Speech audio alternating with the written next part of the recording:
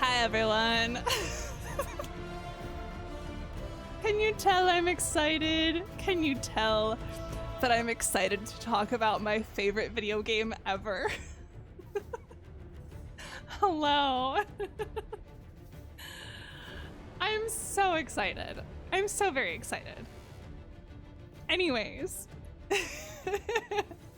Hello everyone. Hi, congrats on first. Let's go. Hi Jenny. Eminence Purple. Hello. Kai, I already said hi to you, Kai. Congrats on first. You got Kikyo Iro. Hello, Slow. Thank you for the save game. I'm sending your points back to you. How are we doing? Happy Saturday. Sorry for having to bail last minute on Thursday night. My brain was just not having it. But we're here now. And I'm very excited to talk about Dragon Age. Yeah. Hi, Artemis. Hello, hello. I still contend you aren't just trying to hard enough to save. True? You're true. We're gonna listen to the theme song one more time, because why not? Because we love Dragon Age here. Hi, Jenny. Ladies and gentlemen, welcome to Target. I hope you got it in. Oh my gosh. All right, let me undeafen with my call with Ray, and then whenever she's ready to join, she'll join as well. But how are you all doing? Who's excited to talk about Dragon Age? Who has lots of burning questions? Because I've got lots of answers. Hopefully. Ray will be right here on the screen in a moment, so the shrimp will go away, but I put the shrimp up for now. Regalia Purple, nice. Getting better guitar, let's go! Amazing. Amazing, amazing, amazing.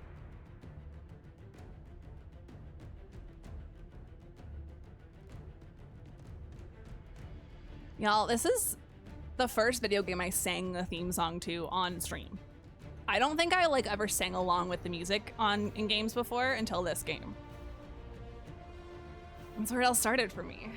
That's where my love of Dragon Age really started. I mean, I played Origins and 2 before this one, but I know the chords to a song, I just suck at strumming. That's so fair. That is so very fair. I can give you a recommendation. I can't play guitar well because my fingers don't like to do the chords in my left hand. However, when it comes to strumming, just practice up and down over and over. No, don't try to do any weird rhythms. Just practice up and down over and over and get really happy with that. And then as you go, you can start moving your hand away from the strings just a little on certain up and down strokes. And then you'll start to get that rhythm feel in it. I totally understand, Skylar. I am a percussionist, so rhythm comes the most naturally for me. You got it. You got it. All right, let me see if Ray is about ready. Okay.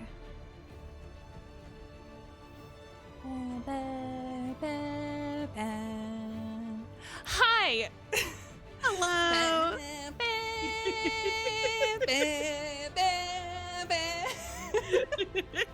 It's funny because we have a different song playing right now, but I'm so jamming out to that one too. Oh, I see. No, yeah. No, I've been looping the theme for a bit. Slow, congrats on the 10 stream streak. Also, thank you, whoever, one of my mods did it, but thank you for the shout out for Ray. Thank you, thank you. I mean, I'm gonna shout you out too. I'm just. Oh, thanks. We all know. Oh, we got a shrimp in time. Your first shrimp in time, Ray. Oh, I don't have the sound over here, but I'm gonna. That's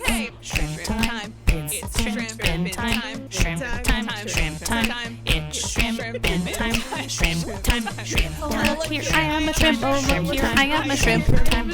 Oh look, I have a shrimp on my head. I have a shrimp on my head. Oh look, I am a shrimp. I am a shrimp. I am. Oh look, it's shrimping time. It's shrimping time. It's shrimp time. Slow, thank you for the shrimp in time. Oh my gosh. Oh, my shrimp just fell. It was sitting up here above your head. Oh, you did have a shrimp, kind of. It was kind of hard to see, though. I mimed the shrimp. Yeah, I have a shrimp that sits on my microphone now. And so it was like right above your head, but... That's adorable. Okay. I'm moving it because it's blocked by your camera. Anyways, oh, let me start shared chat. Chat, are we ready to kiss? Our chats are going to kiss in 3, 2, Dude, 1. I got some banana bread at work today, dude. Hell yeah. I love it. Hi, Cindy. Mwah, indeed. Mwah. Oh my gosh. How are you, Ray? I'm good. How are you? I am I'm very good. trying not to melt in the heat out here. Same. But I got way too much boba. And it's icy, so I'll take it. I love that. I have freshly filled cold water in my new Awala that I bought myself last week. Oh, I love an Awala, and I almost got one, but I saw this on Amazon. It's one of the Iron Flask water bottles. Oh, yeah. And it's just, it's like, you can't see it in this light, but it's called Aurora, and it like color shifts between blue and purple. And my other water bottle is a lot like that. It's not Iron Flask. It's a slightly different brand. Very similar style though, and I have the same color scheme on that. I was influenced actually by my little brother to get one of these. Because we went out to this big farmer's market near where I live, and we were there all day. It was wildly hot that day, and after hours and hours I was like, yo, can I have a sip of your water? I'm dying. And it still had ice in it. His bottle still had ice in it. I was like, all right, I gotta get one of these. Hold on. Miss Leia, what are you doing?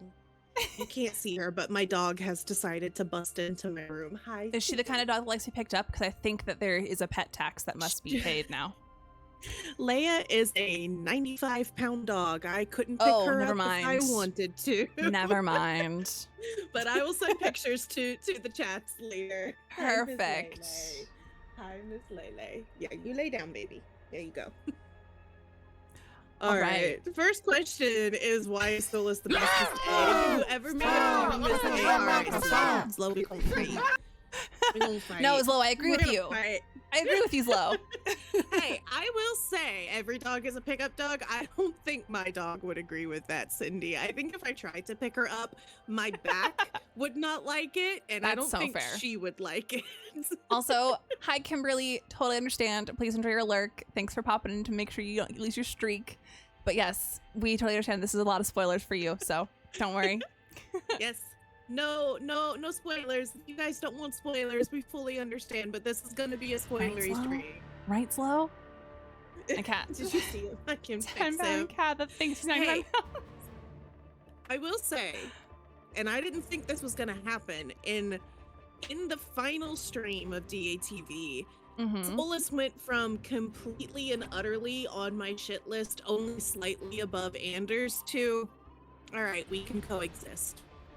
We can coexist. I'm so proud of you. I'm so proud of you. I think that's the highest he's getting back into my esteem. See, I think the delulu of it all is that you have to be like, I mean, yeah, if all this happened in real life, yeah, it's shitty, and yeah, of course we would hate them. But in a video game, who cares? We can love the people that are bad. We'll coexist, all right? Yeah, we'll coexist. Look, Slow, never apologize for being thirsty on main, ever. No, don't apologize for it, ever. I have to second musical finesse there.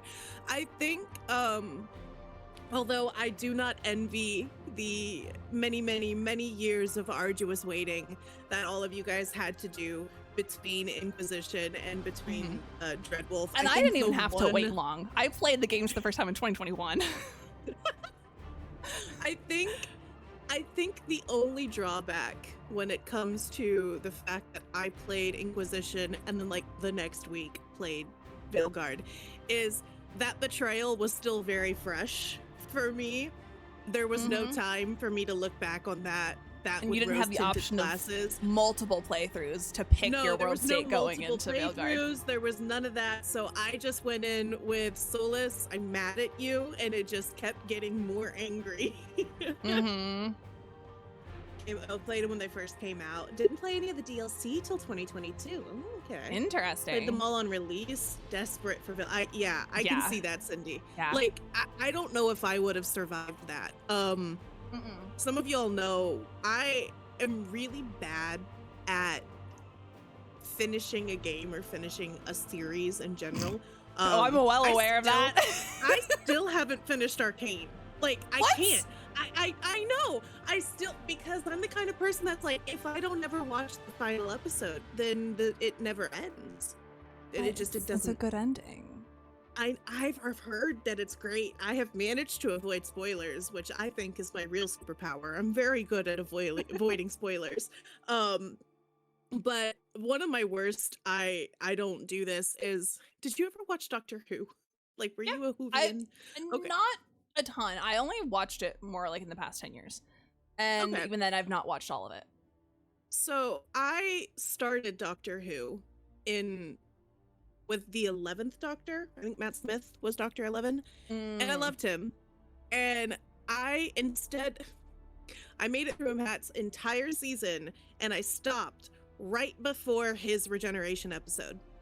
And then I went back and I watched 9 through 11. And I did that probably 3 times. Just watching 9 through 11 on repeat and never watching the final regeneration episode. And I would have continued to do that happily and blissfully for the rest of my life, except for one day Doctor Who was on TV.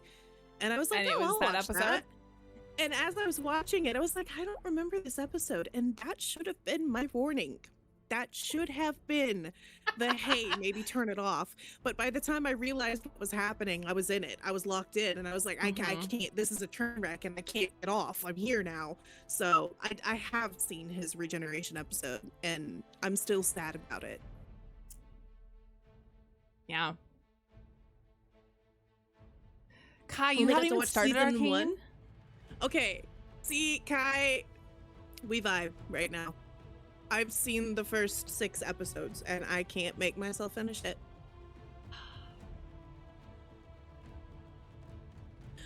Dragon Queen only got to watch season 1 of Doctor Who. Do you mean like the first Doctor, or Doctor number 9? What's his name? Eccleston? I can't remember his name either. I don't remember his name. The 10th Doctor was my first, and then I went back and watched the 9th before going all the way through again. And I got through most of 11, I think. You think the Chantry has been rebuilt by now in Kirkwall? Speaking of regeneration. We'll get to that. That is actually something that I bring up in one of the answers, because I took a lot of notes ahead of time, y'all. Let me tell you. She did. We have a 10-page document. We have a 10-page document. And I didn't even go through everything. Some of it's going to be on the fly. Dr. 9. No, I was so, because I compiled everybody's questions and I sent them to her. And then like 2 days later, she was like, so I have a 10-page document now of all of my notes. And I was like, I need to see this, but I'm not reading anything. No, she's not allowed to read it. My one superpower is I'm very good at avoiding spoilers. Yes, but you're not going to avoid them today. I'm not. I know. We're actually spoiling some like alternate states for me, because I have played not too much though. Games. And I should clarify too for everybody watching. We have all these questions compiled ahead of time so that I could take time to prep. If you have questions, you're allowed to ask them. We're not going to say no new questions. But we are going to go through in order of the games. We're going to start with Origins, then we'll do questions about 2, then we'll do stuff about Inquisition, then Veilguard, and then we'll do like other questions that are either like about all the games or separate from like any particular things. Yeah. Gotta dip. I can't yap fast enough because my Dragon Age opinions are numerous and harsh. Oh, I'm aware, Cindy. I'm aware. Oh, I'm so curious now. Oh no, Cindy has been with my stream community since like month 3 of streaming for me. So, but yeah. Boy. So if y'all have questions as we go, let us know. But Pop 'em shall in we? chat. Yeah. Should we get started? Let's get started. We should. Okay. All right, we're gonna start with Dragon Age Origins. Mm-hmm. All right, first question. And I'm also gonna read the question and the person who asked it. So Yeah, go for it. What do you think the architect does after awakening? This was first asked by Ash and mirrored by myself. So it's all up for debate because we don't have any confirmation really in the games. There's confirmation of one option. The architect can die. You can kill the architect. Can he? Yes. Oh, you know what? That's right. I remember that being an option, and I don't think I did. I'm pretty sure I let the architect go. Because then the architect helps you. Yes. But so if you kill the architect, obviously there is nothing the architect does after awakening. If you don't, my personal theory is that he continues to research stuff with like reversing the blight, specifically like removing the calling for Darkspawn, like on his own. There's stuff about that more than what we see in the books or in the game. There's stuff about in the books too. You'll get to that whenever you get to the calling. And I also feel like because the architect is brought up I'm 99% sure the architect is brought up in the secret ending for Veilguard, because it shows all the villains throughout the games. Oh, right. We did watch that because I did not get the secret ending on my playthrough. I'm gonna have to fix that on my next playthrough. Oh, Artemis, that would have been such a good idea. I didn't think about that because I have my Red Wolf Veilguard dagger up here. Jenny. That's okay. Jenny, I echo your question. Can the Chantry just not? Can they just Watch your backs, man. That's a great question. Hi, Chantel. Hi, Chantel. Sorry, I'm late to class. All good. We're just on the first question. You're fine. Oh my gosh. I wonder if that architect is considered the canon state. I would assume so, because anything that happens in the books is pre-Origins. So, yeah, I would assume that canon state is that the architect is dead. But even if the architect is not, there's so much the architect could be doing behind the scenes that we would never know about. And I think there was the intention, I'll say, to bring him back in Veilguard. Okay, I was wondering that, especially because he had such build up in Awakening, and then for it to kind of, I think my assumption there was also that the canon state was that he had died, and so they just didn't do much else with his storyline. Same, Artemis. But yeah, so without getting into too much spoilers yet for other questions, there is one key art that was used during promotion. I don't know if it was before or after the name switch for Veilguard, but there is some art out there that it literally shows the architect on one side and Meredith on the other side. And I was like, oh, what? And I was very excited about that, though, because of things related to Absolution. And we'll get into Meredith stuff later anyways, but like that... I have so many questions about her. But I was like, oh, surely they're going to bring the architect and Meredith back. I would have loved that. I would have loved that so much. And I think it may have been a plan at some point, but EA screwed everything over. Anyways, that's my thoughts on the architect. Yeah. Okay. So kind of continuing in the vein of the architect, next question here would be, is the architect the same kind of awakened Darkspawn as Corypheus, which I'm just going to call him Gory, because no. Or is he different? And this was my question, because they really didn't, at least in Awakening, they really didn't go into what an awakened Darkspawn was. No. So, first off, an awakened Darkspawn is a Darkspawn who no longer has like an attachment to the brood mother, first of all, or the mother as we see in Awakening, and therefore also no longer hears the calling.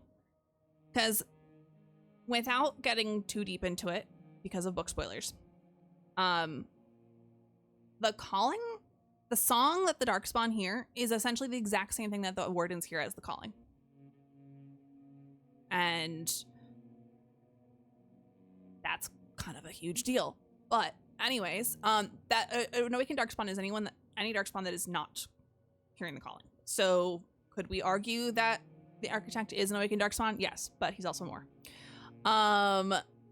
Is he technically a Hurlock? No.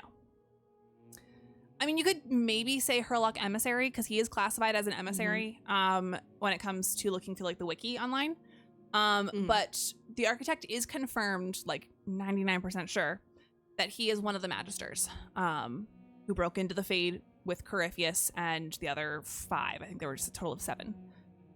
There's a question about whether there was an 8th one or not, but that's we don't even know the other names of the other the other magisters at this point. All we know is that if I remember correctly, Corypheus's title was the conductor. I'm gonna double check that. Because let me see, architect. I have the wiki up right now, so I'm just gonna pull it up right now. Magisters. Yeah. Okay. So Corypheus's title was the conductor. They all had their own different titles. Corypheus was the priest of Dumat, which we learned in DA2. And the architect, who is connected to Orthemiel, he was a high priest of Orthemiel, who specifically was like related to like works of beauty.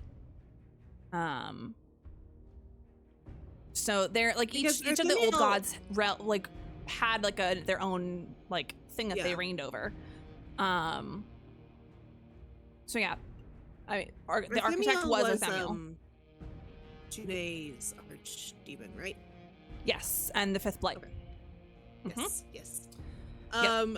Actually, yeah. So Cindy, I had a similar. I guess the way that my brain was trying to reconcile was that the awakened were like super duper correct, especially once we saw later in Veilguard that Grey Wardens don't always die when they go on their calling. They become extremely corrupted. So I think my thought was, is that something similar? And I guess along those veins, talking earlier too about like Genlocks, Hurlock emissaries.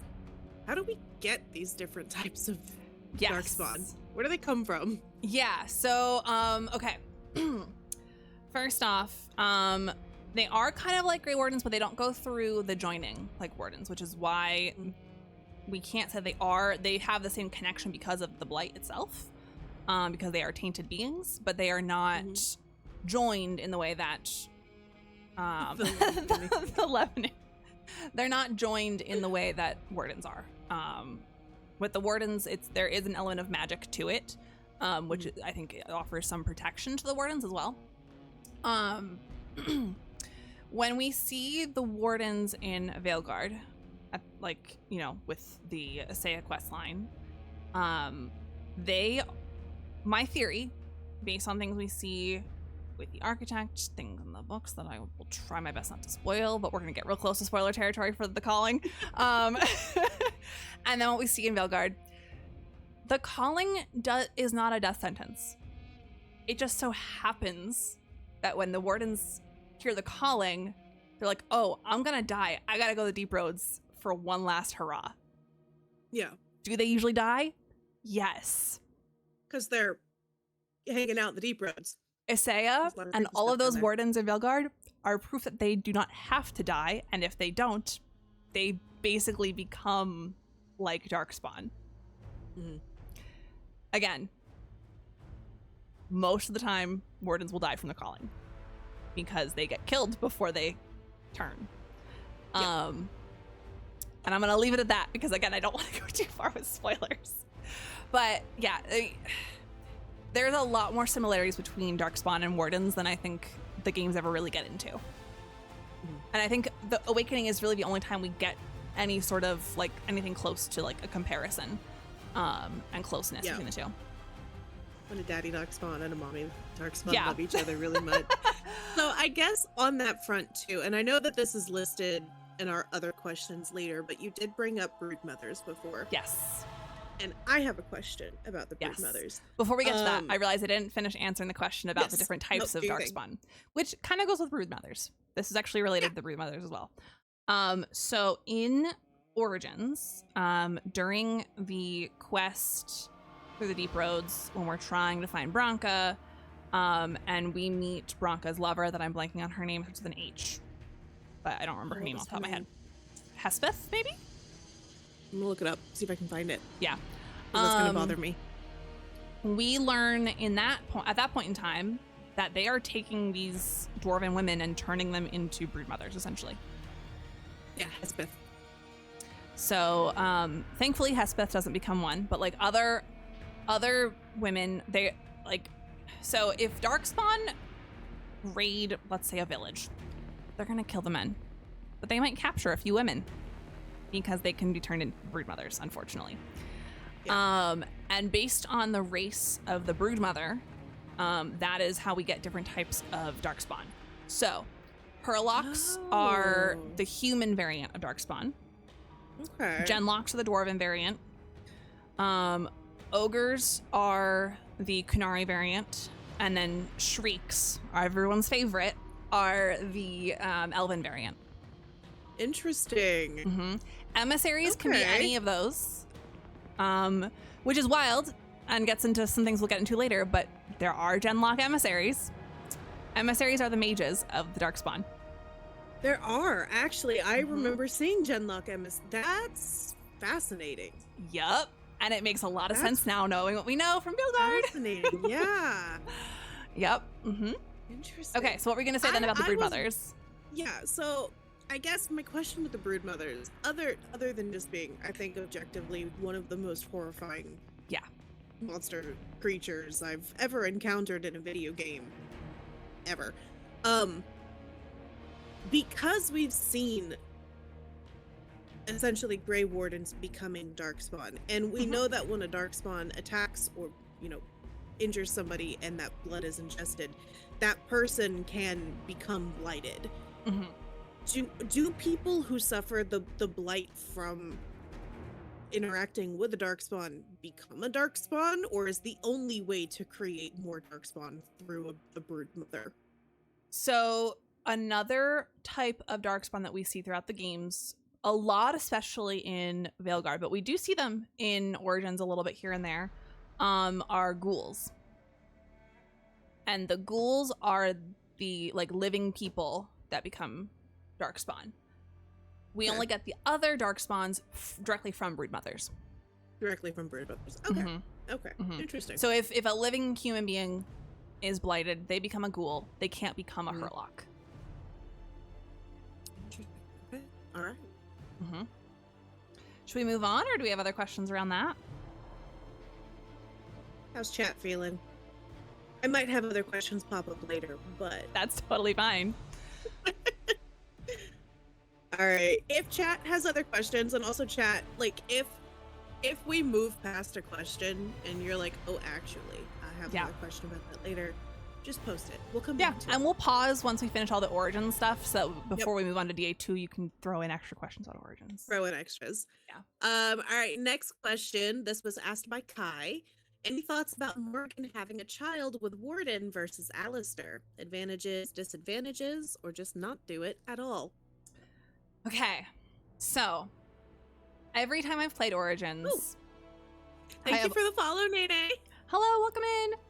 Every time I've played Origins, I have only ever done the ritual. I have yet to sacrifice any Warden. Okay. And that is partly because I just can't bring myself to do it. I think I was going to do it on my Nightmare run of Origins, and then I was like, shoot, that means I have to create a whole new Warden for Awakening. So, question. Yeah. If you were to be like, no, Morgan, we're not doing this. I'm not going to suffer through that cutscene twice because my game crashed on me again. Yeah. That was a very uncomfortable cutscene to have to watch twice. Anyways, How does that affect the Kieran quest line? Like, if you're like, nah, Morgan, you don't get an old god baby. Yeah. Do they just retcon it? No. So first off, my first playthrough of Inquisition, my save state didn't carry over properly. So Inquisition, I had the default world state with no dark ritual. Okay. So when things pop up later, there is a different version of the story without Kieran. Interesting. The way Morrigan meets Flemeth in Inquisition is different. It's not in the Fade like we see with Kieran. It is instead, I believe, I could be wrong, misremembering because it's been a few years now since I've done this. Because again, I've never actually skipped the Dark Ritual, but that was the only time I've played a world state with the Dark Ritual skipped because it didn't work. And so if I remember correctly, when you go to the Grove, 4 times on purpose. So very valid. When you don't do the ritual, I believe when you go to the Grove to find the Flemethal dragon, that's when you learn that Flemeth is Mythal 1. I just had a question spurred by what you just said. Not related. Is that why Flemeth can turn into a dragon? Because she's Mythal? Or I think it's part of it. Witch thing? I think it's part of it. Okay. But when you look at other mages like Morrigan, before she ever gains any sort of power from Flemeth, she can shapeshift. Yeah, she can shapeshift. Yeah, so shapeshifting is there. And I think it partly is just because it's probably a lot harder to shapeshift into a dragon. I will be honest, I take a lot of headcanons from a couple specific fanfics that I've read because I feel like these people have done so much research that like it'd be crazy if the things that they've come up with aren't true. So one fanfic that I've read, and I know Kai is very well versed with this fanfic as well. We've both read this one and I need to get caught up on it, called Ouroboros. Highly recommend for anyone who loves Soul of Ellen stuff. Yeah, the Arbor Wilds are well known for shapeshifting. Exactly. But there's this idea that like mages learn shapeshifting from studying specific creatures that they're shapeshifting into. So like shapeshifting into a rabbit. If you have a rabbit in front of you, you can study the rabbit and learn how to shapeshift into it. It's kind of hard to get a dragon in front of you and have it sit still and not eat you. Well, and she shapeshifts specifically into a high dragon. She doesn't shapeshift into a wyvern. She doesn't shapeshift into, it's specifically a high dragon. Yeah. And I'm trying to remember what her dragon looks like compared to the dragon we fought in DATV as the Mythal fragment. Yeah. Obviously there's some stylistic changes in animation, but they are very, very similar. They're very similar. So I would say when it comes to Mythal or to Flemeth, yes, the reason, like the primary reason she can shape into a dragon is likely because of Mythal. Does that mean it's exclusively because of that? No, there's likely other reasons because Flemeth has been around for a long time. Yes. Yes, she has. Which we also know is partly because of Mythal. So it kind of becomes a where does Mythal end and Flemeth begin kind of thing. You have to because she's been around so long, it's like, okay, has Flemeth really been around that long, or is Flemeth just like the title of the woman who carries Mythal? That was my next question, because one of the big storylines when it came to Morgan in Dragon Age Origins was the uncovering of Flemeth's, I think it was like journals or something, and how Flemeth, her daughter, she had a daughter and then used that daughter to extend her own life, yada yada, and Morgan was like, no. And I was like, you're right, no, we're gonna go kill Flemeth for all the good that did us. I'm glad it didn't work. We can thank Hawk for that, because Hawk carried that amulet to Meryl, who brought it to Thundermount. Anyways. So is that actually my assumption coming away from the realization in Dragon Age Inquisition as to who Flemeth really is that it's not Flemeth. Flemeth herself is not centuries old, but that her passing on this fragment of Mythal is extending her life. But is that the correct read on the situation? Is Flemeth herself centuries old? Unknown. Okay. It's really hard to tell because the myth of Flemeth has been around for a very long time as well. So it's very hard to know if Flemeth is the same woman or if it's a different woman carrying Mythal each time. It could be a combination of both because it very likely could have been that previous previous jumps from one Flemeth to the next or from one woman to the next for Mythal could have been mutually agreed upon. Maybe both agreed and they lived together, studied together, whatever, kind of like mother-daughter, which is where we get a lot of that from. So it's very possible that they are one and the same, even though they are different women, but it's also very possible that it's just kind of become like it's been more like mythological and we don't really know the answer because it's been twisted over time. And I don't think there is any real confirmation either way in any of the media. The In Hush Whispers song just started playing. I'm on the Siege of Adamant.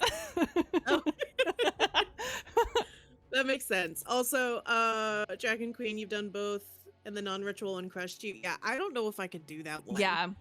I think because I romanced Alistair in my first playthrough, and I don't know if I could play a masculine warden. I can't play male hawk either. Like I like my femme hawk. I like my femme character. Let me stick with her.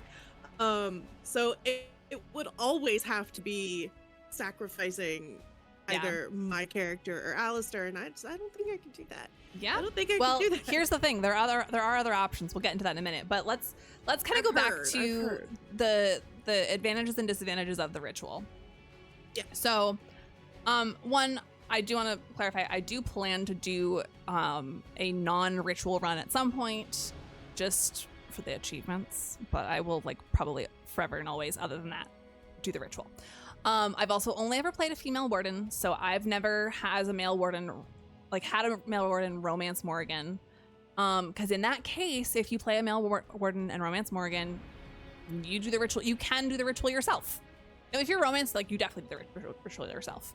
If you are a male warden and you don't romance her, yeah. But if you're a male warden and don't romance her, you can still do the ritual or have Alistair or a secret third option. Which will if there is another question about this coming up, we'll talk about that when we get there because I don't want to spoil too much yet. However, this is kind of bringing right back around to Flemethal, which generally, for everyone's sake, I won't say Flemeth or Mythal. I will say Flemethal, unless there is a very specific reason to differentiate the two, because they really are one and the same throughout the series. I fully believe that this ritual was part of Flemethal's plan all along. I think she knew she was likely going to be killed by Morrigan and or the party. Because of the information in the grimoire. But also that grimoire was kind of planted in a way for her to find it so that she would do all this stuff. If she hadn't found the grimoire, the ritual could not have happened. Therefore, the warden could not have lived. Therefore, a bunch of other things would have been set up for failure. Because I feel like the series as a whole does kind of hinge on that dark ritual in the way it was intended to be played, because there was also a plan in Veilguard to have your warden come back. Which is interesting if you said that the first time you played Inquisition, it failed to import your world state correctly, and it's default. Which to me, I take the default world state to be what the game considers canon. It is, but I think that there wasn't a dark ritual. Yeah. So yes, I would agree. However, I think that there was long-term intentions and planning down the road because of the dark ritual. Like, obviously, if your warden died in Origins, they would not be able to come back anytime in the future.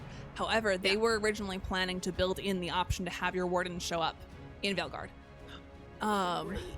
which would have likely tied into the Isaiah plotline. That would have been cool. Wait, that would have been cool as hell. Or they would have done something different. I don't know exactly what they would have done, because here's the thing. The original Veilguard was going to look so very different. Yeah. They didn't, Artemis, and I have questions about that. No, we'll talk about that in a bit. Yeah, but they did not. And here's the thing. I think with the way Veilguard was intended to be as well, we would have been able to import a lot more decisions. I think they probably would have planned to use the keep. We could have imported every little detail. But because Veilguard got screwed over, that didn't happen. Yep. So we got what we got. But I do think that the Dark Ritual was very much planned to be an integral part of the series from the beginning. Okay. All right. That makes sense. Yeah. Okay. All right. Hello, Andrani. My brain is not working. Andranatishan. Hello, welcome in. Hello, welcome in. Okay. All right. Next question. Also from Kai. So, Alistair, king, not king. Why? What'd you do? I've done both. In my playthrough, I did king. I did not do king because you romanced him. Not made king in mine. Yes, he was mine. Yeah. So there's a lot of different ways this can play out. I've done both king and not king. If you choose to make him king, that is probably the safest option for Alistair, because no harm's going to come to him as king. So just talking through a couple things that can happen with each option. These are a tiny bit spoilery, but like not the end of the world. So the way we saw things in your playthrough, Ray, was he remained a warden. Yep. He was with your warden. He showed up in DA2 at the end. Did, yes. Okay. Because he was with the warden still. And then we see him in Inquisition as well. Yes. So that is one route. If Alistair remains a warden. Jenny, I love Alistair so much. I know. He's wonderful. So I just want to give him a hug. If Alistair remains a warden, he will show up in DA2, DAI, and nothing's going to happen to him unless you make certain choices in DAI. If you romance legitimately the hardest choice I made. Yeah. Out of bar none. If you romance him, that's definitely the best way to keep him alive, I think, personally. Now, if you make him king, he does still show up in both DA2 and DAI, just in different ways. Okay. I will not spoil what ways that happens, but he does show up in DA2 and DAI again. He just, as king, is not going to be part of that big choice in DAI. Okay. There are other ways that this can happen. If he is king and you are a human romancing him, you can marry him and be queen at his side of Ferelden. So you can be king and queen of Ferelden together. If he becomes king, he also has the option of marrying Enora. And that has a whole lot of stuff wrapped up in it. Mm-hmm. And it's kind of like, how is this really a good choice? Are we pushing this choice on him? Is this really his choice? Is this really Enora's choice? But again, if he's king, he's safe. It's funky when you make Enora queen and Alistair is or is not king, regardless. If Enora is queen, and you make a certain choice with Logain. This is where I'm going to get a little spoilery for you, Ray, since you've not done this. I think you chose to execute. Yeah, you chose to execute. I let Alistair execute. You let Alistair execute Logain. If I remember correctly, Honora then tried to call for his execution, right? Yes. Mm-hmm. I think so. So, you can let that happen. You can let him be executed. Why? I don't like that. It's just an option. At all. I don't like that. Another option is if he is going to marry Honora, you have to be the one to kill Logain. Honora refuses to marry him if he's the one that killed Logain. And that's one other reason why she's like calling for his execution. If you choose to keep Logain alive, you better make Alistair king, because if not, Alistair becomes a drunk vagrant for the rest of his life. No. Yeah. Well, that's heartbreaking. It is. So if he's not king, but you recruit Logain as a warden, because that's the option. You can make Logain a warden to make him pay for his terrible decisions. Alistair refuses to work with you. And so if he's king, great. If not, he's a drunk vagrant. Even if you're romancing him? Yeah. He will not. He is very unhappy with that decision. I mean, I get it. Yeah. I get it. Now, that said, if you make Logain a warden, Logain can do the dark ritual. You can put that on him. So no one you care about has to deal with it. Huh.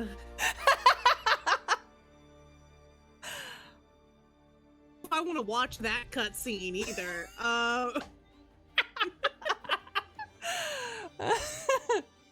You don't have to. Do I? Or do I have to watch it twice? Because my game will inevitably Well, here's the crash in thing. the You could then choose to not do the dark ritual and have Logain be the one to kill the archdemon. Could do. But that said... But then you don't have the dark ritual. Right.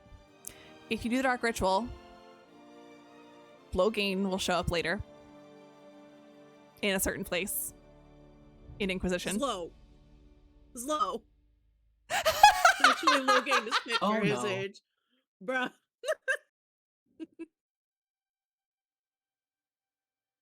I mean, I feel like if Logain had appeared for that certain decision in DAI, it's such an easy that would have decision. been a much easier decision for me to make. Yes, absolutely.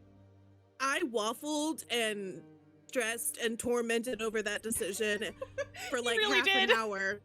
And then I made the decision, and I spent the rest of that stream going, I made the wrong decision. I didn't do that.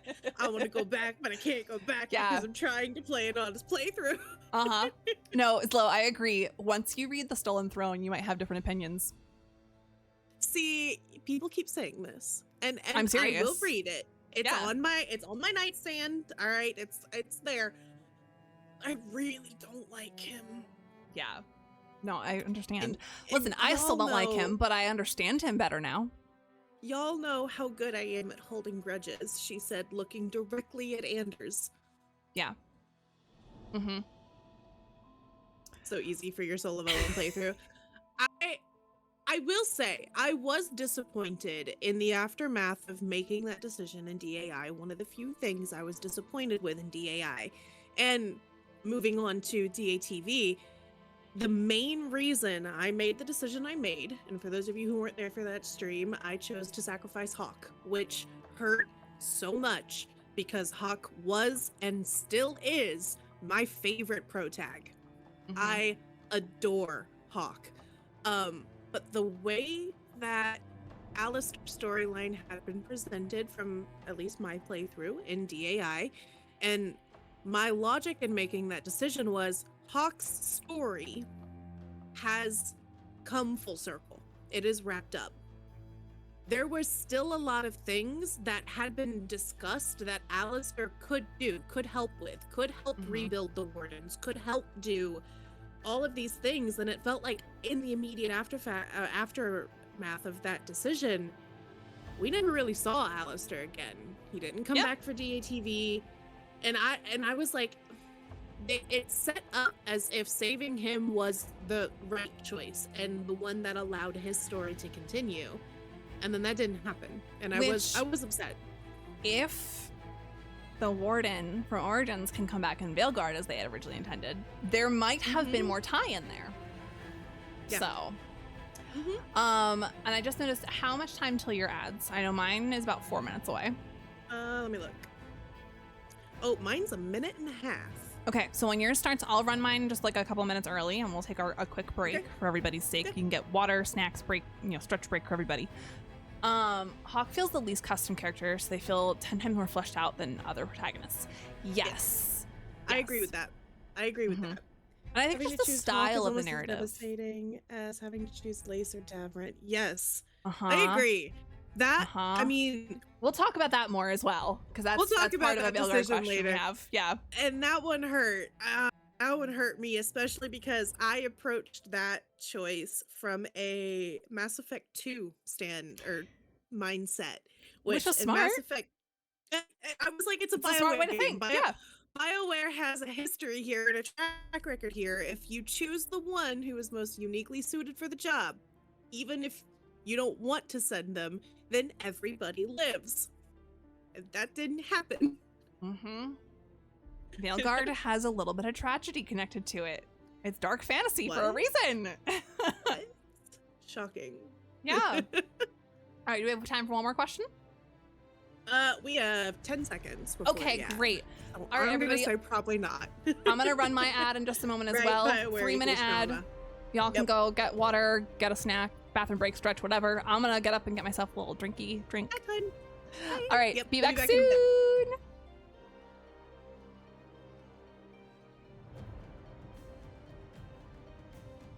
The ads are running.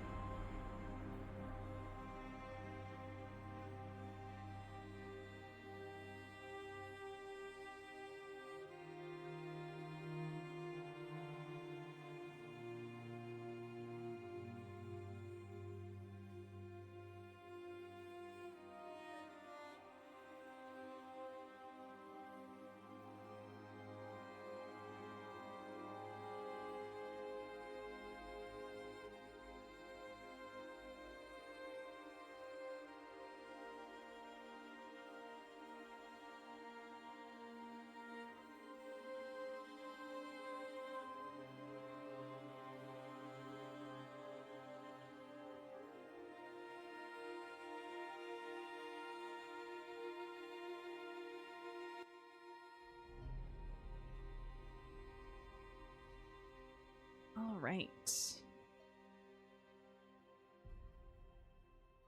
Oh, I forgot. This BRB was still here. There we go. Taco Cheez-Its, yum. I'm probably gonna have Cheez-Its later as well. All right, We're I'm just back. waiting. Also, okay, there you are. I also want to Cheez-It. I would love Yeah. a Cheez-It. I don't think I have Cheez-Its, but I want one. Yeah, I have a box Actually, in my cabinet that I might open up after stream. I want goldfish. Ooh, yeah. The snack that smiles back, goldfish. Anyways, welcome back from the ads, everybody. Well, hello everybody. How are we doing? Ooh, spinach ravioli. Yum. Yum. And you're gonna share with the class? For real. It's box and screen. Points box and screen. Let me just grab some If, of that. yeah, just say, if only. I'll take some. Oh goodness. All right. Next question. Next question. It ties in really well with what we were just talking about. It does. It ties in very well. Goldfish, though, is the Schrodinger snack, though. You never know if it'll be a good box or a bad box. That's True. That's unfortunately very true. Unless it's the pretzel goldfish. Those are The always pretzel good. goldfish are always good. They are. Yes. I love the classic goldfish. Same. I'm always here for them. All right. Yeah. Thoughts on Logain? I feel like they purposely made him look really bad initially, but I think there's a lot of gray area to be explored there. So, do you kill him? Do you have any particular thoughts on him as a person? Are his actions justifiable? And can he redeem himself? All of these are questions by Kai. Yes, Kai's are great questions. So here's the thing. As a lesbian who loves Man of Dragon Age as well, but as a lesbian first and foremost, I usually don't romance Alistair, so I usually make him king. I almost always make him king for that reason, because I'm usually going after Liliana or Zephyrin.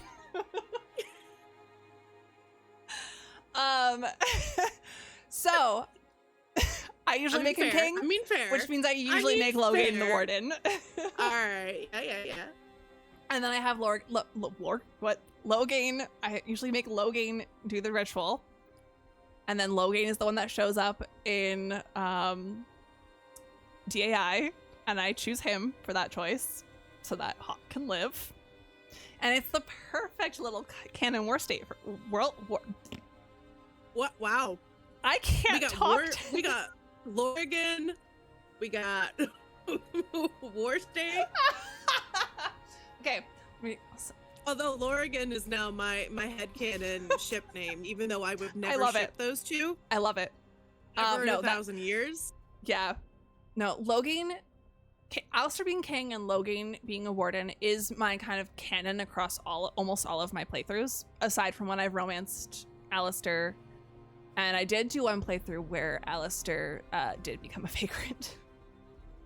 Because I couldn't convince him and Honora to get married, and I accidentally had him. Because he wasn't king, he was like real pissed at me for making Logain a warden. So, anyways. Oh dear. Yeah, there's so much gray area with Logain. For those of you who have read the books, I think y'all agree, like almost everything he does in the books feels very, very rational. Without getting into too much spoilers, this is just stuff that you can also read in codex entries in the games, so I don't think we're gonna get too much of a spoiler for the books, but this is stuff that also happens in the books, just so you know. I feel like once romance gets involved in the books, things are a little questionable with Logain. Things get a little dicey. However, I think the key with where he kind of breaks and becomes who we see him as in Origins is specifically when Queen Rowan, Merrick's wife, Kaylin's mom, when she dies. I think that is Logain's breaking point. Genuinely. Because he sees Kaylin as one of the reasons that she's gone. And so then, of course, he sabotages Kaylin at Ostagar.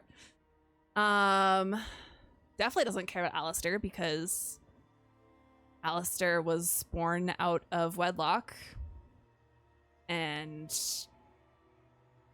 Merrick got a mage pregnant, of all people, a Grey Warden mage, who then was suddenly no longer a Grey Warden, which that's also book spoilers.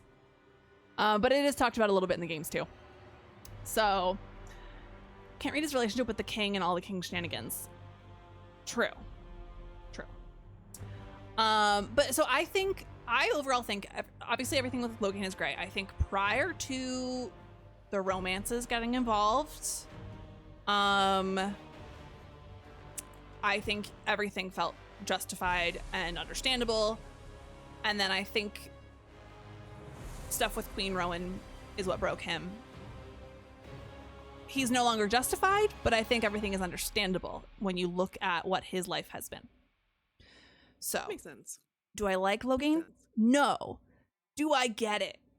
And do I love the drama and the juiciness of it? Yes. Yeah, I guess, I don't know, because I've not read the book, so I don't have Logan's backstory, but I guess to me, even if the queen's death was a breaking point for him, like, I guess you could see the sabotaging Kaelin as the king, but, like, to take out all the Grey Wardens at the same time, there's like, that more with that as well in the books. Okay, all right. That I definitely cannot get into for spoiler reasons. We're going headlong into a blight, and your decision is to kill the Grey Wardens? That doesn't make sense to me. But Slow, okay. I also agree, but I think there's a part of him that probably justified it. Like, I think it's like, because you know how, like, when something happens in your life and you're just like, it just like sets you off, and you suddenly feel like, okay, I can't deal with this anymore. I've got to just, everything shifts. Like, your perspective shifts, everything. I think that is partly what happened with Logan. But then I do agree with you. I think it is also truly he just didn't want to go through everything again. Because he went through so much with Merrick.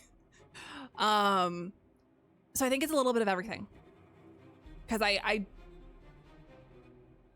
mean, it's been years since I read the book. I need to reread them anyways. But I truly do see it as like a combination of everything kind of stacking on top of each other, and like that was the straw that broke the camel's back. And then seeing Kaelin be so, like,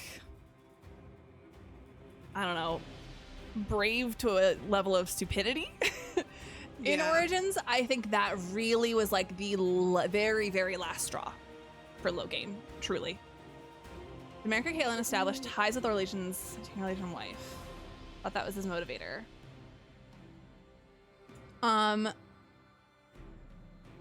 So Kaelin was married to Honora, Logain's daughter, and Merrick was married to Queen Rowan, who I won't get into anymore because of the books. But there was nothing specifically with an Orlesian wife that I can say. There are things related to the Orlesians, though, that are definitely part of. Specified wife there. Yeah, there is definitely stuff to do with the Orlesians with Logain. He hates with a passion the Orlesians, even though there's not really a reason to anymore. So yes, again, I don't want to go further for book spoilers, but I think I think if you pulled one thing out of the equation, there's a chance things could have been different, but I think there's just so much there that I don't know that any one particular thing was really the issue. It was just everything stacked on top of each other. It was all of it up together. Yeah. So yeah. All right. Next question.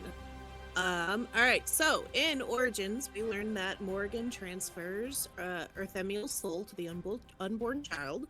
This is the archdemon of Janae. Did Morgan know at the time that the archdemons were the for lack of a better term, horcruxes of the Avenuris?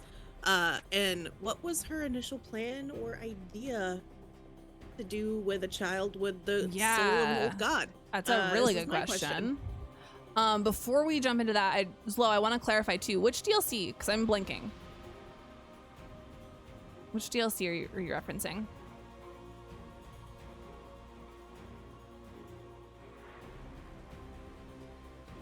It's very possible that I'm just misremembering it.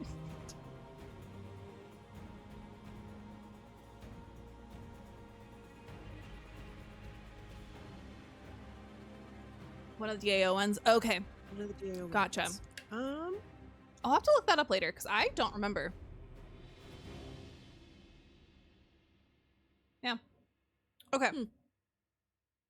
When will you return back to the original camp?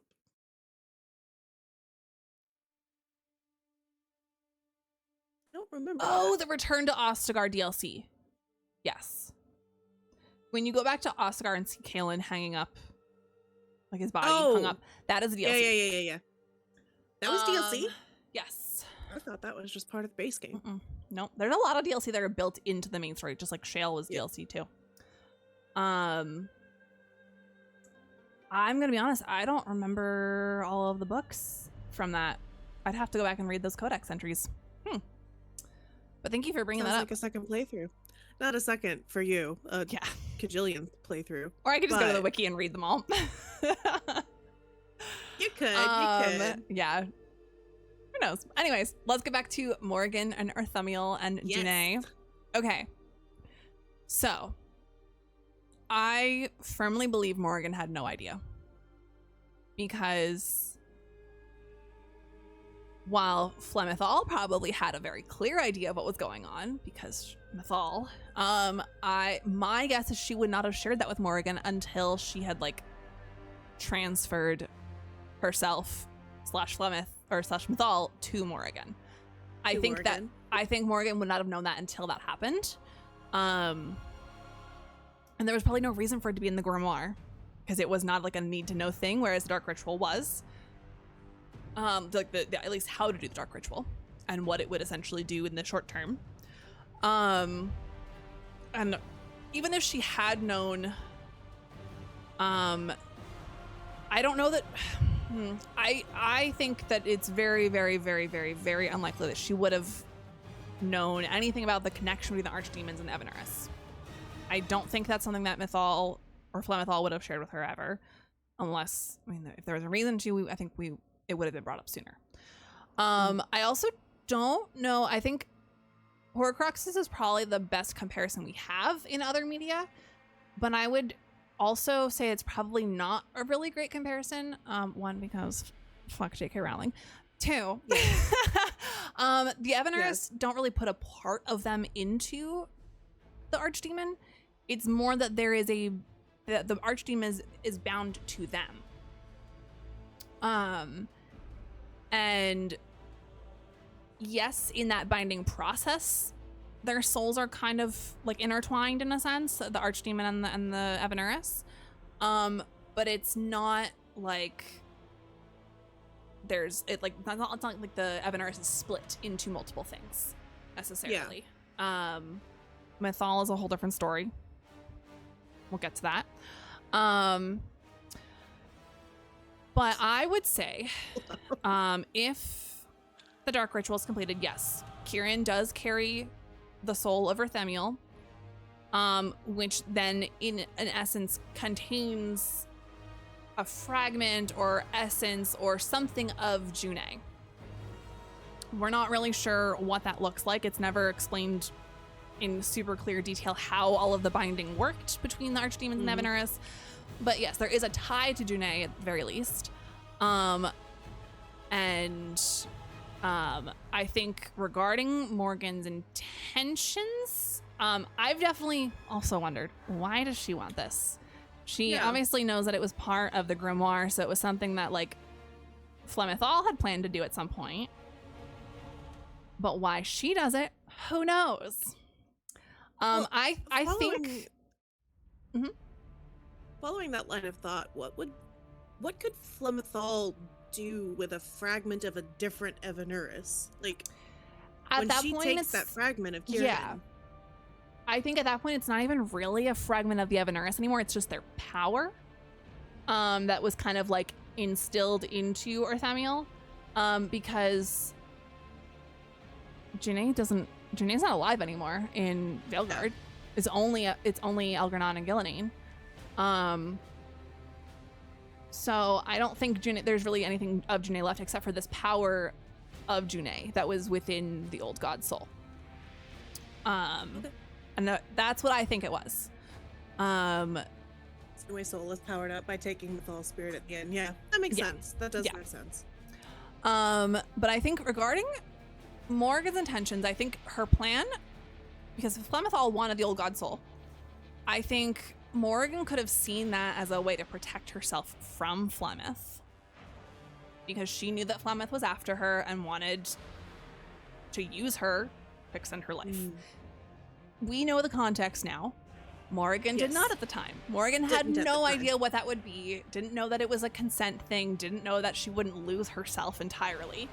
And I also have wondered if it was something that was going to be explored in DAI/DATV that got cut, because I feel like the way we see the scene with Kieran and Flemeth in Inquisition, I think there's a lot of information that's lacking there, because we don't really get a lot of explanation for what happened. We know that the old god soul was transferred from Kieran to Flemeth.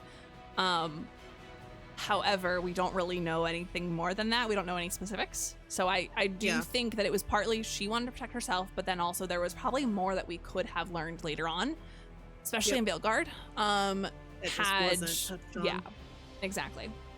Morgan probably didn't know what it was for, but thought if she wants it must be powerful. Exactly. Yeah. And I think that's what that's in a way that's kind of what she was like, okay, I gotta protect myself, gain this power to protect myself, but also gain this power so that Mythal can't have it.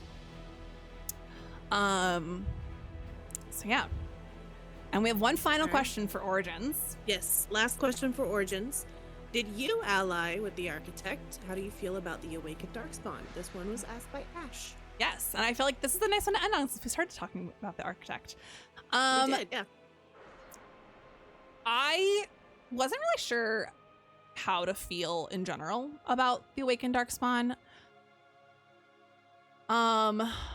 But now that we know what we know about Darkspawn because of Veilguard, and the connection between the Blight and the Titans and the Dwarves, I personally will probably always ally with the Architect.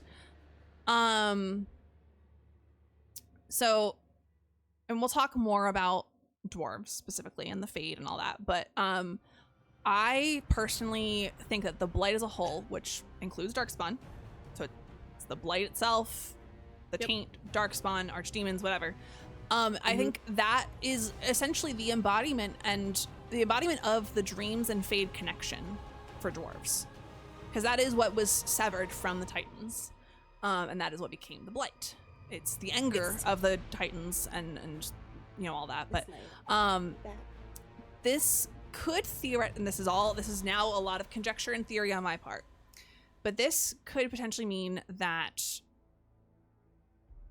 the Darkspawn themselves, it's not that they have souls, but that they are souls. Like, and I know that it's a very fine line to walk, but I think that the fact that the Darkspawn are the embodiment of that connection, means that they're very unique in terms of being, like type of being. And I think if they were fully independent and not controlled by the Blight, by the calling of the old gods / Avenuris, why wouldn't we spare them if they want to help us? Like the Architect wants to help us. The Awakened Darkspawn that talked to us a few times, obviously a couple of them are pretty hostile, but the ones that work for the Architect and not the Mother, I think they are the ones that are like, yeah, we understand. We've not done anything good for you. We want to help you now. So like, why wouldn't we spare them? So that's my personal opinion. At this point, unless I have a very specific reason to, like for achievements or whatever, or a very specific world state, which there's not much impact, I will always spare the Architect. Makes sense. I haven't read the books, but I recommend reading the comic books too. Yes, I have the comics as well, and I have not read them yet, but I plan to very soon. There's a lot of it does, yeah. The Darkspawn felt very analogous to the Geth. Yes, especially kind of going through earlier with the ghouls. The only thing I was thinking of was, oh, okay, so it's fantasy husks. That's what they are. Got it. Yeah. Also, and I think there are some Darkspawn that are referred to as husks. at some point. Yes, I think I saw that at one point. Yes, Jenny, there's comics. I can actually go grab them and show you, but they're like full books, like collections of comics. Yeah. And there's also like encyclopedia style books as well, and art books. This book back here behind my little Solus thing is the Art of Veilguard book. I've not read it yet because I've been waiting to get through other stuff first. But the comics reverse Bella's whole character, that I don't know of. I know that she's in the comics, but I don't remember anything. They're hostile, but no more than the human nations are to each other. Exactly. Think of them as another nation, then their actions are unusual. Exactly. Yeah. Mm-hmm. All right. Any other questions for Origins? Yeah, that was our last question for Origins. Does anybody else have Origins-related questions before we move on to DA2?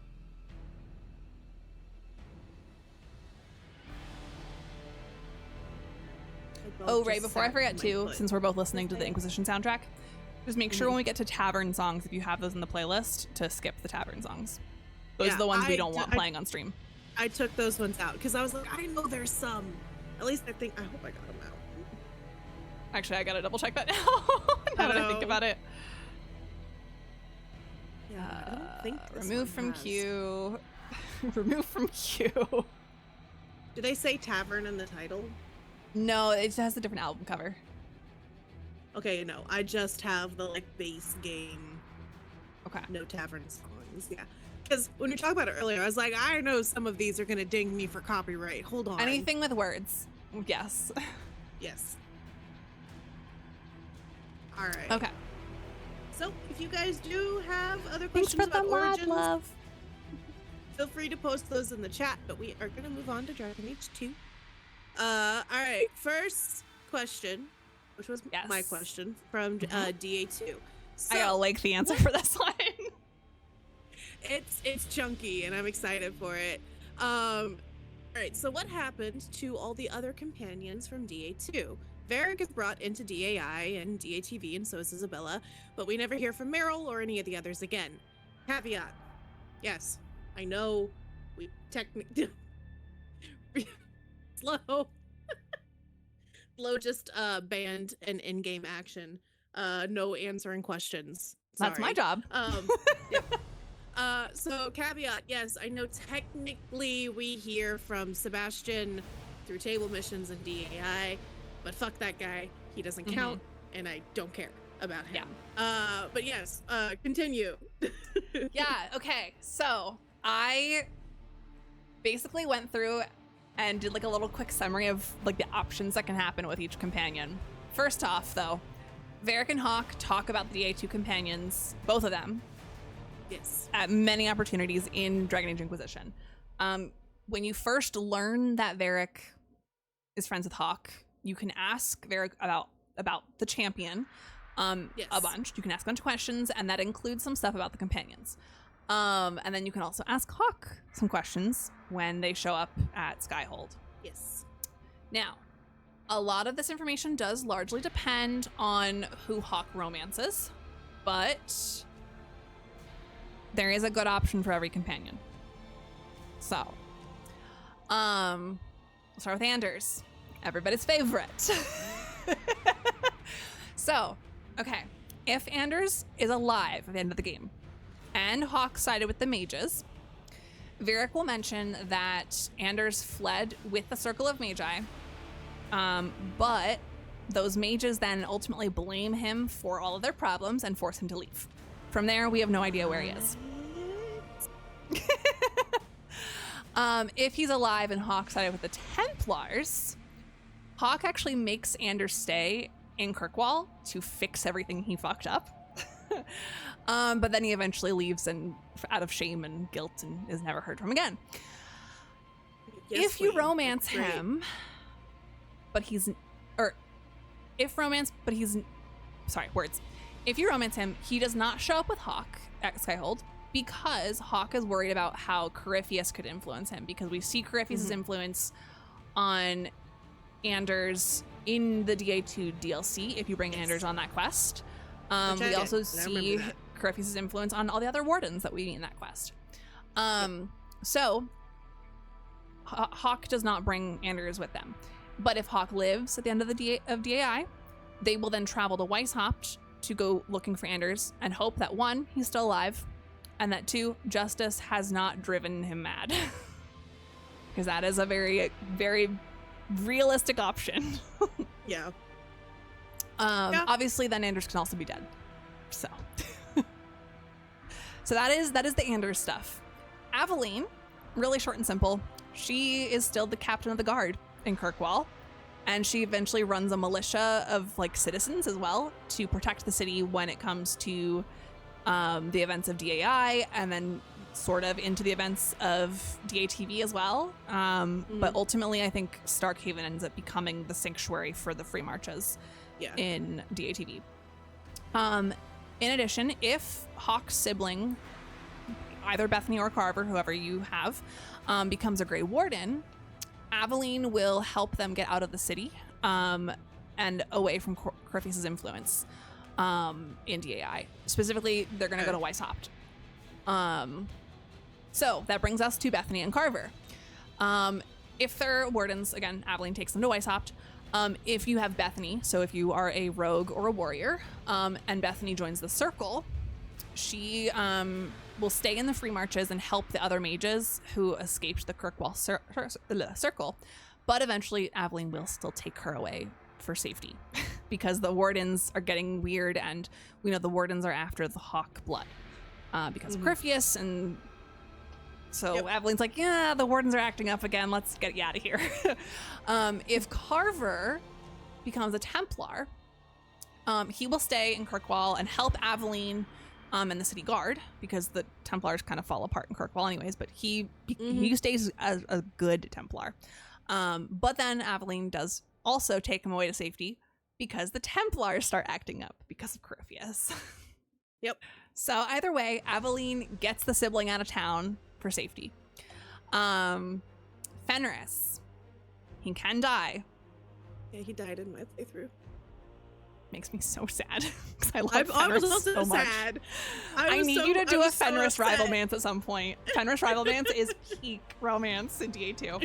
Anyways, if he's alive at the end of the game, he goes off to hunt Tevinter slavers because these Tevinter slavers decide, hey, let's go and try to pick up some refugees from all of this craziness and make them our slaves.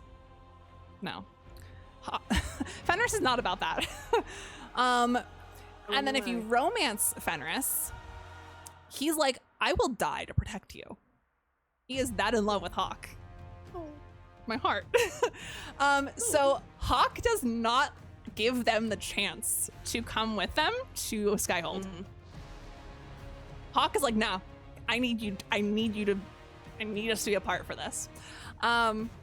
Basically leaving him for his own safety because Hawk is like, I can't let you die for me. Yeah. But then it is implied that if Hawk lives, they will reunite after. Okay. With Isabella, the general answer is that she goes back to being a pirate. Yo-ho, me hearties. Yep. But she starts to call herself the Admiral. That is her new title, is the Admiral. Yes. This obviously eventually leads to her being a Lord of Fortune. Because Lords of Fortune are also kind of pirates, but for good. So, but that said, before she ever goes back to that, if she's given to the Kunari, she essentially escapes like a couple days later. She takes the Tome of Coslin with her again.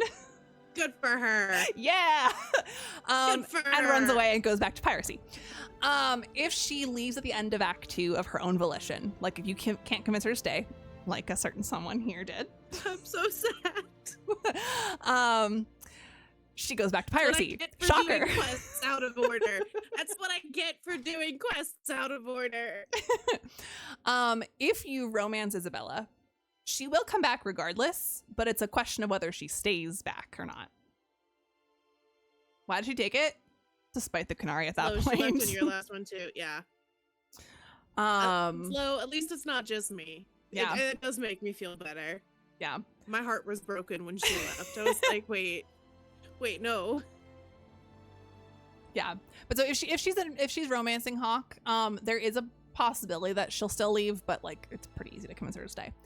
And at that point then Hawk, both Hawk and Isabella are like, neither of us really believe in being tied down. We're kind of like, woo, open, whatever. So Hawk goes off on their own to Skyhold, but then they will reunite afterwards. Yay, happy ending.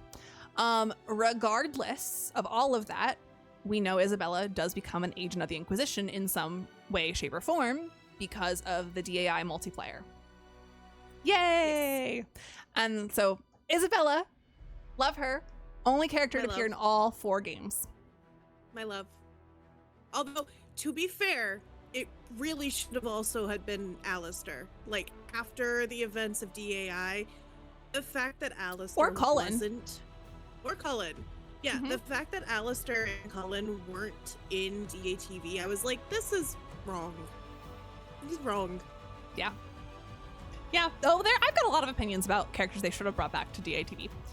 Sandal. Where was my boy? Oh, we'll talk about that too. Ended up being an Anders romance accidentally because that was my only option. It's really easy to accidentally romance Sanders. I know someone who, actually, I've been watching for Ash. I know you've watched her because I was watching a VOD of this streamer and your name popped up in their chat and I was like, whoa. And this VOD is from like 8 months ago. Basic Wit Girl, if any of you have seen her clips. She did her first playthrough of the Dragon Age series over the past I think she finished like a year, 6 months ago ish. But she'd been playing for about a year at that point. She did the first 3 games as recorded Let's Plays and then did Veilguard Live.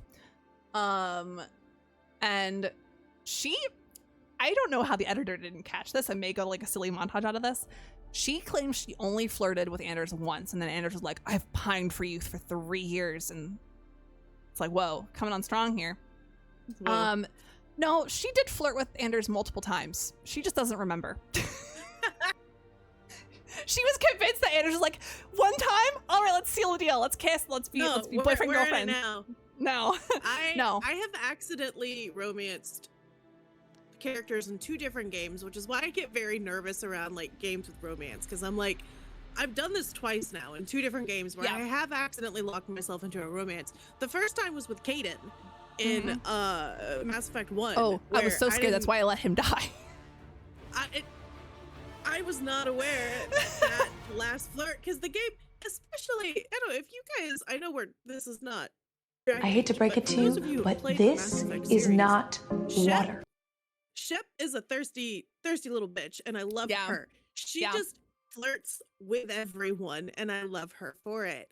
But like having conversation, I'm just over here like, yeah, tell me more about you. I want to know that juicy lore. And then the next thing I know, it's like, oh, we're dating now? When did that happen? Okay, sure, okay. My whole no means no thing that I do on stream sometimes literally started because of Caden. Because he wouldn't take no for an answer. I was so mad about it. Anyways.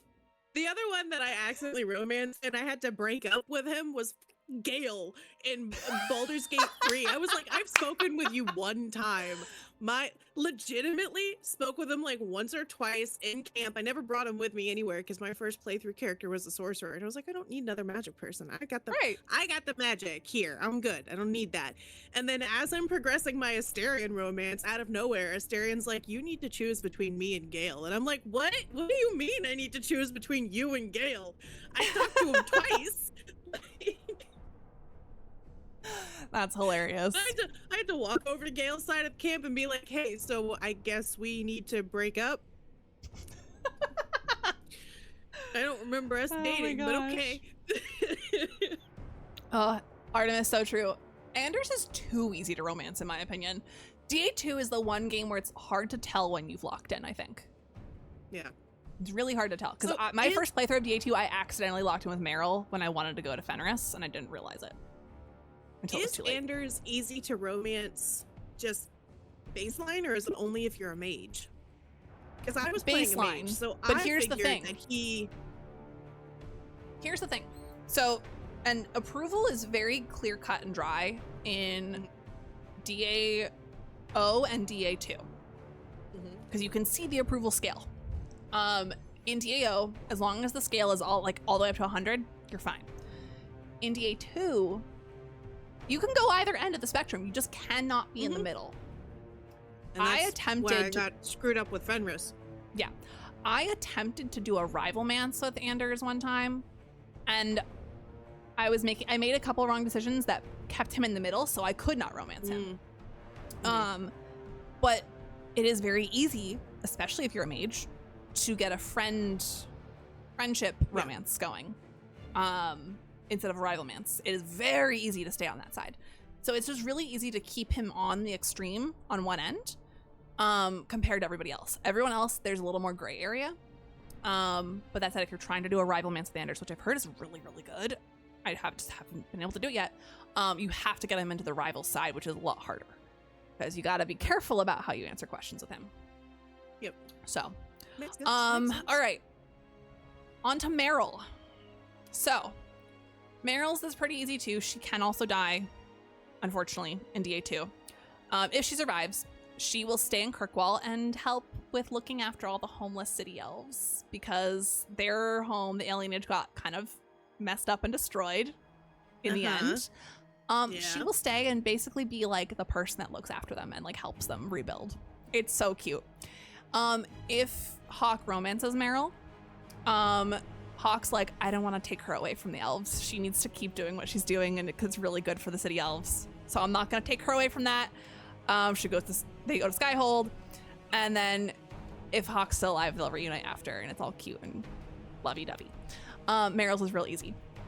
Sebastian. If you recruit Sebastian, in general, he will become the Prince of Starkhaven. There is one exception to that. We'll get to that in a second. If you romance him, he will not become the Prince of Starkhaven necessarily. He will become the Chantry advisor to Starkhaven. And the throne then is in contention. No one has been put on the throne yet, but the only reason he stays in Starkhaven is because if he wasn't there, all of the nobles of Starkhaven would start a war over the throne. So he has to, essentially, if he's romanced, he has to stay in Starkhaven as a Chantry advisor to keep the peace, even though no one's on the throne. Then the rest of Sebastian's stuff is really dependent on Anders. If Anders lives, Sebastian from Starkhaven will request that the Inquisition help him to hunt down Anders and attack Kirkwall. Obviously, I really an Inquisition enjoyed getting that mission because you can choose to side with Kirkwall. Yep. Yep. I really enjoyed going. It's so satisfying. Not. Yeah. Absolutely yes. not. Now, on the opposite hand, if Anders is killed, Sebastian's really lovely. He actually writes to the Inquisition saying, hey, I want your help. I want to go help rebuild Kirkwall. And it's great. I love that. But that means you have to kill Anders to get that result. So, you know. I mean, I didn't want to kill Anders in my playthrough. It did piss me off that because throughout that entire game I had built Anders was my only healer. He was the only mage I had that had any level of healing ability. And so my Hawk kicked him to the curb. She was like, I'm not going to kill you. Leave, because you just did a terrorism. And that's where headcanon has to take over, unfortunately. But like, then because I had to ask him back, because I was like, I can't get through this without a healer. So I was like, yeah, come with me. And then in Dragon Age Inquisition, Hawk was like, yeah, we got back together. And I was like, no, you fucking didn't. No, you didn't. And then lastly, out of the companions, we have Varric. We all know what happened to Varric. Varric's fine and dandy in Inquisition. That's all we need to know. Nothing else happened to him ever. Yep. Anyways, that is all of DA2. That's all of DA2. Cry again. You fucking bullshit. All right, that's the end of our DA2 questions. Said a freedom fighter, Lobotomized and Mages calling for himself to marches was the terrorist one. Yeah. Oh my gosh. So any other questions about DA2? I feel like DA2 is very clear cut and dry for a lot of stuff. Yeah. Someone in chat, or Ray, don't let me forget though to talk about Zebenkek. I know it's a crazy name, but it's a character from DA2. Yeah. I don't think you interacted with Zebenkek. I would have remembered a name like Zebenkek. Yeah. You have to do a very specific thing to find Zebenkek. I realized I think my last time I played DA2, which is when I was trying to do my nightmare run, I realized I had never actually found Zevenkek before, but I knew the name because of other codex entries from other games. Okay. Artemis, for me, my hawk was canonically very, very, very purple. Extremely purple. Purple hawk supremacy! Best hawk. Best hawk. We love a purple hawk. Alright, if we have other DA2 questions, please feel free to post them throw them in chat. But we will move on to Inquisition. Yeah. Alright. Okay. First Inquisition, which I feel like we have kind of already touched on this We one. have, yeah. Do we want to recap or do we just want to skip over? Because I feel like we've kind of done this one. Let's do this one because there's a little bit of information I wrote here that I feel like we didn't cover yet. All right, so in DAI, Flemeth or Flemethal was trying to get to Morgan by essentially giving her the option of, give me your kid and I'll leave you alone forever, or I'm gonna keep pursuing you.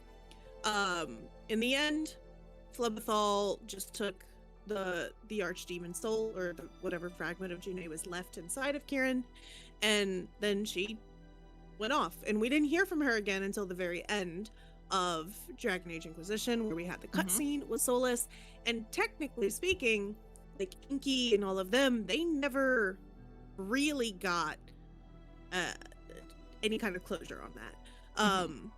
So what was her intention with that? Because I guess to me, even if she had this fragment of June, wouldn't she still need to pursue Morrigan to take Mythal's fragment when Flemeth died?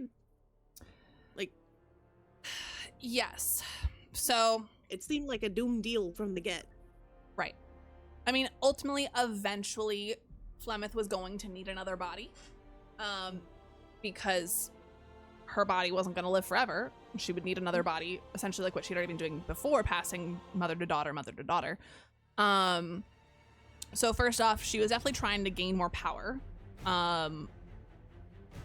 And my theory, again, this is strictly a theory, is that maybe she was trying to gain some of this power to allow her to seek out Solus, because we do see them reunite, to then either release him from her service the way she does at the end of DATV, or to help him towards his goal. Because again, the Flemeth we see, the fragment of Flemeth we see in DATV, not the one with Morgan, but the one that we recover from the Crossroads, has a different life experience from the one Flemeth has.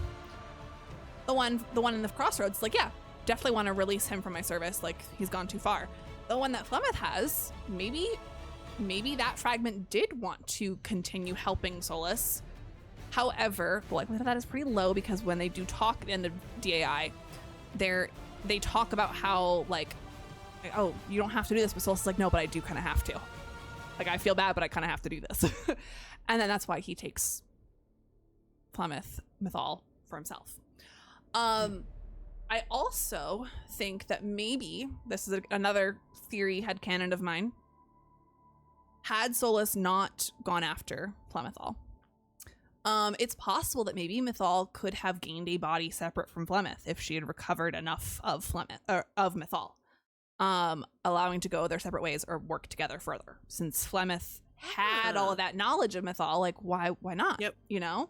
Yep. Mythal historically has always helped the women who were who were wronged by other people, especially other men, because she was wronged by men as well. And so who's to say that Flemeth wouldn't return that favor, if they could theoretically separate themselves and give Flemeth, a body, give Mythal a body to work separately from Flemeth. Again, this is all conjecture. This is all just a theory that I had the other night that I was like, huh, that could actually make sense if it was allowed to pass. So I do think there's a lot of open-endedness of, like, why was she trying to gain this power?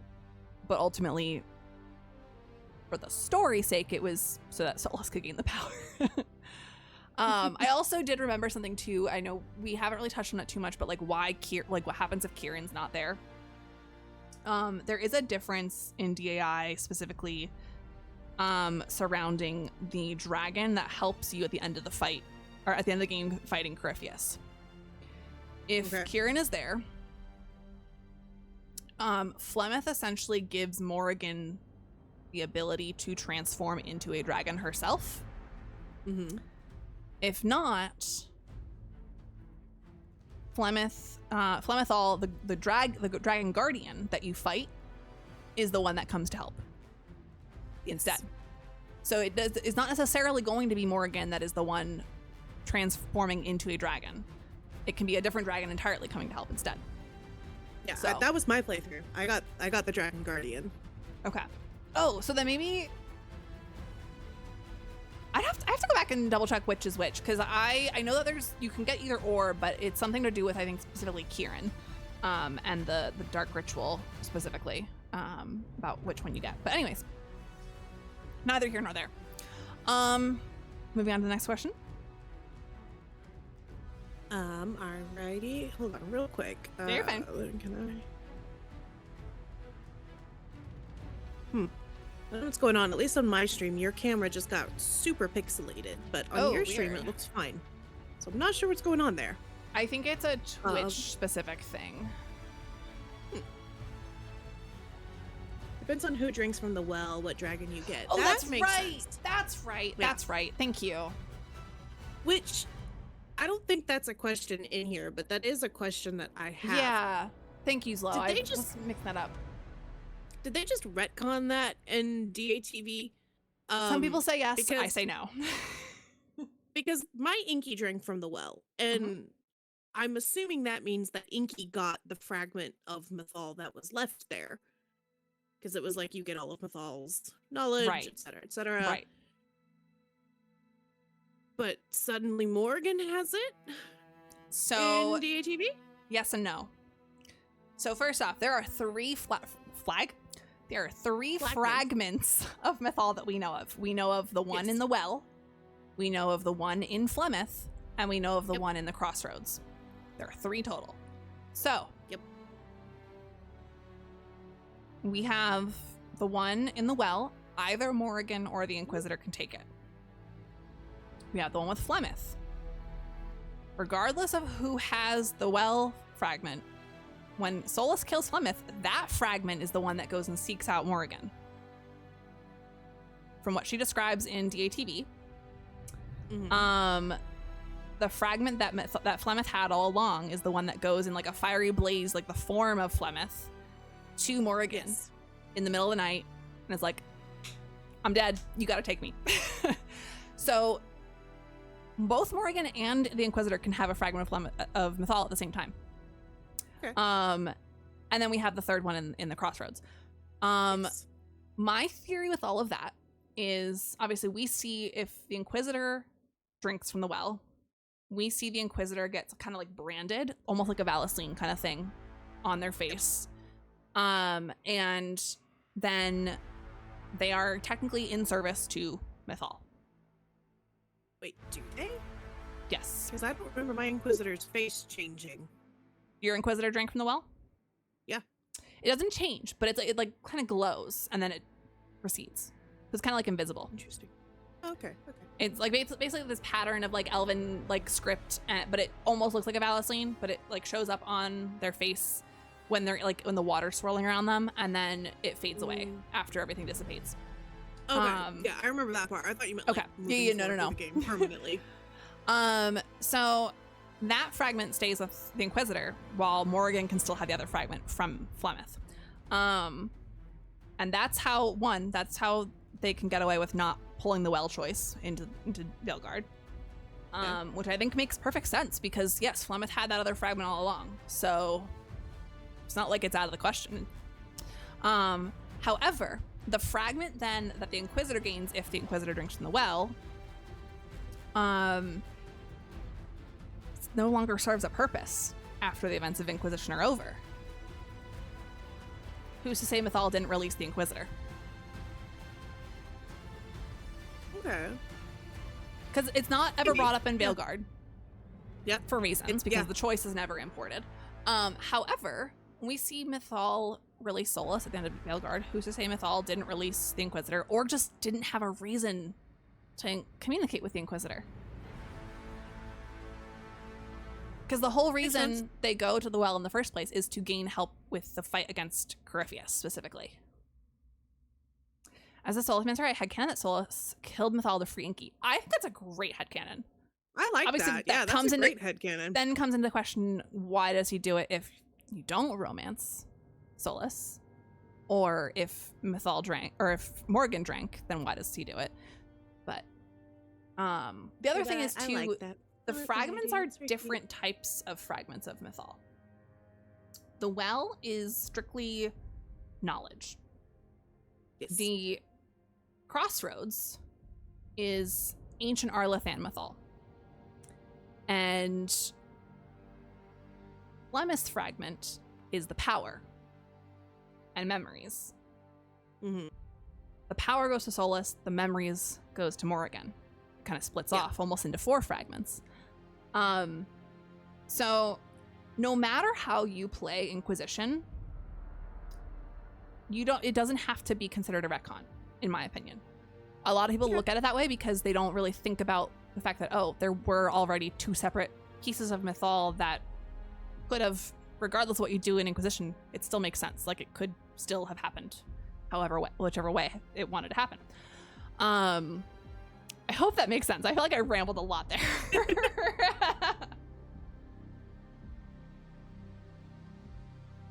Okay. I'm ready to move on when you are. I am pulling up the next question. Which, just as a heads up, my 5-minute ad warning thingy just went off. Yeah.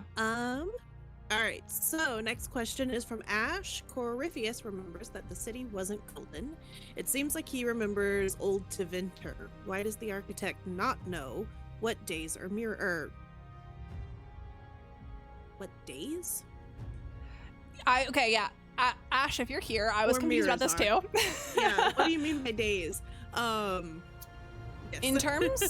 In terms of the city not being golden and remembering Old Tevinter, first off, Corypheus has not been awake like the architect was. The architect had agency and the ability to, like, think with reason and all of this because the architect was active, not like active on, amongst people, but at least was active enough to have some semblance of a functioning mind. Corypheus was in like a coma-like sleep for thousands upon thousands of years. And so there, of course, he wasn't gonna be himself at first when he wakes up. He's gonna remember things from when he first, went to sleep, which would have been Old Tevinter, and the things that he saw in the Black/Golden City. That said, we learn in Veilguard that the city was the prison for the Evanuris. Yes. And the Blight was trapped with them.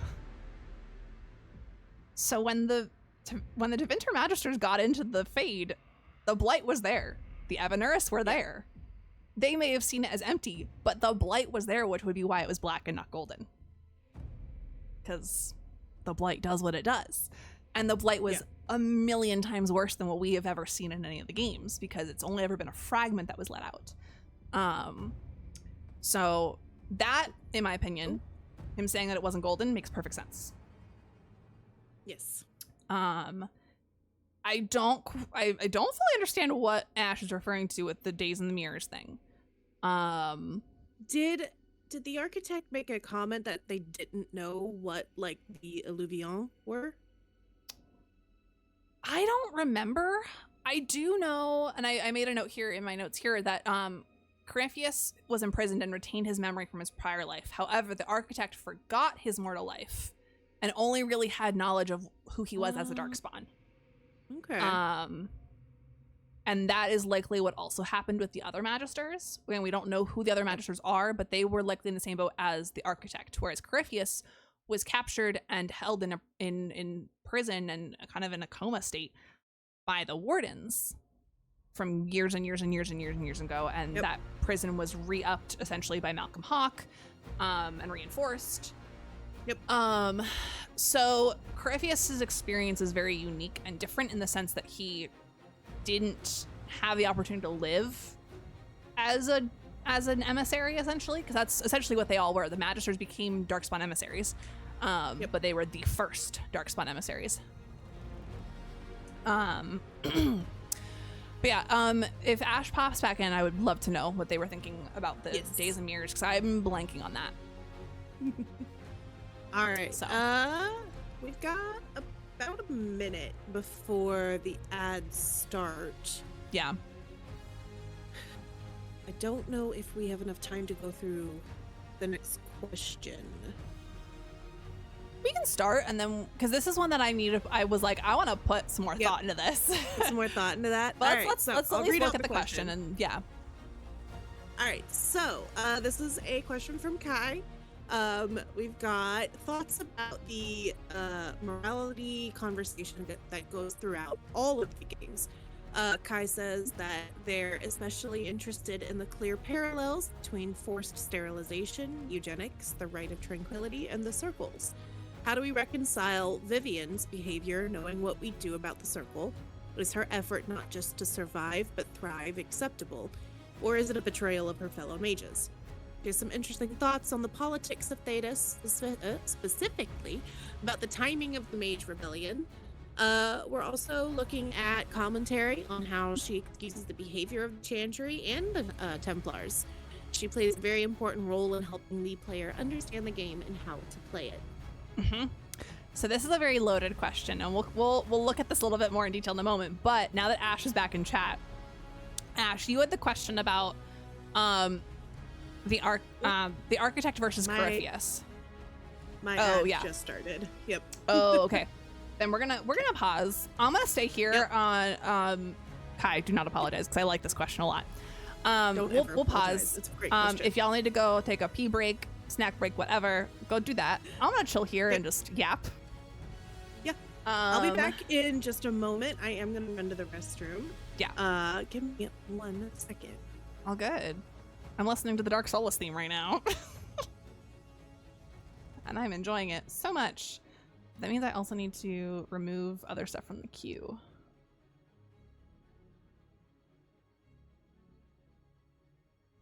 Anyways, while we wait for everyone to come back, how are we doing so far? I'm having a lot of fun with this. Now that Viv has been brought up, I can share that one gripe I have with DAI. The two characters I hate the most are Black women.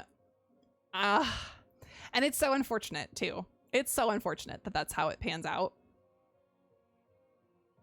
But yes, I would love to know your thoughts. Feel free to throw your thoughts in chat, because we'll dive into that when the ad's about to when start. we're back from the ads.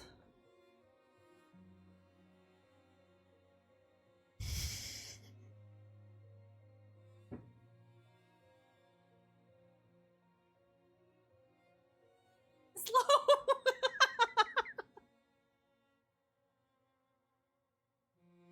I don't know if I would go that far, but I understand. Oh my gosh.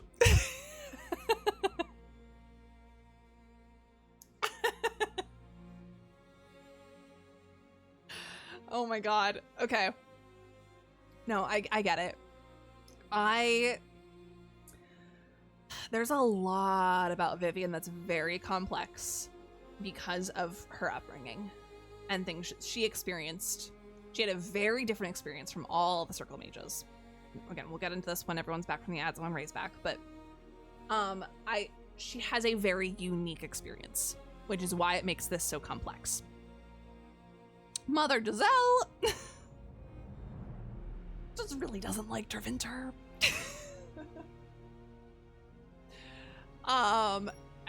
Mother Giselle is just a very cautious woman, I think, to a fault.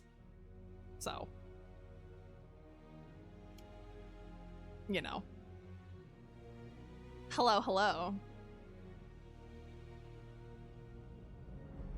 Welcome back. The ads are running. My ads have just started. So. Oh, yours just started? All right. Yeah. I'm back. We were just talking and we were just yapping over here while we were waiting. Slow. I'm still cracking up as Slow. Slow said, okay, now that Viv has been brought up, I can share one of the big gripes I have with DAI. The 2 characters I hate the most are Black women. Yeah. And then he said, I hate Candace Owens. Oops, I mean Viv. And Mother Giselle. I was dying when I read that. Oh. Hold on. What's up? I lost your camera on Twitch. Oh, that's because, I'm still, I don't know if you saw my message. I'm still trying, you are pixelated to the point that you are illegible as a person. Yeah. But I can't seem to figure out how to fix it. So, for people on my stream, the blob in the corner is Musical Finesse. Yeah. Okay. What our options are: we disable the stream together and then restart it. Okay. Or I can try disconnecting my camera temporarily.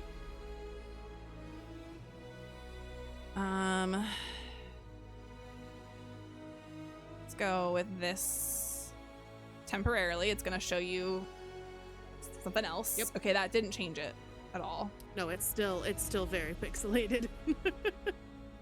Okay. Then let me end shared chat for a moment. And we'll restart it. And collab. Mainly to cause this much chaos with channel points. Hey, cause the chaos. We love it. And let me restart the collab. Restart stream together. Invite Ray. And invite.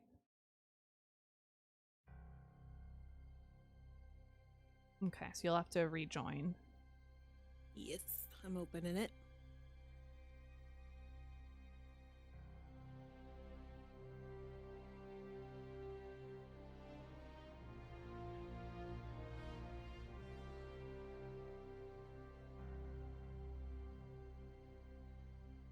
Okay.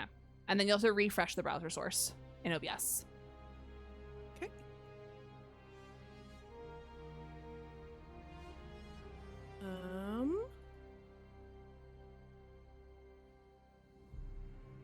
Let me see if I can fix this, because doesn't look like your camera's on. It should be. If you click on the source like on the screen and then hit refresh, it should fix it.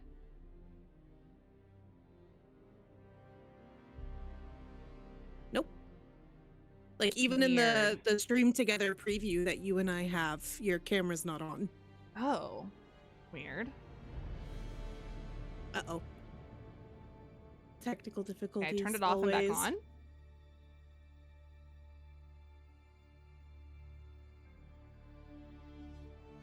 Nope. Weird.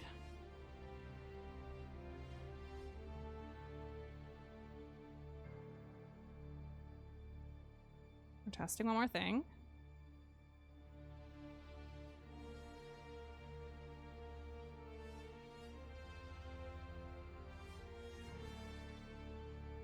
Am I showing up on hers? Yeah, you're showing up on mine, no problem. That's so weird. I don't know what's going on. Because, yeah, on my side, it's not picking up. Okay, let's end share chat end the collab one more time, because I think it's screwing up because I restarted it rather than just starting a fresh thing. Okay. Close that. Let me start stream together.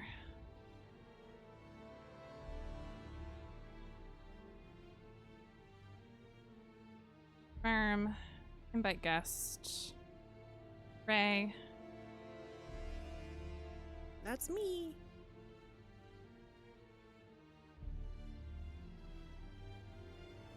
Oh, okay. And just meet yourself within the stream together. Okay.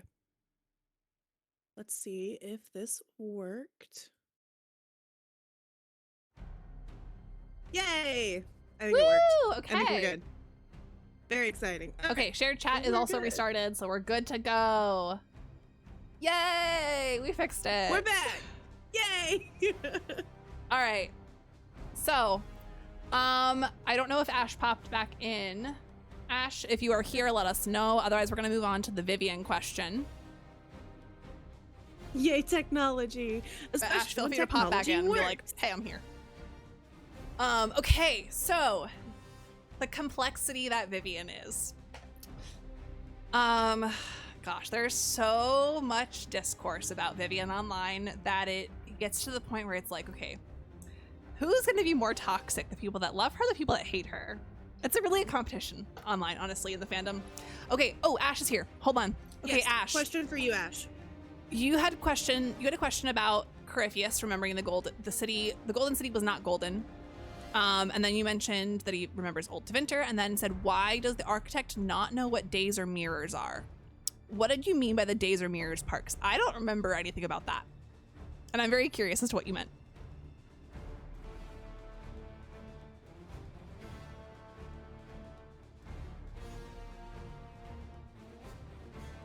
Ugh. We all stare at the chat and wait. It's Backseat just Gamers, me. hello! Oh my gosh, we got a raid too! I don't even like you!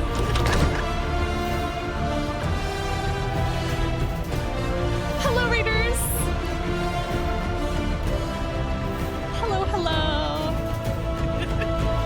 Hello, Raiders! Hi, everybody! Backseat Gamers, thank you so much for the raid! How was Breath of the Wild? How did bingo prep go? Hi, Pammy. Hi, Jay.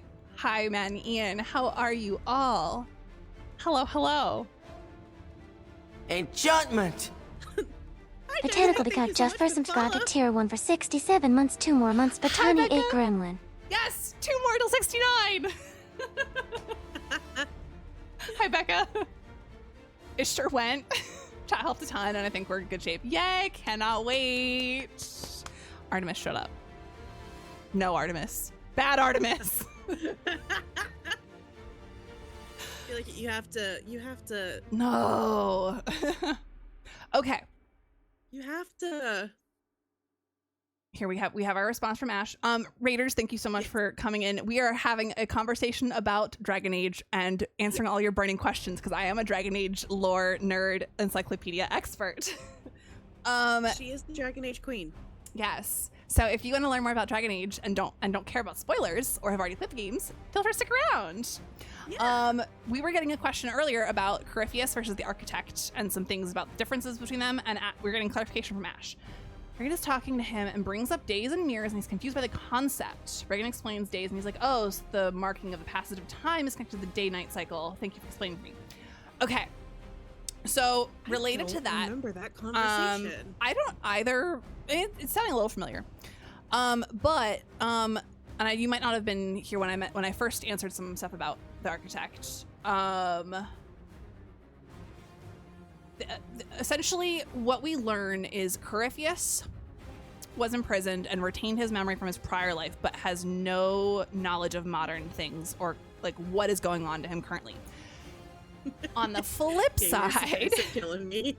The architect has no understanding or memory of his mortal life before he was a darkspawn. And he only knows that he is a unique darkspawn. So my guess is concepts like days and mirrors and whatever, all these concepts that seem to be really basic for us are things that he just doesn't understand because darkspawn in general wouldn't understand them. That's my guess. That is my guess. I hope that makes sense. Yes, we are here to answer the ultimate question of, are there actually any dragons? And yes, well, I think you're right. I think that is a book conversation, which is why I don't remember it, because it's been years. Zevran? Yes. Devrin? Yes. And in terms of the dragons in Dragon Age, we have proven... I was wondering when this was going to come up. I knew it was going to come up eventually. We have proven it. We have proven there are over 30 named dragons in the Dragon Age series, and there are, what, 2 in Zelda? I don't know. It feels like maybe there's more dragons in Zelda than there are in Dragon Age. I just... Well, until someone can tell me exactly how many... Smash a pass on the architect. Ash has asked a very important question. And if you're in my chat, you can use Smash or Pass with sound commands. So, if someone can prove to me exactly how many are in the Zelda series, then we can talk. Smash. Simple as that. Smash. Guy says smash. Thank you. Thank you. There are at least 2. Okay. Until you can tell me that there are more than 30, this is not a conversation. Anyways. I was waiting for that to come up. I was like, someone's gonna bring up. I'm pretty sure my like going live notification was like, we're gonna decide if there's dragons and Dragon Age tonight. That's what we're here for. Yeah. There are 3 in the singular first game. Okay. So, Ian, I task you to go find out exactly how many there are. In all of the Zelda games. Yes. Because here's the thing. When I say there's 30 plus, I'm not counting any of the dragonlings or anything that is categorized as in the dragon family, but is not named. There are so many that are not named. Hear me out, just for the knowledge, not actual smashing. I don't know, That's Kai. So you fair. responded. I don't know, Kai. You responded real quick and with your whole chest of just smash. So yeah, I feel and like I heard it in my ears. I think smashing is now part of it.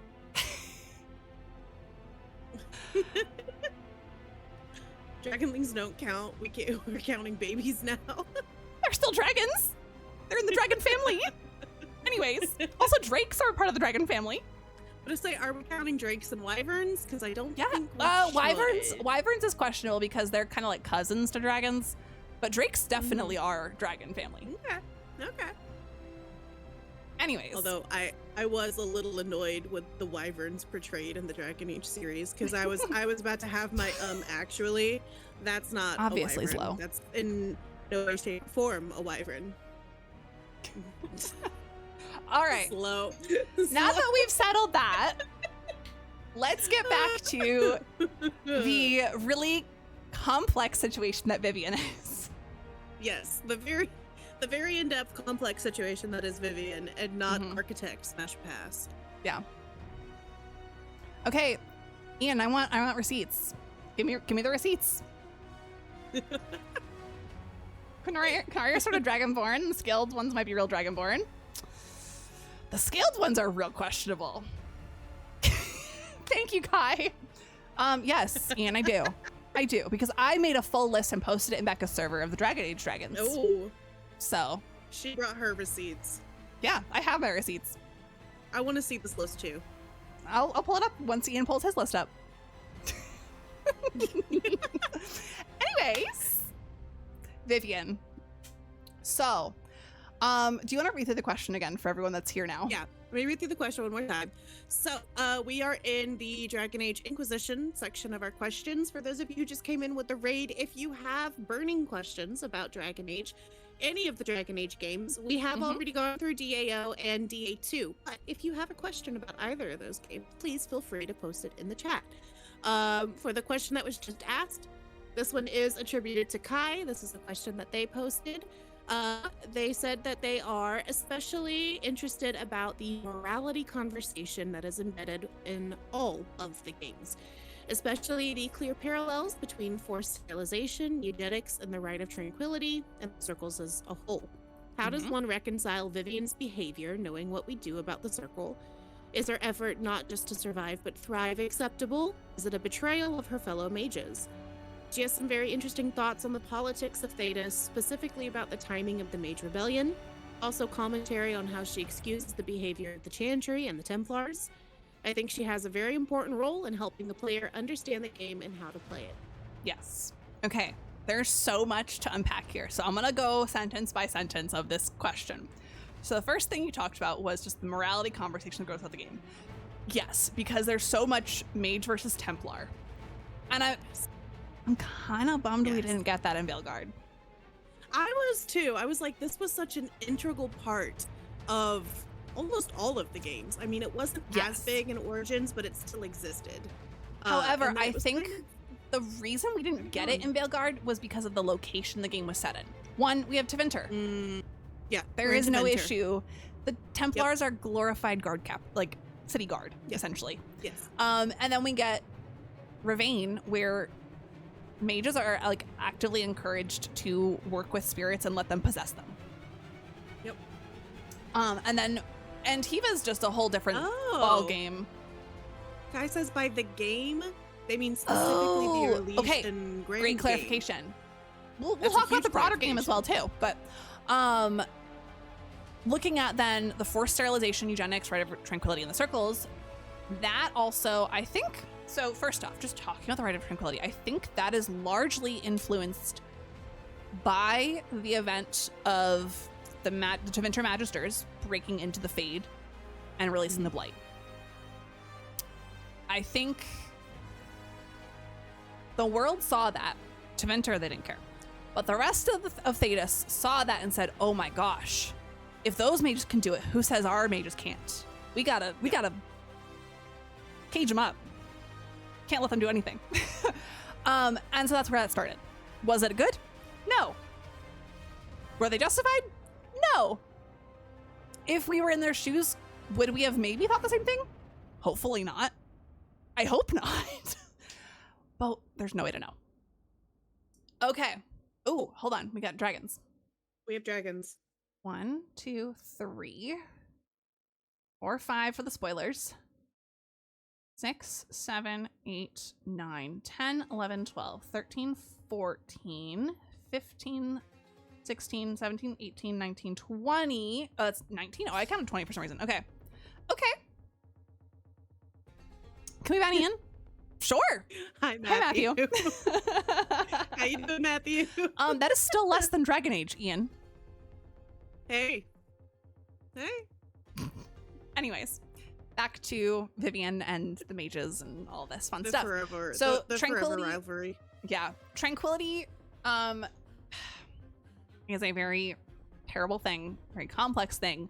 I think it originates from the shock that the rest of Thedas felt when the mages from Tevinter broke into the Fade and released the Blight. Now, coming to Vivienne's behavior about the circles. So there's a lot of complexity. One, we see her as a very privileged woman, in the sense that she was the court enchanter. She was like working directly with the Orlesian court and the Empress.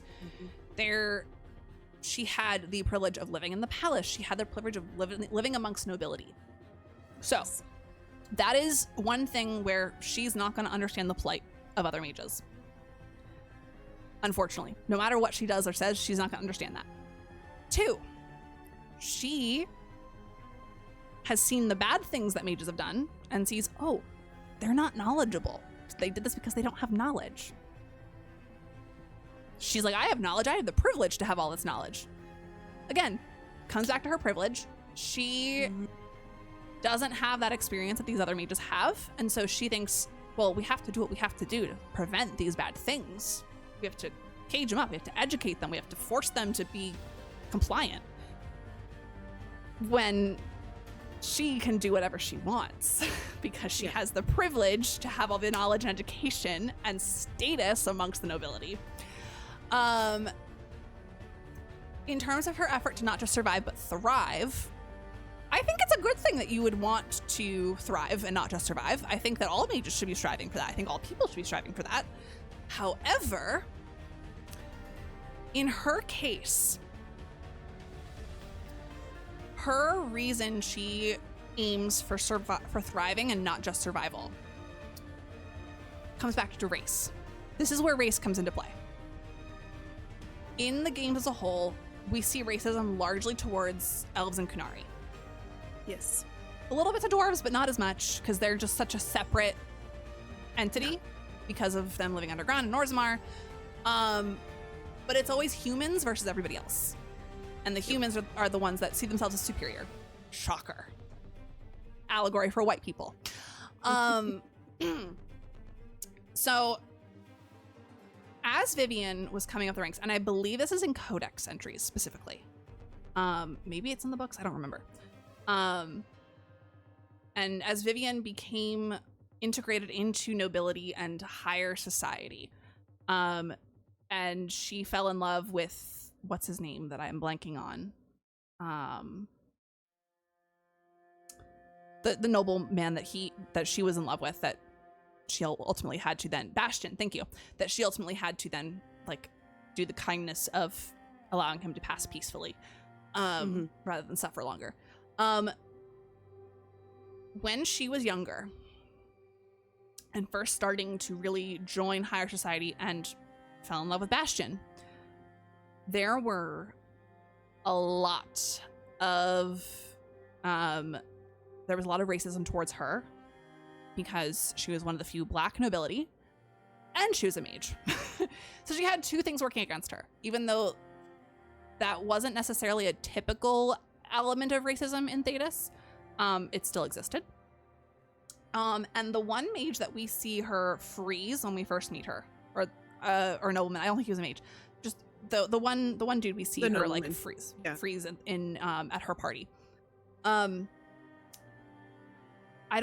It's not easy to catch necessarily, but he basically makes comments about how, oh, well, I wonder how Bastion can even see her when they're having sex because the lights are out. It's horrible. How did I miss that? She is 1000% justified in that. Holy shit. She has fought so much in that sense to be where she is. So of course she sees herself as justified in what she's doing, and she's like, well, can't other mages do that? So here's the thing. With that specific interaction, she's not going to kill him.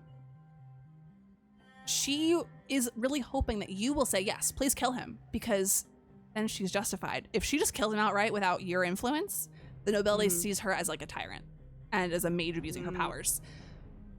If you, as the Inquisitor, are like, yeah, he deserves to die for that, then she'll happily kill him, because it is very much justified to kill him for that, in my opinion.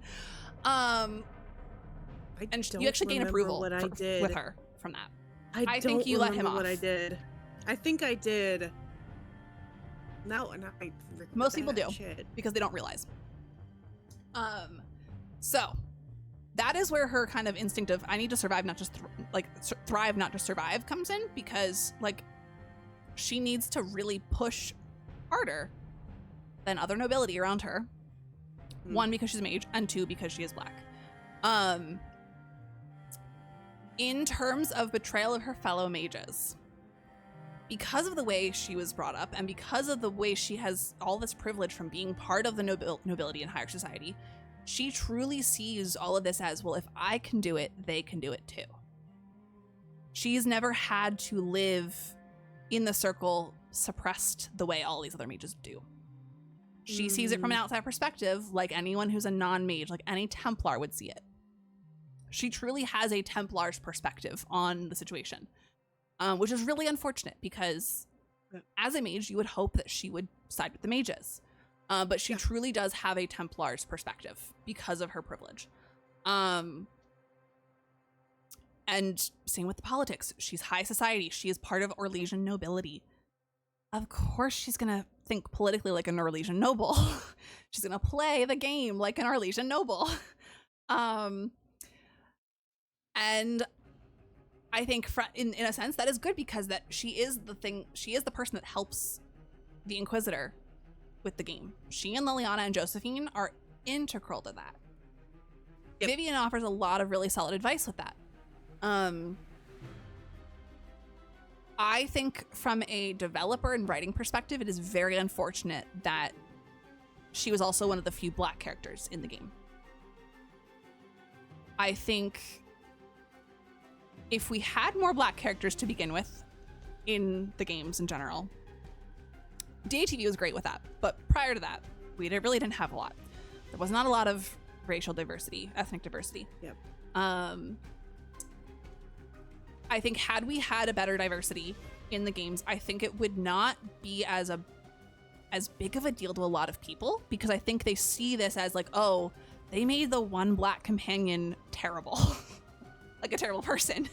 Yeah. And yes, but also no, because there's so much nuance with her that you can't just look at it as she's a terrible person or she's a great person. She is so very much in the middle.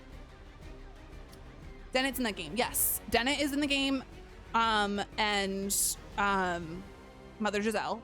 Those are the only other like prominent Black characters that ever stick out in my mind.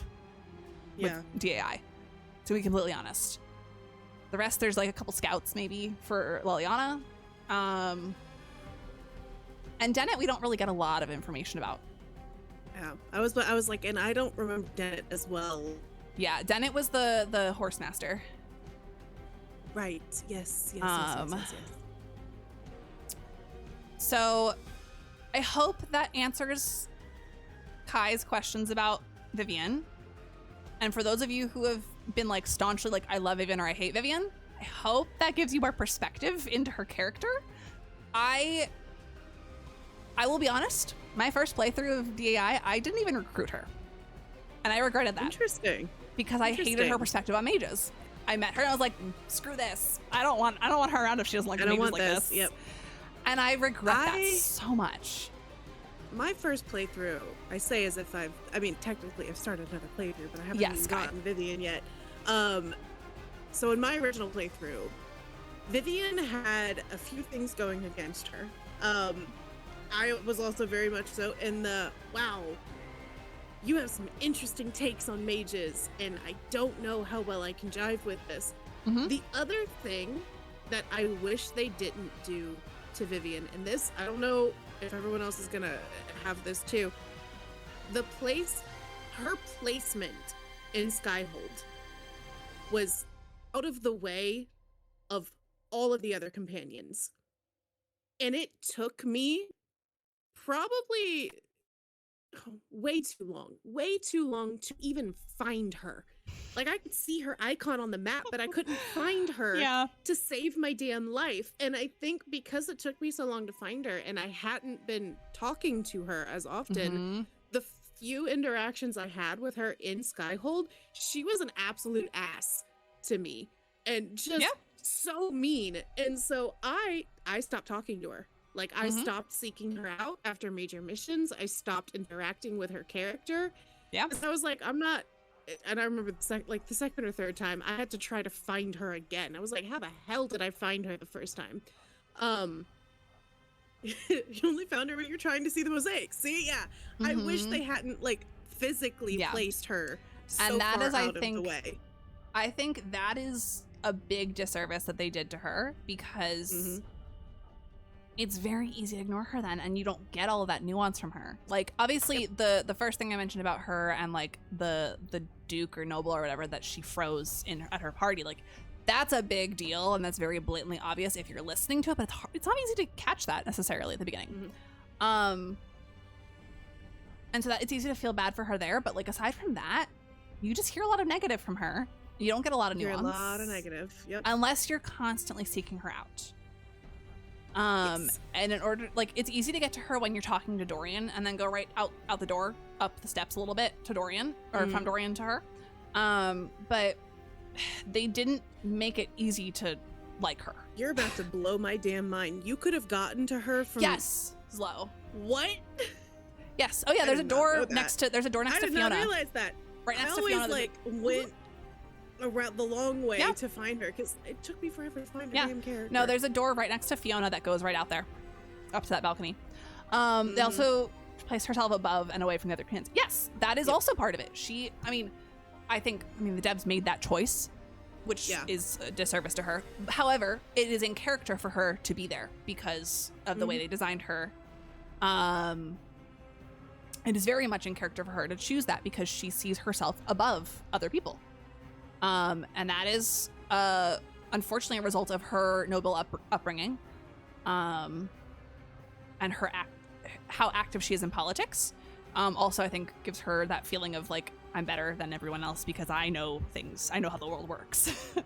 And Kai, you mentioned that Josephine and Dorian are PCC. Yes, they are.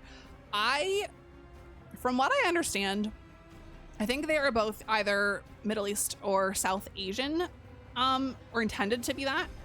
Well, actually, no, Josephine would be more like Italian, like Mediterranean, because of she's from Antiva. But Dorian, I think Tevinter, and we see this with Nev too. I think Tevinter is meant to be more. So Orlais is France, Ferelden is England. Yes. Yep. Antiva is Spain/Italy, both kind of. Ravain, you could argue Ravain is more like, also kind of Spain, but maybe more like Caribbean? Italian Greek. Interesting. I've always considered Italian Spanish because a lot of language stuff is leaning more Spanish than Italian. Yeah, I was leaning more Spanish with Antiva. But then Tevinter is very much like Middle Eastern, South Asian coded, kind of ambiguous, but in that general region. It just depends, I think, on who you're talking to in Tevinter. Yes. Got the Crows and DATV are all pretty ethnic. Yes. And even Zevran. I mean, he very much has that accent. So, yeah,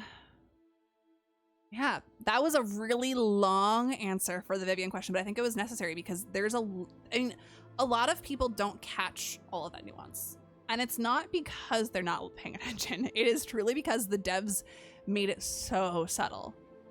Yes. So, bringing up Zevran, this is kind of a DAO question, kind of a just overall question. A huge part of Zevran's character back in DAO was that he was a crow. Yes. And he had left. And because he left, the crows were trying to kill him because you can't leave the crows. Yet in DATV, with the crow and the maid, I forget who it was. There was a crow who fell in love with somebody else, and yes, the crow and the shadow dragon. Escape. Yeah, yeah. And we helped them escape, and all the crows were like, "Oh, I was so happy he found somebody that he loved. Okay, bye, have a good life." And I was like, "This is okay." Also a huge point of contention in the fandom. People are like, why'd you retcon the crows? Why are they so nice? Why are they not slavers? Because it was all perspective. So, this is where the book Tevinter Nights is really helpful. Yeah, Zevran left after a failed mission. That's the other key. He failed his mission. Okay, so he failed his contract. Yes, because Ferelden is still alive. Yep. So, but there is more nuance to it because Zevran talks about how hard his upbringing was and how it was essentially like slavery as a child being adopted into the crows. But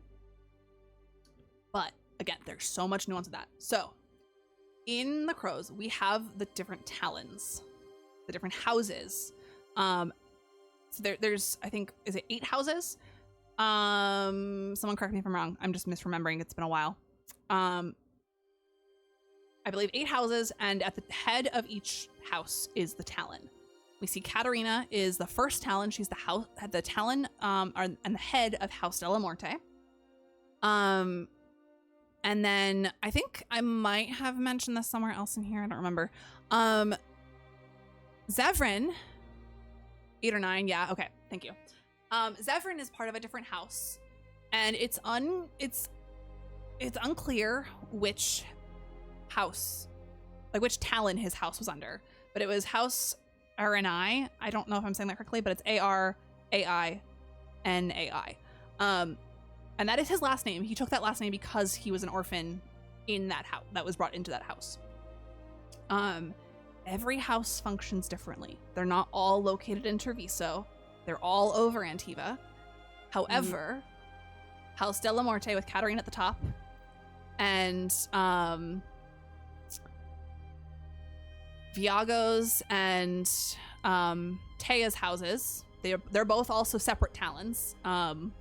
Their houses were all, I think, located generally in Treviso, or one of them at least was.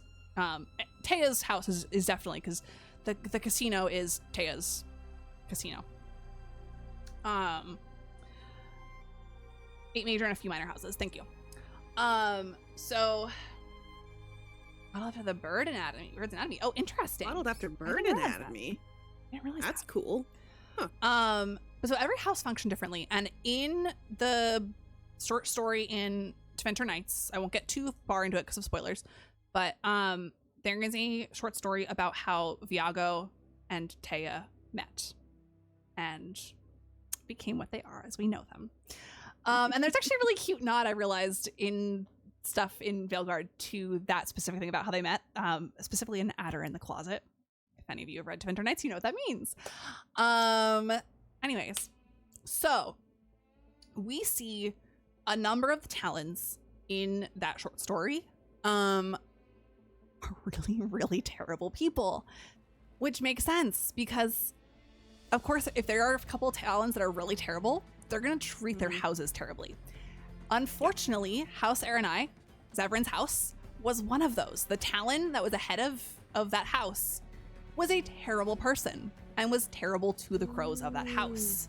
That was Zevran's perspective growing up within the crows. It was horrible. It was abusive. No wonder he had the views he had.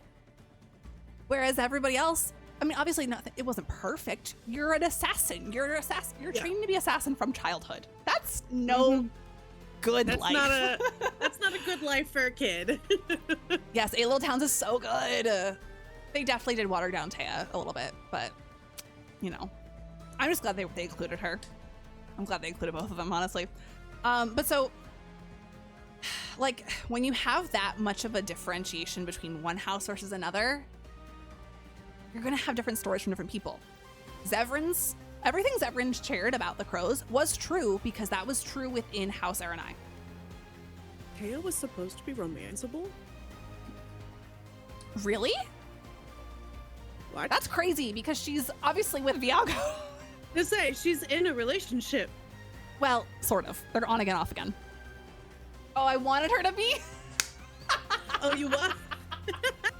Spoilers and redacted things happen in that story that explains how the crows are what they are in DATV. Yes, exactly. Interesting. I was Obviously, gonna be like, she was meant to be romanceable. I would have romanced her so fast.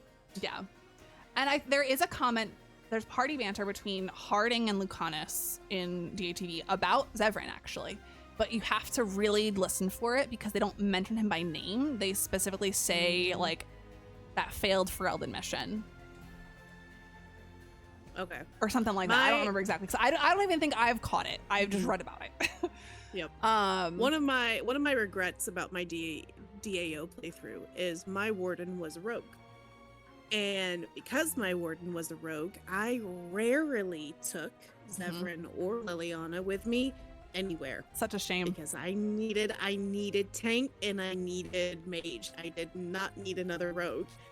So I didn't get as much banter with those two. Yeah. I will have to fix that on a subsequent playthrough. My method is always, no matter what class I play, I bring one of each class.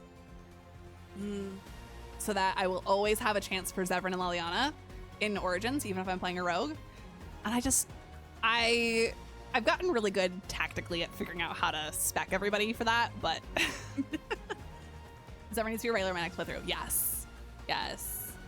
But yeah, so that I think explains a lot of the crows, especially Zevran, really well. Oops, all rogues. Yes. Hell yes. All right. As much as I oops all mage. All right. Next question. Yes. So, this is the last question for the Dragon Age Inquisition section. Again, if you guys have any other questions, feel free to let us know. Agreed, Flo. The only thing I don't do is oops all warriors. Yeah, I have never and probably will never play warrior unless I need to do it for an achievement like in Origins or 2. Nope. Alrighty.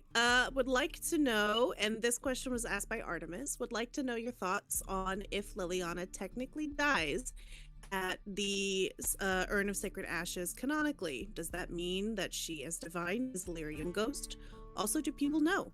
And what do we think happened with whatever's on the other side of the Amaranthine Ocean?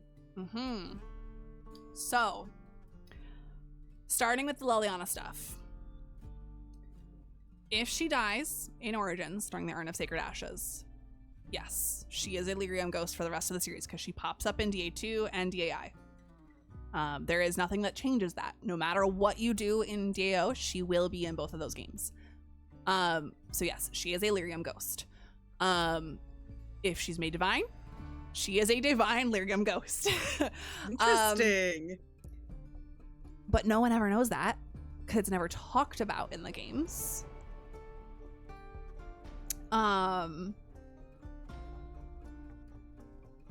at least explicitly. I've never killed her in Origins, so I don't know if there's really a big difference. Zlo, you said there was a streamer that was doing a Strictly Worse run. Was there a difference in how she talks in DA2 or DAI if she's Lyrium Ghost? Also, Cullen can also be a Lyrium Ghost.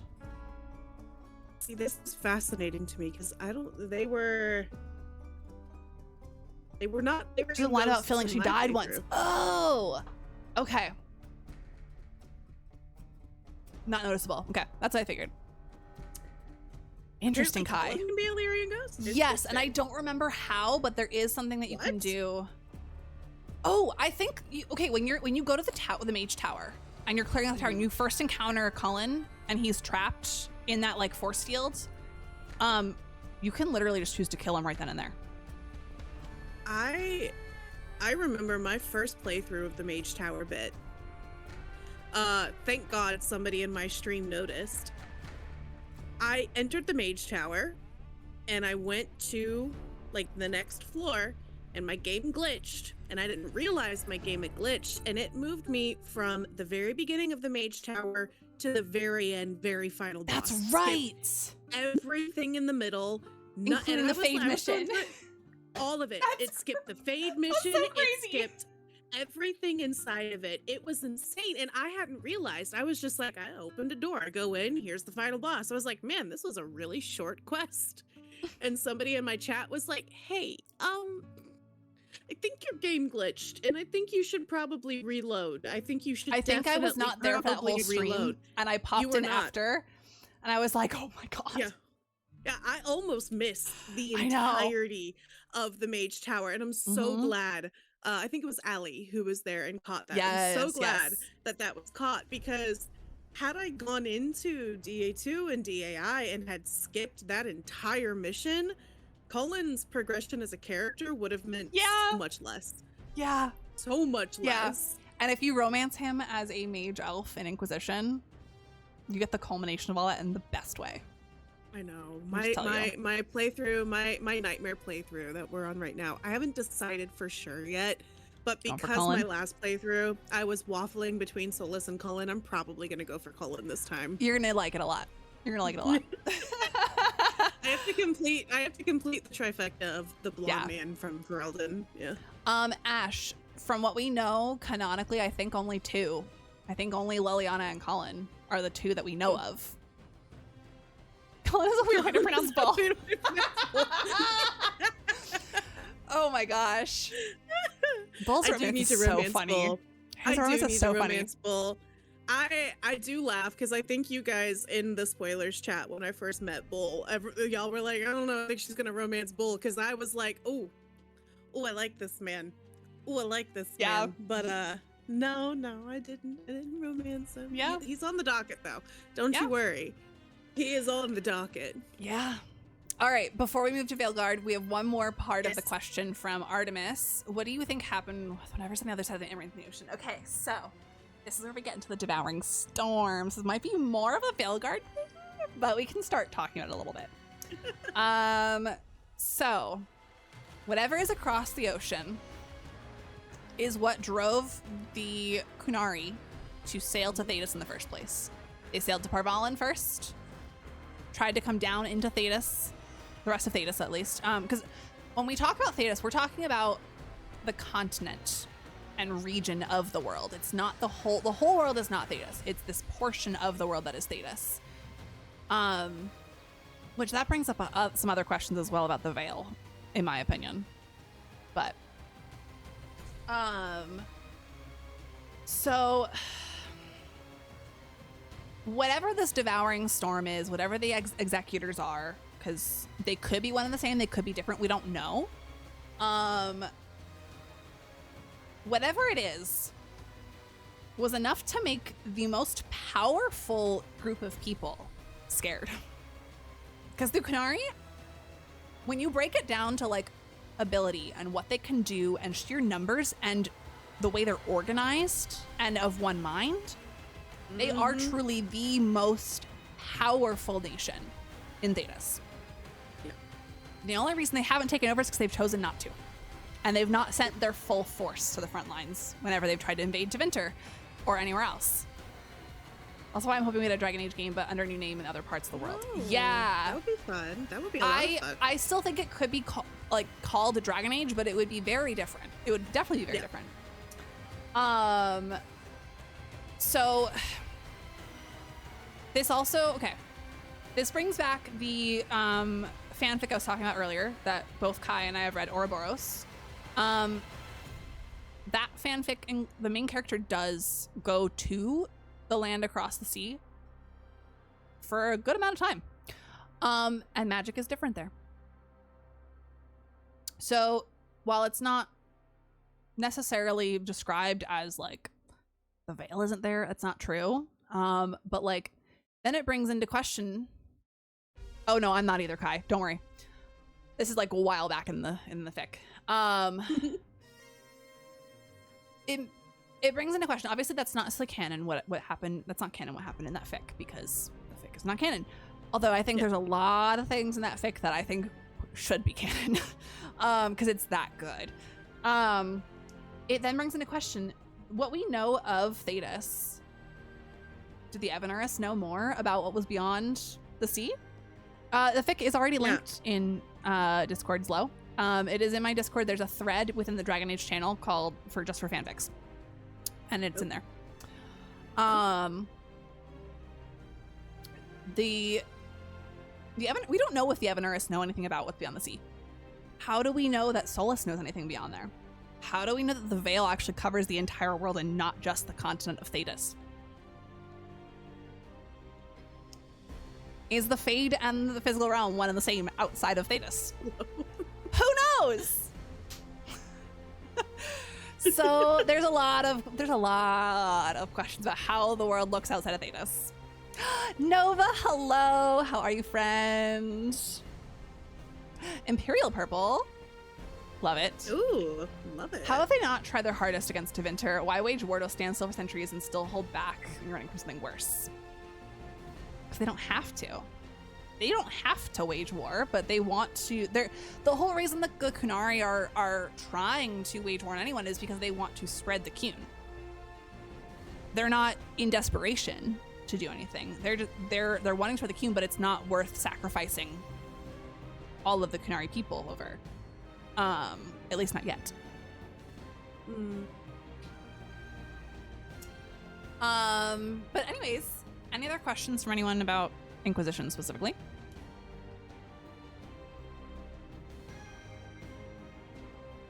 While you guys are doing that, we will queue up the next section, which is Veilguard. Again, if you guys do have any questions about Inquisition or any of the previous games, throw them in chat and we will answer. I say we, I mean her. And then Ray, before we get into that, if you just want to look at the comment that I have on the side there over the word Veilguard, when would you like me to talk about that? Let me look. Because I was a thought I had last night. I was like, no one asked about this, but I feel like it should be talked about. Oh, interesting. People felt like companion quests. I have actually not heard this critique, and I would also disagree with it, I think. Because we have knowledge of the books. Maybe ice cream run. I mean, watch the freezer. Let's go slow. Enjoy. All right. So apparently there is some criticism about. Well, there's a lot of criticism out there about DATV, but one of them is that the companion quests, their stories individually, do not impact the main story as a whole. It feels, I guess they're kind of approaching this from the issue with what is it, Indiana Jones and Raiders of the Lost Ark, where Indy doesn't actually impact the story, which was a fact that blew my mind and I reject it with my whole being. But people were saying that the companion quest stories don't actually impact the game or the main story, and they could have been swapped out for anything. What are your thoughts on that, and why is it objectively wrong? So on a surface level, I completely understand why people think this. Because, one, if you don't have any lore knowledge outside of Veilguard, if Veilguard was your first Dragon Age game, or you've never read any material or watched any videos or movies or whatever outside of the games, you might not catch any of the nuances. And I think that's a good and a bad thing. I think it's a good thing because it shows the devs care enough about the other material to say, yes, this is canon. Thankfully, because the other material outside of the games is so good and so loved by the fans. However, it is really unfortunate for anyone who hasn't read the books or watched the shows or watched the movie for Cassandra. And I'm so glad I told you to read The Last Flight for this reason.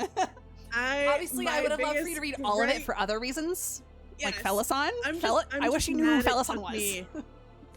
I'm mad it took me so long, like, to actually finish the book. I feel like if I had finished it before I started, the Cauldron, that would have been much more impactful, but I didn't. I get it. But here's the thing. So we look, and we're going to use Asaya as an example right now. Yep. This goes back to what we were talking about with the wardens who never died. They just were blighted more and more to the point of essentially being Darkspawn, but like just really far gone ghouls, but also more because they were wardens beforehand. And Asaya is something way more. So Asaya is who she is for a number of reasons. She does what she does with the Griffins because she feels like the wardens are still not deserving of the Griffins. The whole reason that she hides the eggs of Hassan and his siblings away in the first place is because she does not want them to be blighted by the wardens. She does not want the wardens to abuse this power over the Griffins because this is how they went extinct in the first place. Like, they were lucky to even have this set of eggs that were not tainted. So she hides these away, hides all these clues. 5 minutes. Oh yeah, I'm gonna snooze mine if that works for you. Yeah, I'll snooze this one. Okay. So she hides these eggs away. She leaves all these clues in Weishaupt, and an elven mage finds them because this Asaya used things from elven magic specifically, to like leave a trail essentially for someone to eventually find when the wardens were worthy. Valia finds this stuff. She, we see the retelling of Asaya's story. We see it from Valia's perspective. We see them find the eggs hatch. And now the wardens are training the new Griffins. Yay! Yep. Theoretically, this is exactly what she wanted. Hi, Darkness Queen. My first love, my true love. So Asaya, it's IESSYA. No, EYA. Asaya. ISSEYA. Yeah, that's it. No, but I agreed, especially after finishing that book. I was like, I kind of am siding with the Gloomhowler here. Yeah. Yes, so here's the thing, and this is why she did what she did. So the way things were playing out with Davrin and the other two wardens that were training the Griffins, I can't remember their name. They were doing exactly what Asaya intended all along. She intended for the wardens to eventually find the eggs when the wardens were worthy of the Griffins again. Were the wardens worthy? Who knows? Davrin was definitely worthy, and the other wardens that were training the Griffins, they were worthy. The wardens as a whole, the first warden definitely not. Nope. But the problem with all of this is Asaya did not die in her calling. She was so far gone by the time she hid the eggs away. She was too far gone to really have her calling and efficiently die. Without getting into spoilers again for other things, she was probably at the point with her like transformation with the calling to the point where Darkspawn probably just didn't care to attack her. Yeah. So of course she wasn't gonna die in her calling if she went into the deep roads. She was so much Darkspawn that they just didn't care anymore. So then she's underground, gathering all these wardens who have also not died in their calling for 400 years, because there was a 400-year gap between the 4th Blight and the 5th Blight. And suddenly the gods are out of their prison. The gods who have the most control over the blight of any other being in the universe. And Asaya is blighted. They can very easily manipulate her and these wardens without them ever knowing. So, was Asaya justified? Yes.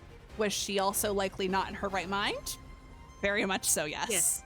It was like, it took, like, there is a way for you to end that quest without killing Asaya. And you can convince her to see reason, but the only way you can do it is if you don't punch the first warden at Weishaupt. So that's what Dragon Queen was just bringing up. Okay. Now, I don't like that at all because he deserved to get punched. Here's the thing. If you choose not to punch him, he does see reason. And when you see him in that quest with Asaya, when you're going to find Asaya finally, and he's like covered in blight underground. If you didn't punch him, he still is in somewhat of a right mind. He is not too far gone yet. And he will tell you, hey, there's some stuff over there that you need to find. There's a feather from Asaya's original griffin 400 years ago. Bring this to her. Oh, shit. And you can use that feather and be like, hey, you're just doing to these griffins what you did to your griffin. Look at what you're doing. And she will freak out. She will jump off of Asan and let you go. And she will just go off. Interesting. Oh, so, man, I guess I have to play the game again. Yes, you do.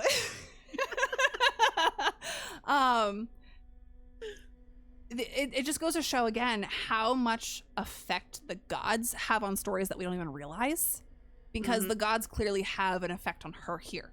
They're using the blight.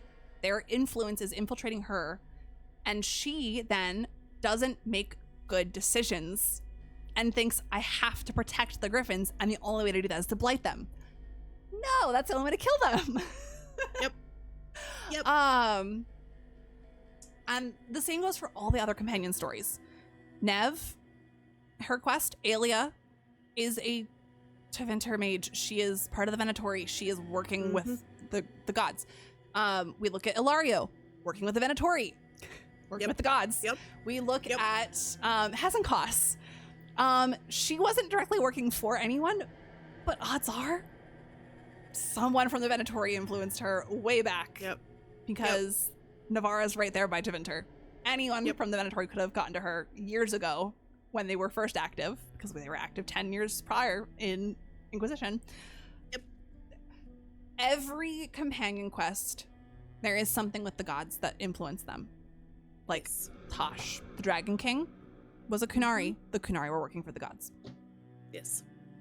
And so for anyone who's like, these stories just didn't make sense, they didn't enhance the story. Yes, they did. No, I agree. By doing all of these companion quests, you are subverting and taking out all the gods' chess pieces. Yeah, right, Dragon Queen? Replay is in order. Now, the hard thing about that replay for me is going to be remembering not to punch the warden. That's going to be real hard. Here's what I did. My first playthrough, I did not punch the warden. And then when I did my second playthrough, I already went in planning fully to just do all opposite major decisions. So anything that was like a this or a that and no other choice, I was like, I have to do the opposite of what I did before. And so like, I'm so glad I did, because I got all of the different perspectives you can get with that. It's great. Media literacy isn't dead, but it's on life support. It is very much so on life support. My God, and I'm so glad I was part of the generation that still knows some media literacy. At least a little bit. Just a smidge. Alrighty, so next question. He has a punchable face. He does have a punchable face. And he has a punchable personality too. So you put together the punchable personality and the punchable face, and you gotta punch him. You gotta. All right. At the end of Aelgard, we see the Blight in Minrathous gets destroyed. Nev Balara get restored. Do you think this was all Blight? Or do you think it was just Gilly's new Blight in Veilguard? This was asked by Ash. Yes. Yes and yes. Yes and yes. So, not all of the Blight was Gilly's new Blight. Because the blight that was released when the gods were freed was traditional blight, and then Gilly started to adjust it and make changes and twists and turns. The darkspawn we see throughout the game are the darkspawn as they were first seen when the blight first started in the first place. That is why we see that they are, because that's what Gilly knew as the darkspawn. That is what she saw when she essentially like shaped, because she's the one who shaped all these creatures in the world. She created the Hala. She is the mother of Hala. Like, that is what she is known as in Elven lore. Which is, it's just interesting for her to go from Hala to Darkspawn. Yeah. Well, there's also a question about were the Hala then elves that she turned into creatures. Oh, interesting. So maybe. Nothing that Gilly did really was probably that good. Ever. Even the Hala. Probably not. There's also a story about her in Horrors of Hormak. It's never named that it's about her, but it's very clearly about something she did. Anyways, so the blight is both traditional blight and Gilly's blight. We learn at the end of the game. Well, first off, we learn towards the end of the game from Anton Evka that there is something in the wetlands that is calling to the blight that is not the gods and not the traditional blight calling. You see that big, like, blight heart. Kind of, it almost looks like a Titan heart, but above ground. Yep. Which makes sense because the blight comes from the Titans being separated from the Fade. Yes. So we see that that is calling to the blight. Once that's taken out, great. It's no longer calling to the blight. You have the traditional calling. Once the archdemons and the gods are gone, there is a new song calling to the blight that Antoine mentions.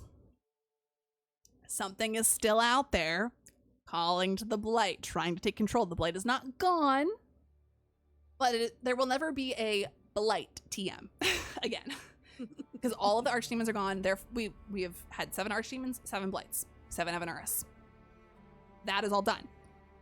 Doesn't mean blight is gone right away. Theories? Maybe the Devouring Storm. Maybe the Executors. Maybe something else. Maybe a mysterious other thing. Maybe it's the Architect. Who knows? Maybe it's the Architect or the other Magisters that we've never seen. They could be dead. Maybe they're not. Maybe they're like the Architect. Who knows? I would think with a stronger veil from a ritual that didn't go wrong would keep the blight in. Yeah, exactly. And even Sola says he can't end the blight but can try to soothe it. Yep. Exactly. Yeah, and there is still blight in the Fade prison. Even if we eliminate all blight in Thedas, if the Fade prison ever gets breached again or the veil fails, the blight comes right back and worse than before, because the blight is what we've seen in Thedas has only ever been a fraction, a very small fraction of what is actually contained in the Fade prison. So yes, what we've seen destroyed is a little bit of the traditional blight and a little bit of Gilly's blight, but there is still so much out there, and it's just a matter of time. It's a ticking time bomb. So as long as Sola stays alive, we're good. We're good. Everything's fine. Sola's better live forever, just like the Evanuris have. Yep. All right. Next question, also from Ash. Hold on, we've got an ad starting in a minute and a half. Yes, we do. But I think I can get through this pretty quick. Okay. Evanuris are calling to the Darkspawn to find their archdemons and break them out of their prison. But for what? It seems like all they do is rampage and not try and free the Evanuris. Sort of. So I see it as more the Evanuris are speaking through the archdemons due to the magical bond. Yeah, it's about to start. Thank you, Ads Goddess. And because of this, the Darkspawn and the Wardens both hear that call of the archdemons, the Evanuris speaking through the archdemons, and then the blight starts once the Darkspawn find the archdemon that they're calling through. The communication from the Evanuris to the archdemon to the Darkspawn is likely limited and dumbed down. So it's not like the gods are saying, hey, archdemons, go do this exact thing, tell the Darkspawn to do this exact thing. No. No. Because we even know when spirits communicate to those in the physical realm, like nothing's ever clear cut and dry. Yeah, it's not that simple. Plus, the Darkspawn are not sentient. The ones that are like controlled by the calling, and the song, they are not sentient. The ones that are not like the architect and the awakened darkspawn. They're essentially not sentient until they're awakened. So they don't have control.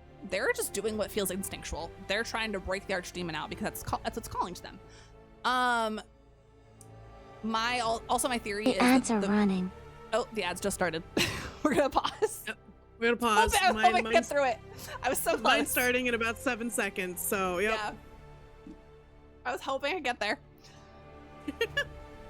We'll get back. We'll finish it. Yes. With that ad going, if you guys need to take a second, go grab water or a snack. Or something that's not water, whatever you feel like doing. I just realized that music was playing on my stream. Everyone that's listening to my stream, I'm so sorry. It's the music that plays when you're in the Fade prison talking to Varric. I'm gonna cry, and I'm not even listening to it. It's over, so it's gonna switch. It's gonna switch to Solus's theme next. We're listening to DAI on mine because I'm still too emotional over DATV. Yeah, mine just went right into DATV, and then once it's done, I'll switch back to DAI again. Mine went directly into Assassin's Creed, so I was like, I'm gonna go back to DAI, and we're just gonna hit the repeat button. Yeah. Why Varric wakes up? No need to cry. If only. If only that was true. Ugh. God, I still am like reeling from that. That of all the things that I predicted would happen correctly in Veilguard and the things that I didn't see coming, that one took me so off guard. Yeah.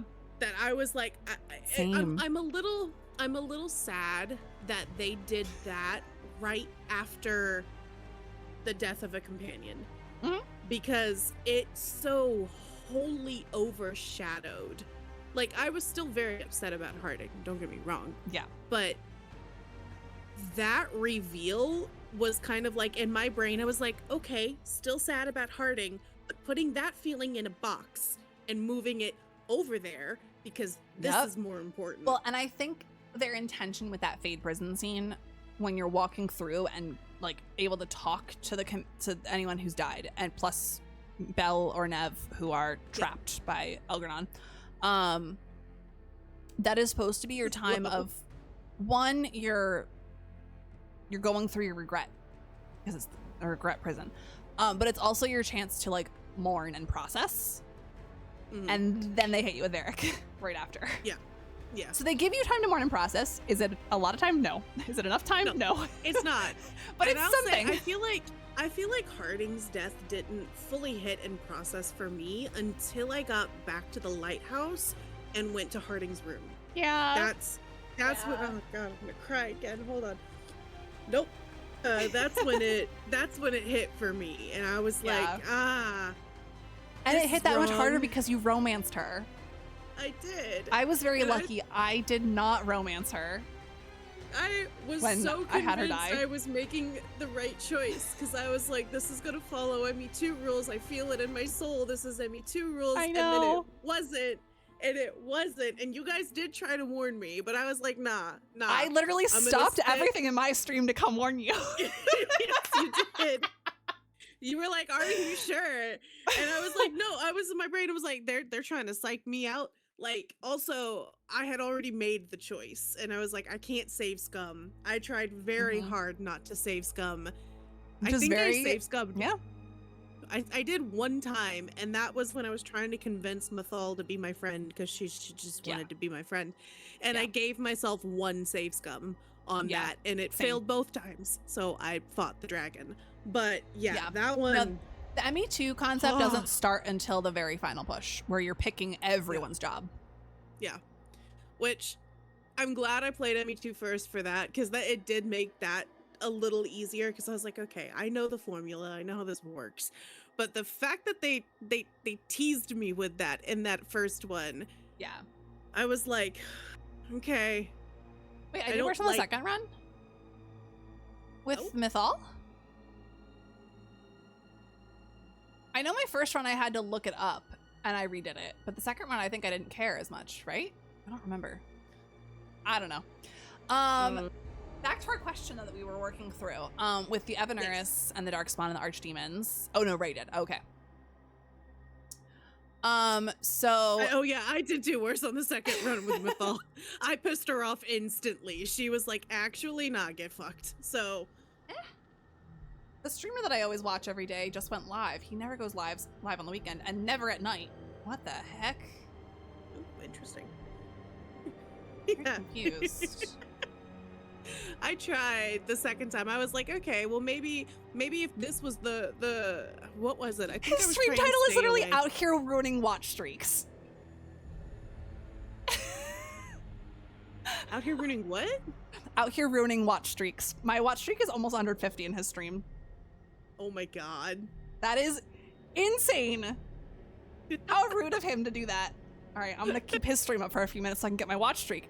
Yes, I love Michael Bryan. I love his streams. Okay, anyways, Evanurus. So we were talking about the Evanurus and the Archdemons and the Darkspawn and their communication. My personal theory, in terms of why the Evanurus are working with using the Archdemons to break them out of the Fade, even though the Archdemons dying makes the Evanurus mortal, is that the games do talk about how the Veil is weaker, where there's been a lot of death. And so if the Archdemons and Darkspawn can sow enough chaos and death, if there's truly enough, like there was, like, let's say with the first Blight ever, where we didn't have the concept of Grey Wardens yet to combat the Darkspawn or kill Archdemons. If they had gotten far enough with that Blight, they could have theoretically caused enough death and chaos to break the Fade open and get out of their Fade prison. So I think, in a sense, because the Veil weakens, the more death there is, I think their original plan was, oh, let's just weaken the Veil enough to get out. Was that necessarily what it was? Who knows? That's just my theory. The other alternative to that is just that this was their way of taking out revenge against Solus and him putting up the Veil. Yeah, could have been. Was, okay, I'm going to destroy the world. If you're going to do this to us, we're going to destroy the world. They are a little petty. Just a little. Just a smidge. Just a little. Okay, so that's that question. All right, next question. I think I don't know if we need to ask this one because we've kind of already done this one.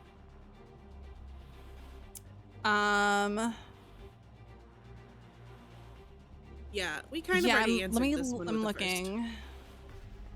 Yeah, we kind of did. Yep. Well, I do want to do a little bit of this because of the tranquil part. Okay, interesting. Yeah. Essentially, this question was my question, which was very similar to Ash's, which was with the Archdemons dead and the Evanurus gone, Blight still exists. Blight was originally created when we severed the Titans from their dreams, or severing them from the Fade. And the way that the game describes it, at least my understanding, is that the Blight was the madness of the Titans given form, given like tangible reality. With no more Archdemons, there's no more Blights, but there is still Blight.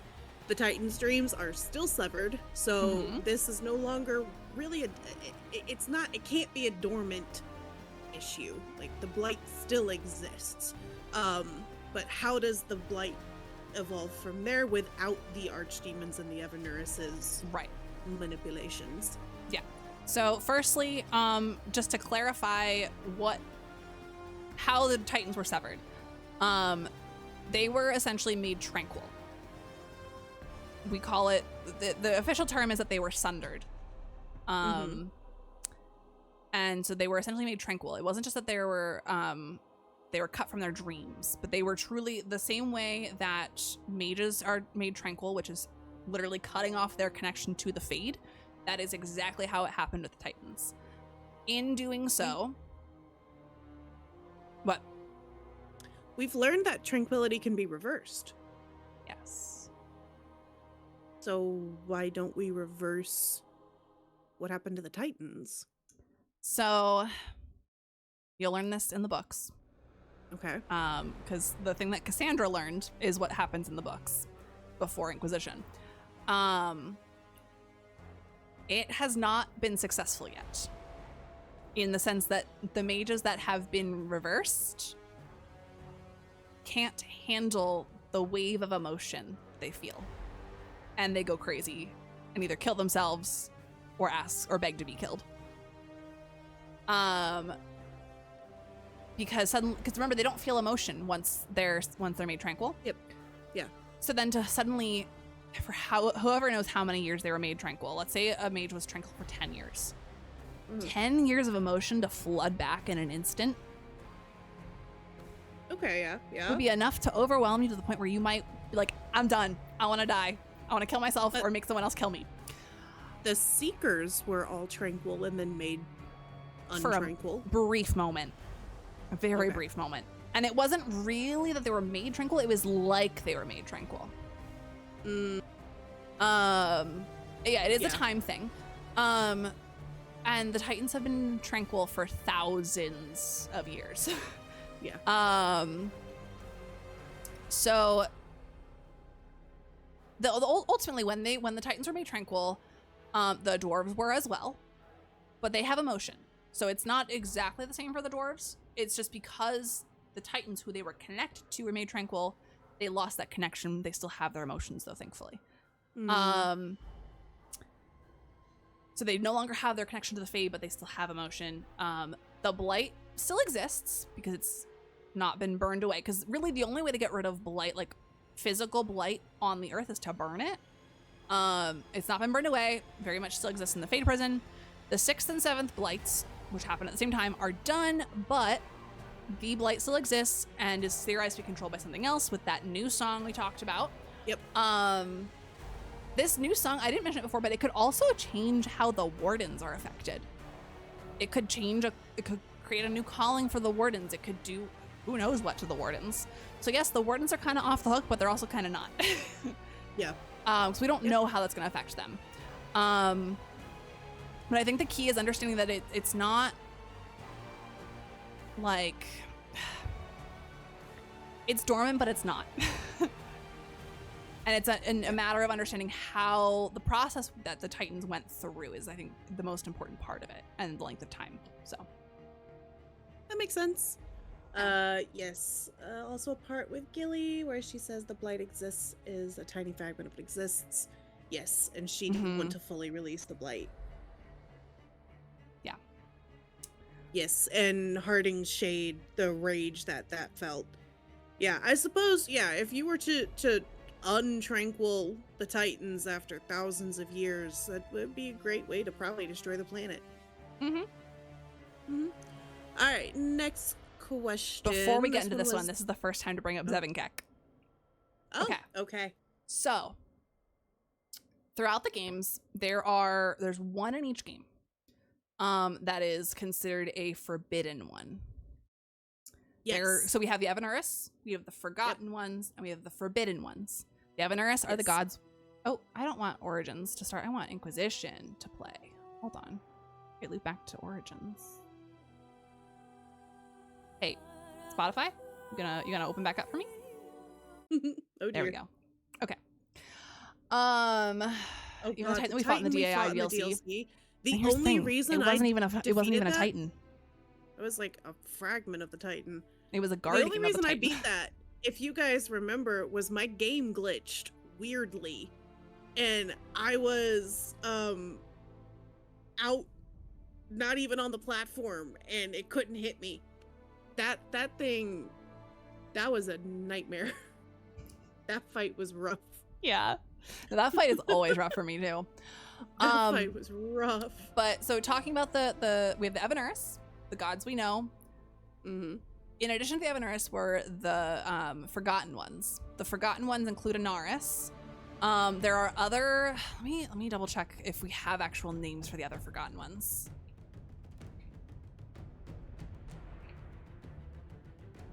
I do find it funny. In my I have a strange habit of creating characters or naming characters that are extremely similar to Dragon Age characters without having ever played any of those games. As you've noted, at least before, I created my D&D character in our campaign like a year before I played any of the Dragon Age games, and she's basically Isabella. I love that. I love it so much. She's Isabella. But I also, in other D&D games, I had a character whose name was Anaris. Didn't know of any of that connection. I created that character close to 10 years ago. And I have another character whose name was not... Her name is Andraste, but it's spelled differently. And she's also, like, an 11-year-old character. And so there are times, like, I was playing through, when I was going through Dragon Age, I was like, what happened here? Okay, before we get to the Forgotten Ones, Zlo, Discord DA TTRPG when? I'm gonna leave that up to Ray, because I'm not someone who's good at DMing. I am a DM. That'll be something I have to think about, because I, to date, have only ever DM'd for a group of real-life friends that I've known for 10 plus years, and they're allowed to see how terrible of a DM I can be sometimes. What, I'm not allowed to? No. Maybe. Maybe. I've played with you for almost 3 years now. I'll have to think about that. We might do some kind of one-shot. That could be fun. That could be really fun. Yeah. We would have to figure that. There's a lot of logistics in that, especially like table size, party comp. That's something we could think about. That's something we could think about. Yeah. All right. The Forgotten Ones. So we talked to the Evanuris. We have all the Evanuris. Yes. The Forgotten Ones. Actually, let me name the Evanuris first. So we have Elgranon, Mythal, June, Silas, Gillanine, Dirthamin, Falindin. I think that's everyone. Did I miss anyone? I don't think I missed anyone. And then Fen'Harel is also technically considered part of the Evanuris, even though he was very much like, no, I don't want to be a part of this. But here's the thing. Fen'Harel was also a Forgotten One. He played both sides because there was a war between the Forgotten Ones and the Evanuris. Fen'Harel played both sides, and then when that was done, he then played the Evanuris and trapped them in the Fade. Yes. Okay. Also, just real quick, Zlo, I'm looking and I'm interested. Same. Okay. So in addition to Fen'Harel, the Forgotten Ones are Anaris, Darenthal, and Gelderon. We know nothing about Darenthal and Gelderon, as far as I know. I'm just double checking in here. There's like 1 or 2 codex entries about Darenthal and Gelderon, and they barely mention anything. But those are other older gods, in the sense that, like, we don't know if they were actually there longer than the Evanuris, but they're not worshipped anymore. Or if they are, it's like very much like a taboo kind of thing. In the Forgotten Ones, the Forbidden Ones are also kind of considered maybe potentially part of the Forgotten Ones. And the Forbidden Ones include Gaxkang, who you can meet in Origins in one of the alleyways in Denerim. That fight is very difficult, so most people avoid it. I've only done it maybe out of the times I've played maybe 50% of the time. I must have accidentally avoided that one because I don't remember that. It's a side quest that's very easy to avoid if you don't realize it. Okay. In DA2, we have Zebenkek. Zebenkek is someone you meet in not a Deep Roads scenario, but you know how there's some of the like underground dungeons that kind of look Deep Roads-ish or like dwarven architecture? It's in one of those. I don't remember the exact quest, but it's also not easy to get to unless you know what you're doing. In DAI, we have Ishmael. Ishmael is considered a Forbidden One. These are all technically spirits, which it makes sense because the Evanuris were spirits, the Forgotten Ones are spirits, the Forbidden Ones would also be spirits. Ishmael is one of the Forbidden Ones. And then finally, in DATV, we have the Formless One. And that's why I wanted to do this before this question, because this question starts with the Formless One. Yes. So they are entities / maybe gods that are even more obscure than the Forgotten Ones, and the Forgotten Ones are obviously very obscure. So Anyways, now we can do this question. All right, moving to the question. Speaking of Ishmael, I don't know if I managed to skip something or what I did in my DAI playthrough. I only got to see Ishmael one time, and that was when I fought him. Yeah. And I would have liked to know more about him as a character, because I remember You chat will when being you like, read the books. Oh, this guy, he's all these things, and I'm like, all I Read did the was books, kill Ray. him. Read the books. Yeah. All right. Next question. Since the formless one tells us that spirits don't, quote, die, but instead reform over time, at least that's how I understood it, says the question asker, not me, does this mean that the other Evanuris will eventually return? And this was asked by Kai. Okay, so first off, not necessarily. Solus also talks about how spirits reform in the Fade over time. And this was during the quest All New Fated for Her, which also, by the way, if you rearrange all the letters in All New Fated for Her, it spells out Fen'Harel. Or no, it's Dreadwolf Fen'Harel specifically. So that's a fun fact. But when his spirit friend is then tortured and killed by those other mages in the Exalted Planes, Solus then tells the Inquisitor afterwards, if the idea giving the spirit form is strong, or if the memory has shaped other spirits, it may someday rise again. Now, that does not mean it will be the exact same. It will not have memories. It will not be the same spirit. It will likely be another spirit. Like matter can never be created or destroyed, but it can become something else. Kind of like that kind of rule. You can't completely destroy the essence of a spirit, but it will eventually reform into something else, another spirit. It might have some elements or essence of the previous spirit, but it's not going to be the previous spirit. Therefore, obviously the Evanuris are way more powerful, way older. So do they have more of a chance of maybe reforming as exactly as they were? Maybe.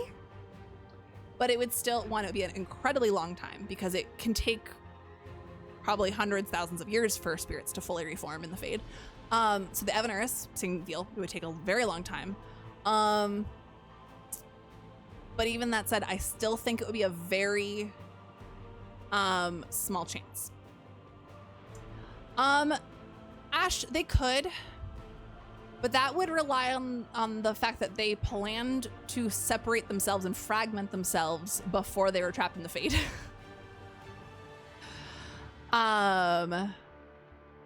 Whereas when Mythal was killed, she was killed by Solus' dagger, and therefore the dagger stored a fragment of her, which is what ended up in the Crossroads. And another fragment of her when the Evanuris killed her. Or sorry, let me rephrase this. The Evanuris used Solus' dagger to kill her. Fragment of her was stored in the dagger. Another fragment of her escaped in that moment and found a woman who was wronged by men, just as she was. And that is how we got Flemeth eventually. So, the odds of the Evanuris reforming and having fragments out there is very slim. And even if it did happen, it would have to be the perfect conditions. Mythal, it was the perfect conditions. For Mythal. Yeah. I understand the whole finding other women also wronged by men. But Mythal was killed by the Evanuris. And the Evanuris aren't just men. It was all really led by Elgranon. So it was mostly just her rage at Elgranon. Yeah. Because Elgranon and Mythal were kind of the two leaders of the Evanuris. Yes. If you looked at them as a government, because they were government before they were kings and queens, before they were gods, you could look at it as Elgranon was the high king, Mythal was the high queen kind of thing. All right.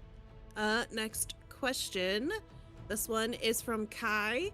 What was Lucanus's rank prior to being First Talon? I feel like he goes from a high-level member to First Talon, but I thought there would be more clarity about how crows advanced through the ranks.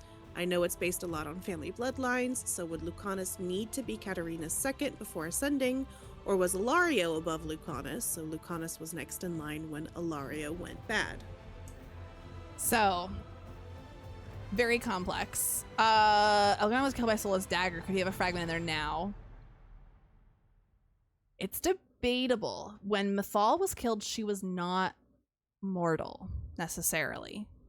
But she also didn't have a dragon that was bound to her. Elgernon and Gillanine were both fully mortal because the dragon bound to them was killed prior. Again, there's a lot of question because there's a lot we don't know about how it all works. Mm-hmm.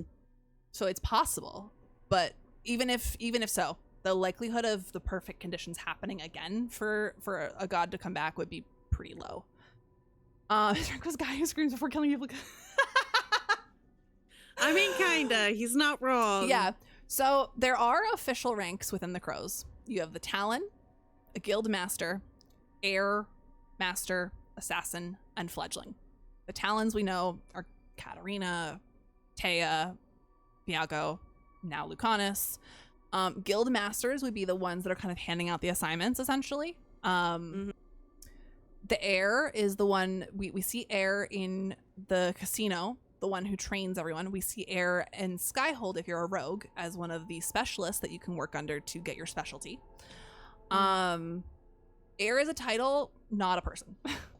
But both heirs that we see in DATV and DAI are very similar people. So a lot of people are confused about that. They're like, oh, it's the same person. No, it's not. Two different heirs. Then we have Master below that. They're going to be like the assassins that are really, really good at maybe the ones that don't do training. Then we have the Assassins who are fully trained, but they're not at the level of Master. And then we have Fledglings. They're the ones that are just children starting their training. So Lucanus is probably floating somewhere between Assassin and Master, probably leaning more towards Master. In my notes, I realized I wrote this out wrong, but I said Master are typically the ones giving out orders. No, the Guild Masters are the ones that give out orders. We see a Guild Master visit Denerim in Origins in the tavern in the Denerim Market. And he's the one that you can go and get crow missions from. Zevran's not happy about it, but you can still get crow missions from him and work with the crows to kind of take the crows off of your back, even if they're not off of Zevran's back. Yeah. The Talons also usually name their successors. So, yes, it can be family bloodline, but it doesn't have to be. So Katarina, first Talon and leader of all the crows, may not have actually chosen her successor yet. My guess is she hadn't made a choice between Lucanus and Ilario. Maybe there were other options at one point. Thank you for the stretch, Chantel. She probably wanted Lucanus because Lucanus was the responsible one out of him and Ilario. There's more about that in the books too. But with him being gone, Ilario was the only family left. So she probably was waiting to make a choice for a while. Because she wasn't, there was no reason for her to make a choice necessarily yet. So how can they make me a Talon and not make me a Master? It's insulting.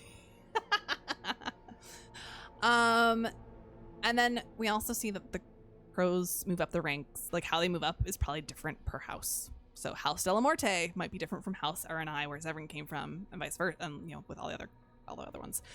Lucanus was her favorite. Oh yeah, Lucanus was definitely my favorite.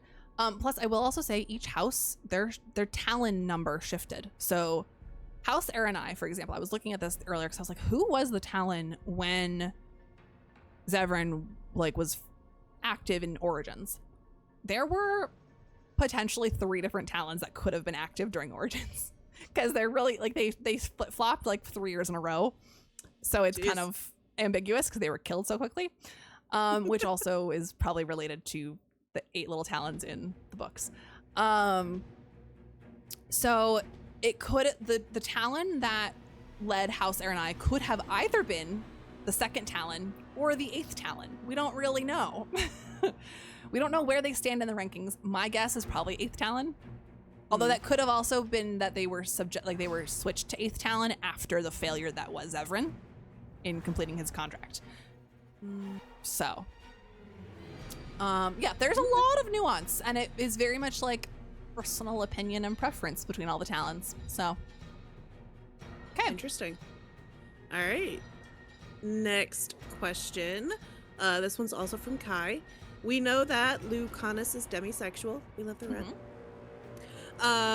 Is this what prompted the devs to lock his romance if you don't save Treviso? Which I was unaware before the end of DATV when we were talking about it, that if you don't save Treviso, it locks him out. But not Nev, which is something I find strange. It's harder to romance Nev, but you can still do it. Yeah. He and Nev get together if you don't romance either of them, and I feel like they should have a more tumultuous relationship than they do.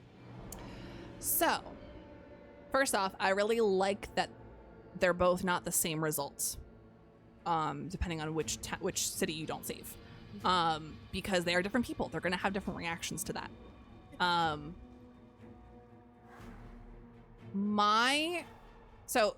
If Rook chose to save Minrathous and not Treviso, the reason Lucanus doesn't see a romance with Rook is because he blames Rook.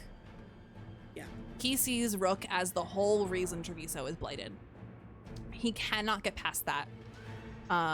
Sure, he might think that Rook is attractive, but his demisexuality is like, no, I physically cannot feel sexual attraction to this man or this woman or this person because of what they did. However, Nev didn't make that call. So he can see a relationship with Nev. On the flip side, Nev is not demisexual. She can see a relationship still with Rook, even if Minrathous is not saved.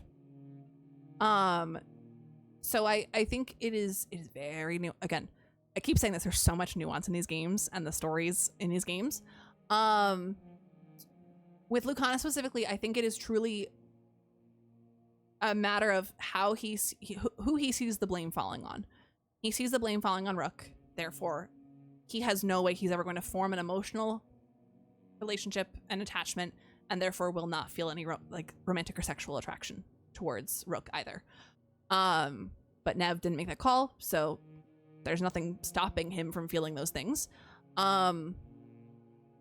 Also, Nev and Lucanus both had to deal with a dragon attacking their cities. They kind of trauma bond over that a little bit.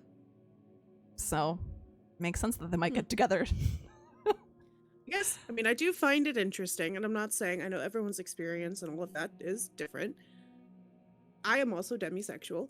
I do find it interesting that it would still lock out that romance because it's so early in their relationship. It is. To me, demisexuality is, you have to know the person and you find yourself attracted to who they are as a person before anything else. Yeah. And yes, I can see where that would be coming from in the, okay, he blames Rook for the blighting of his city. But then, like with Minrathous, I don't know how the game goes if you choose to save Minrathous, because I didn't. I saved Treviso. Yeah. But Rook's efforts to unblight the city, kind of how it was the flip side, how we tried to save and fight for Minrathous as well. I don't know. It just, to me, is an interesting and strange decision. I'm not against it. I understand, yes, everybody will react to something differently, but the other thing I think that plays into it a little bit, out of the two cities that got blighted, Treviso is far worse off. Like, if you save Minrathous, or sorry, if you don't save Minrathous, you don't notice a difference in the game. I would be so honest. If you choose not to save Treviso, it is like cruel and gross and terrifying and like, oh my god, what did I do kind of thing. There is part of me that wants to, just so I can experience that. I think you should, because I think story-wise it's better. But that's also why I made the decision I made. Logically, Treviso is the city that needs the help. Minrathous is a mage city. It has a floating castle in the sky that can attack things, and it's got the shadow dragons, it's got very powerful mages, you've got Dorian there, you have things in Minrathous that can fight off the blight. Treviso doesn't. True. Treviso doesn't have any of that. True. Which is why my first playthrough, I was like, I'm playing as a shadow dragon. my character, my rook, should feel more drawn to defending her city. But logically, Trevisa was the one that needs the help more. Yeah. No, you're so very right. It's a very hard decision to make. That said, after playing both routes, I prefer saving Minrathous. They're partly because there's quest differences. The quest that you had in Trevisa with the crow and the shadow dragon getting together and running away together does not happen if you let Trevisa get blighted. You get something way different that happens in Minrathous that I'm kind of bummed you didn't get. And I was bummed that I didn't get the first time. I won't say who it's related to because that might give some things away. Ooh, interesting. Nev may consider herself self-proclaimed protector of Docktown, but she has Shadow Dragons and Dorian and May to really run Minrathous. Yes. Yeah. Yeah. So there's a lot more resources on Nev's side. Therefore, even if you don't save Minrathous, Nev's like, yeah, I understand. I understand you had to make a choice. Lucanus doesn't see it that way. And that's, I mean, I love that there's a differentiation there, because if they had made it the same either way, like if you don't save Minrathous, Nev won't romance you, vice versa, I think it would have taken a lot of like the impact out. Yeah. No, and I've heard the same too, that even if you do save Minrathous, it does end up blighted at a later time anyways. That is one of those, one of the criticisms. Now, granted, I haven't played it, so I don't have first-hand experience with this. But yeah, everything I was kind of looking at and the conversations I'd heard around that initial decision is it's one of those decisions that feels like it doesn't matter. Like, it does because of the story things that happen and romances, but in the long run, it doesn't necessarily matter. But yeah.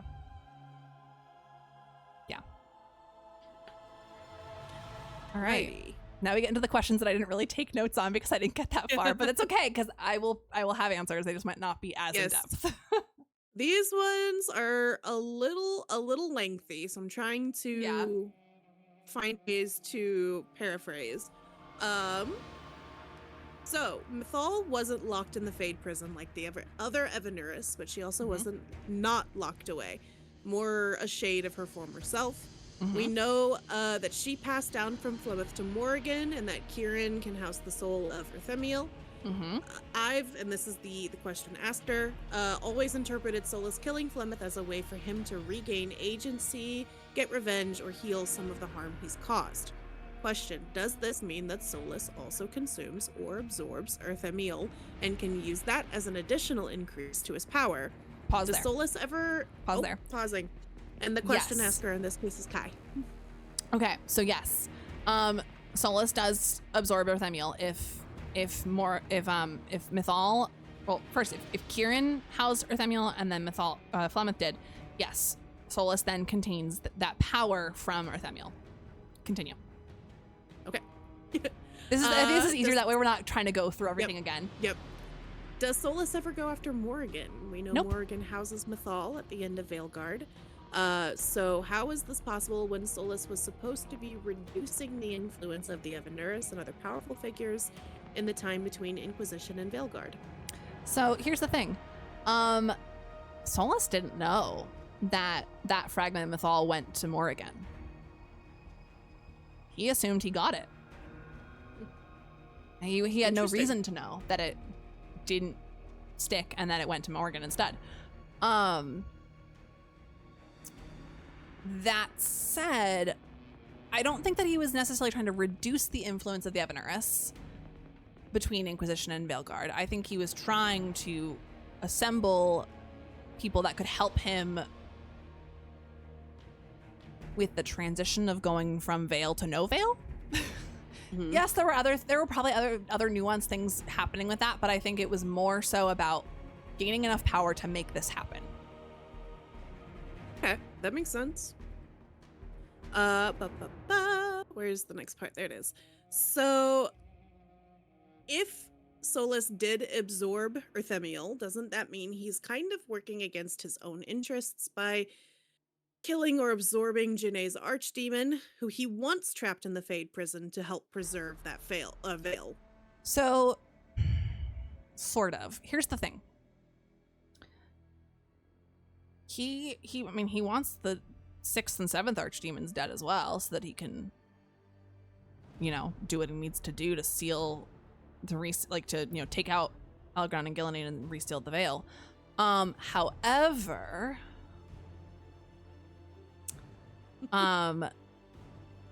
Juné was already, or Samuel was already dead at the end of Origins.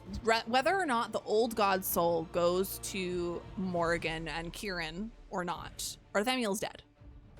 Yeah. Juné is made mortal at that point. Juné then theoretically died a natural death and withered away in the Fade from the Blight, from the other from Algernon and Gillenane killing Juné. Who knows? But at that point in time, when Samuel was still around and controlled by Juné, it was only 3 gods left in the Fade. It was only Juné, Algernon, and Gilly. They were the only ones left because the other ones had already been taken out with the previous archdemons. So I follow Giant Wolf Day.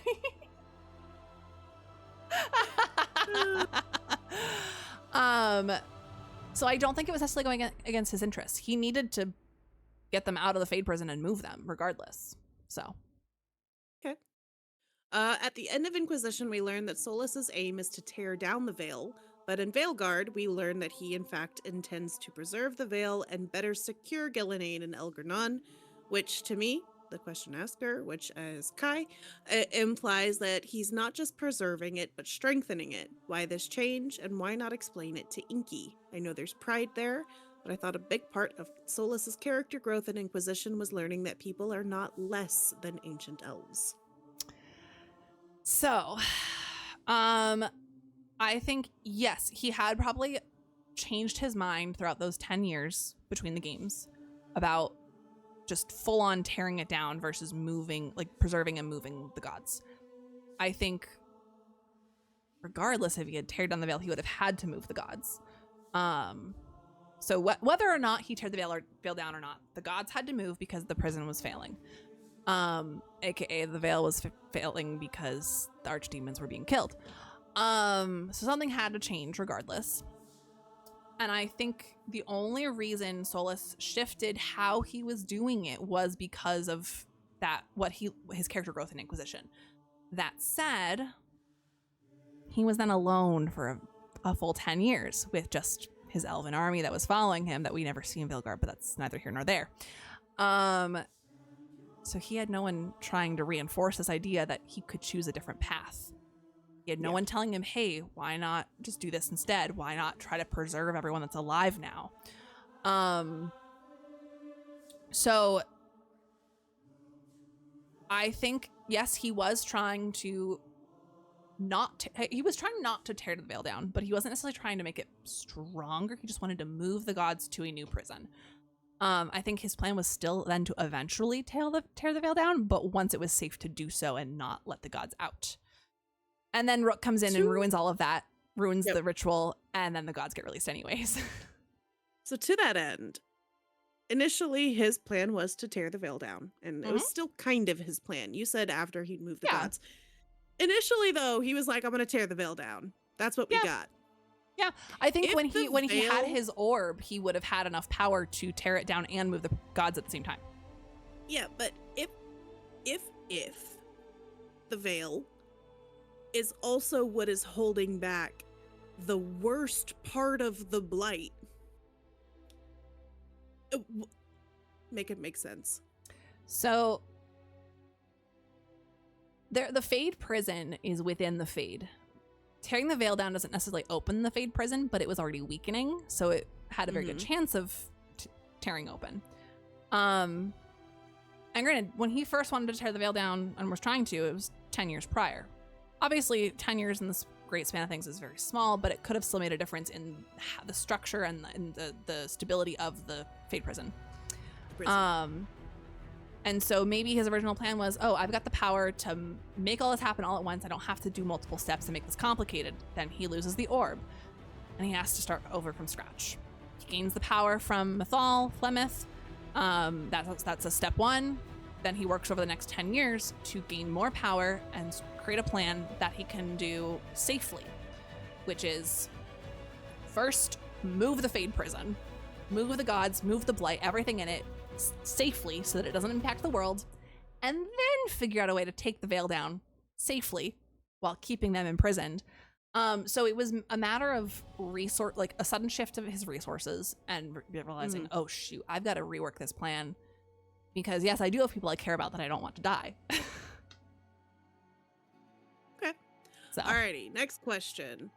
So this is one of my questions, and I'm gonna change a little bit from what's worded here because some of this we've kind of gone over. Sure. First foremost, or at least the first part of my question here is, did Mythal have an archdemon? Nope. We see her transform into a dragon whenever we fight the fragment of her, but we've never heard of or seen an archdemon version of her. So, like Solus, she was against the idea of binding the dragons. Okay. That is where she and Solus were very much aligned. She was the mother figure of the gods. Yes, she was also very much about like vengeance and justice, but she was also very benevolent. She was a benevolent mother figure, but could bring down the hammer when it was necessary, kind of thing. So she didn't want to cause more harm. Obviously, binding the dragons to the Evanuris probably wasn't great for the dragons. It probably wasn't a great experience for them. She instead chose to study and learn how to become a dragon, learn how to shapeshift. So she gained that power for herself. She was able to shapeshift rather than having to employ a dragon into slavery, essentially, to her. So that is the really big positive about her versus the rest of the Evanuris, just to start with that. So she did not have an archdemon. She could become a dragon instead. And something that I wanted to add for this next part of the question, which I will read, for the blights that came before and all of the archdemons that were killed, why is the immediate assumption that their connected god is also dead? I know that there's the option that now they're mortals. They could have died through natural causes, etc. We did just touch on that, or the blight killed them. But we also know that an Evanuris can create a new archdemon. When we killed Gilly's archdemon, and Gilly was mad, Elgernon's response was, you can make a new one. Don't sacrifice or risk yourself. We need to get out of here. Yes. So the reason she had the option to make a new one, that Elgernon offered her that option, was because they had access to dragons. When they're in the Fade, they don't have that access. They don't have that ability to do that, because binding themselves, the dragons themselves, was before they were ever imprisoned. Okay. So, that makes sense. Okay. Yeah, feel free to continue with your question. I've got other thoughts, but I'll hold them. Yeah, I guess it's mostly just, why are we assuming that immediately upon the archdemon's death, the Evanuris is also dead? Because they're not. Gilly didn't die when we killed her archdemon. Right. So there's obviously a lot of explanations. One, it could be the blight took them over when they were in the Fade prison. It could be that they died of natural causes. I think another very likely cause could have been the Evanuris killing each other. Maybe to gain each other's power. Because who's to say that Elgernon didn't just go, oh, Janae, your archdemon's dead. Let me kill you. I'm going to take your power. Okay. Elgernon was the most powerful of all of them. Elgernon seemed extremely upset when Gilly died. Like, yeah. Was he really, though? Or was it for show? It does seem very Sith. Yeah, that's fair. Yeah. That's very fair. I think, and if anything, at that point, it had already been, prior to Janae, it had been 400 years since a blight. And then Janae, that blight happens. Janae eventually dies. Maybe Elgernon took it out on Janae. Maybe Gilly took it out on Janae. But with Gillenane, the two of them were working on this plan together. They were thick as thieves. And I should clarify too, Gillenane was not a spirit turned elf. Gillenane was an elf that came later and ascended to the level of Evanuris. So she was very different from the start. So maybe Elgernon had a soft spot for her because of that. Who knows? Unless we had like actual content of, I would love a game set in ancient Orlothan. That'd be so cool. Until we have that kind of like firsthand knowledge within the game universe, I feel like a lot of it is just a lot of theorizing. Fair. Yes, Slow, yes. Yes, I do agree that he was upset over the loss of a tool. A very powerful tool. All right, from Ash, after the first of them, the Evaners died in the first blight, why do they continue calling the Darkspawn whenever clearly it's putting them at risk? It didn't work. Yeah, I think got one of them killed. This goes back to my thought about like, oh, they're trying to weaken the veil with all this death. Because the more blights you have, the more death you have. Even if it's not all compounding at once, eventually you're going to get to a point where the veil is weak enough to break. I think that was probably their primary thought. Building on that, the first blight. No wardens yet. How did they kill the archdemon? They didn't. They were to the point where, like, humanity, and not saying humans, but like all races, I'll just use the word humanity though, was almost to the point of extinction. And like it was getting that desperate. They were running out of people. It was going on. It was over 100 years, I think, of blight. And they were like, okay, let's try some blood magic. And blood magic worked because it's archdemon blood, a vial of darkspawn blood, and some lyrium powder. And that worked. So they just, it was just a chance. Accidentally made a warden? Yeah.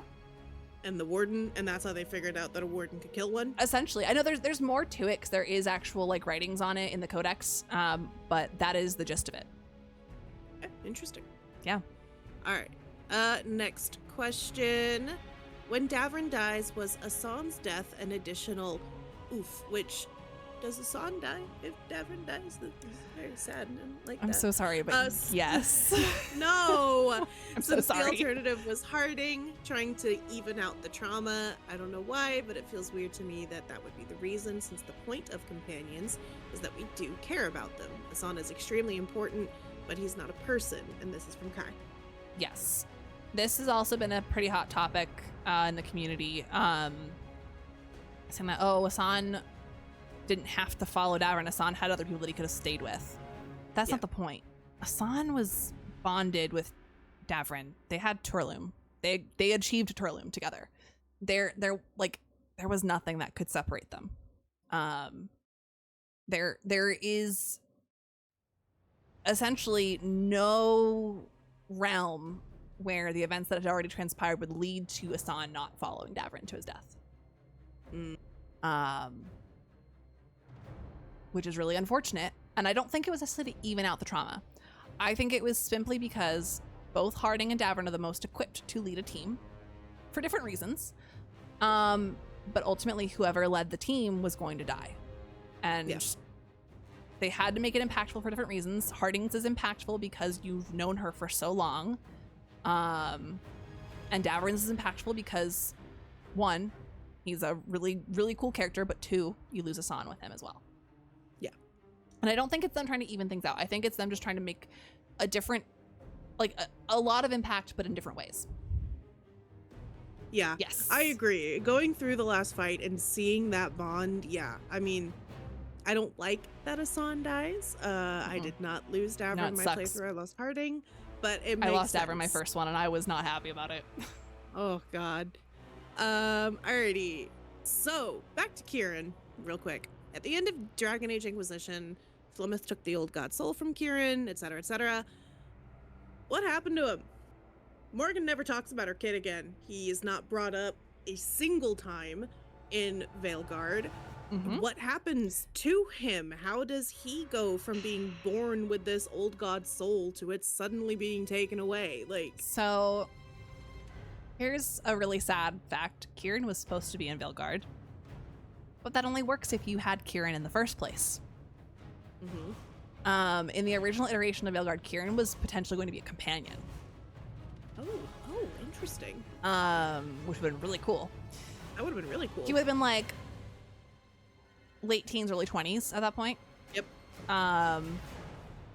Which would have been, I think, a really interesting dynamic to be like Morgan's son, Flemeth's grandson. Yep. What a legacy. Yep. I don't remember where I read it, Ash. I do remember reading it somewhere. And the No More Dreams thing, I think specifically is related to like Archdemon, maybe even Evanurus related dreams. Maybe the Evanurus tried to get to him. Who knows? But no, I mean, the primary reason we don't have anything about him is because they didn't put it in as one of the choices that you could fill out at the beginning of the game. And had we gotten the original version of DATV with the keep, like bringing choices over, I think we would have had a better chance of having Kieran in the game, or at least mention of him. But without that included at the beginning, there's no way. It's just assumed, I think, at that point that if Kieran was in your world state, that Morgan left him maybe with the Inquisitor for safekeeping. To be safe, yeah. Yeah. Okay. All right, that was our last question from DAI. Or y'all have DATV. other questions? Sorry, yeah. DATV. I don't know why I said DAI because I was thinking I know. DAI from DATV. There is an ad coming up here in about a minute and a half, so we can start on the other questions. But yes, if you have any other questions specific to a game, DAO, DA2, DAI, was Kieran a mage? Unknown. Probably, but unknown. I would assume so, given his legacy. I would assume so and his too, family but lore. yeah, because in family line, like, it very most likely was, but Yeah. we also don't know if Morgan was blood related to Flemeth. True. Although I would say blood related because they have the exact same eyes. True, but there were a lot of theories that Flemeth's daughters were not always her daughters Blood biologically. children. Yeah. That makes sense. Because she had many daughters, including there is another daughter, like actively in the series in comics. Oh, cool. I don't remember her name because I've not read the comics yet, but. Alrighty, so my ad is starting in about 15 seconds. Okay, I will run mine at the same time then. So I'm gonna let this ad run. I'm gonna run to the restroom. I will be right back. Okay, I will be grabbing myself a little beverage, so I'll be back as well. All right. See you soon. Oh shoot, I accidentally snoozed. Let me run it. Here we go. There we go. Okay. The ads are running. Thank you, Ads Goddess.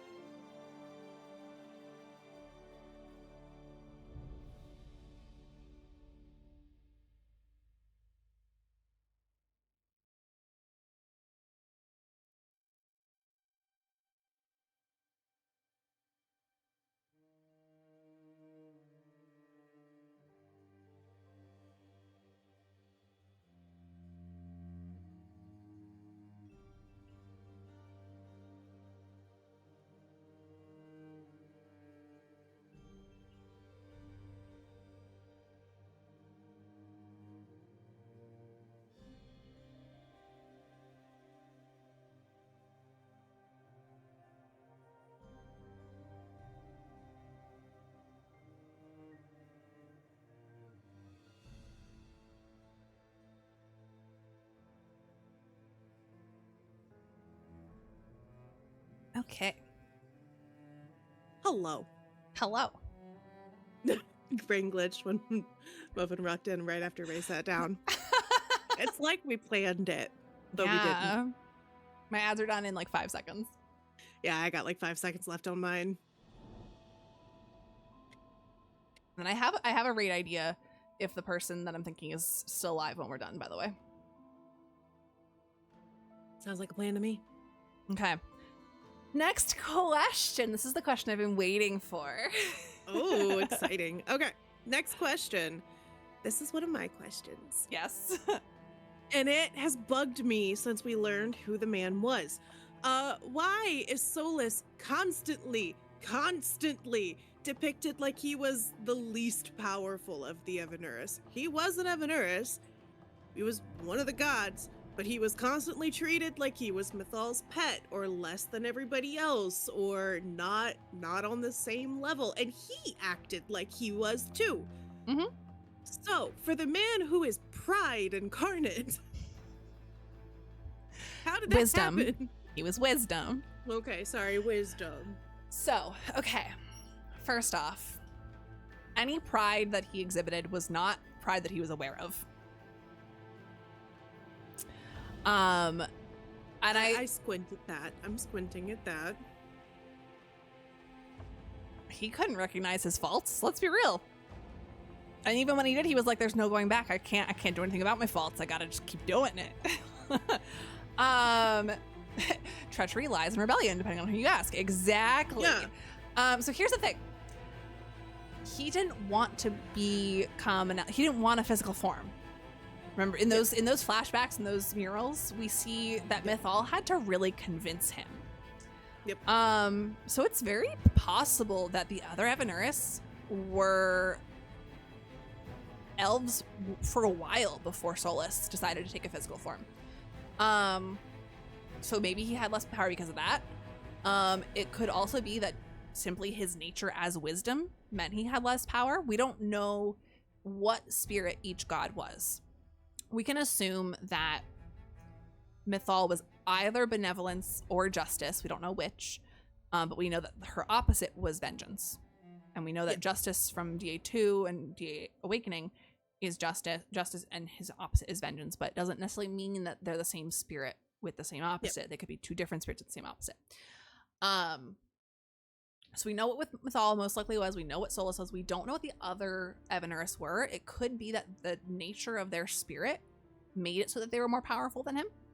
It also is very possible that he was just so enthralled and enraptured and in love, but probably not really in love, more just like loyalty, and felt like he owed Mythal, that he didn't feel the need, like feel like it was necessary for him to be as powerful, or didn't feel like he was able to show that power, because we can clearly see how powerful he is in the games. He also, we see that he's less powerful in modern times because he was asleep for 1,000 years from exhaustion from creating the Veil. So he was wiped out, and didn't have power within him, didn't have objects to give him power. He had his orb for a small time and then didn't have it for a very long time. Then he finally got his dagger, and that really, I think, was what helped a lot for him to build power up. It's also, I was also thinking too, before Zlo mentioned the treachery, lies, and rebellion, it's also very possible he portrayed himself as having less power to trick the rest of the Evanurus. He was the trickster. He tricked the Forgotten Ones, and he tricked the Evanurus. Who knows? So that was another question of mine. He was the trickster god, but he was a spirit of wisdom. He was a trickster god because propaganda labeled him the trickster god. Yes. So, I mean, most of the other gods, I would say their purview, their domain fell in line with what their spirit was, kind of. That one, though, I mean, he wasn't a... Yeah. I don't think there would be spirits of trickery. That feels more like demon side. So but... I think for him, wisdom is a hard thing to kind of be really clear about, I think, when it comes to the spirits, because wisdom's subjective in a lot of ways. So yes, he had wisdom, But it's very possible that the moment he gained a physical form, that could have started the process of him becoming Pride. Yeah. He also had this intense loyalty to Mythal. So, of course, the other gods saw him as Mythal's lapdog. He had this intense loyalty to the point where he would do anything she said. That's why he came to have a physical form, because Mythal was like, I need you here.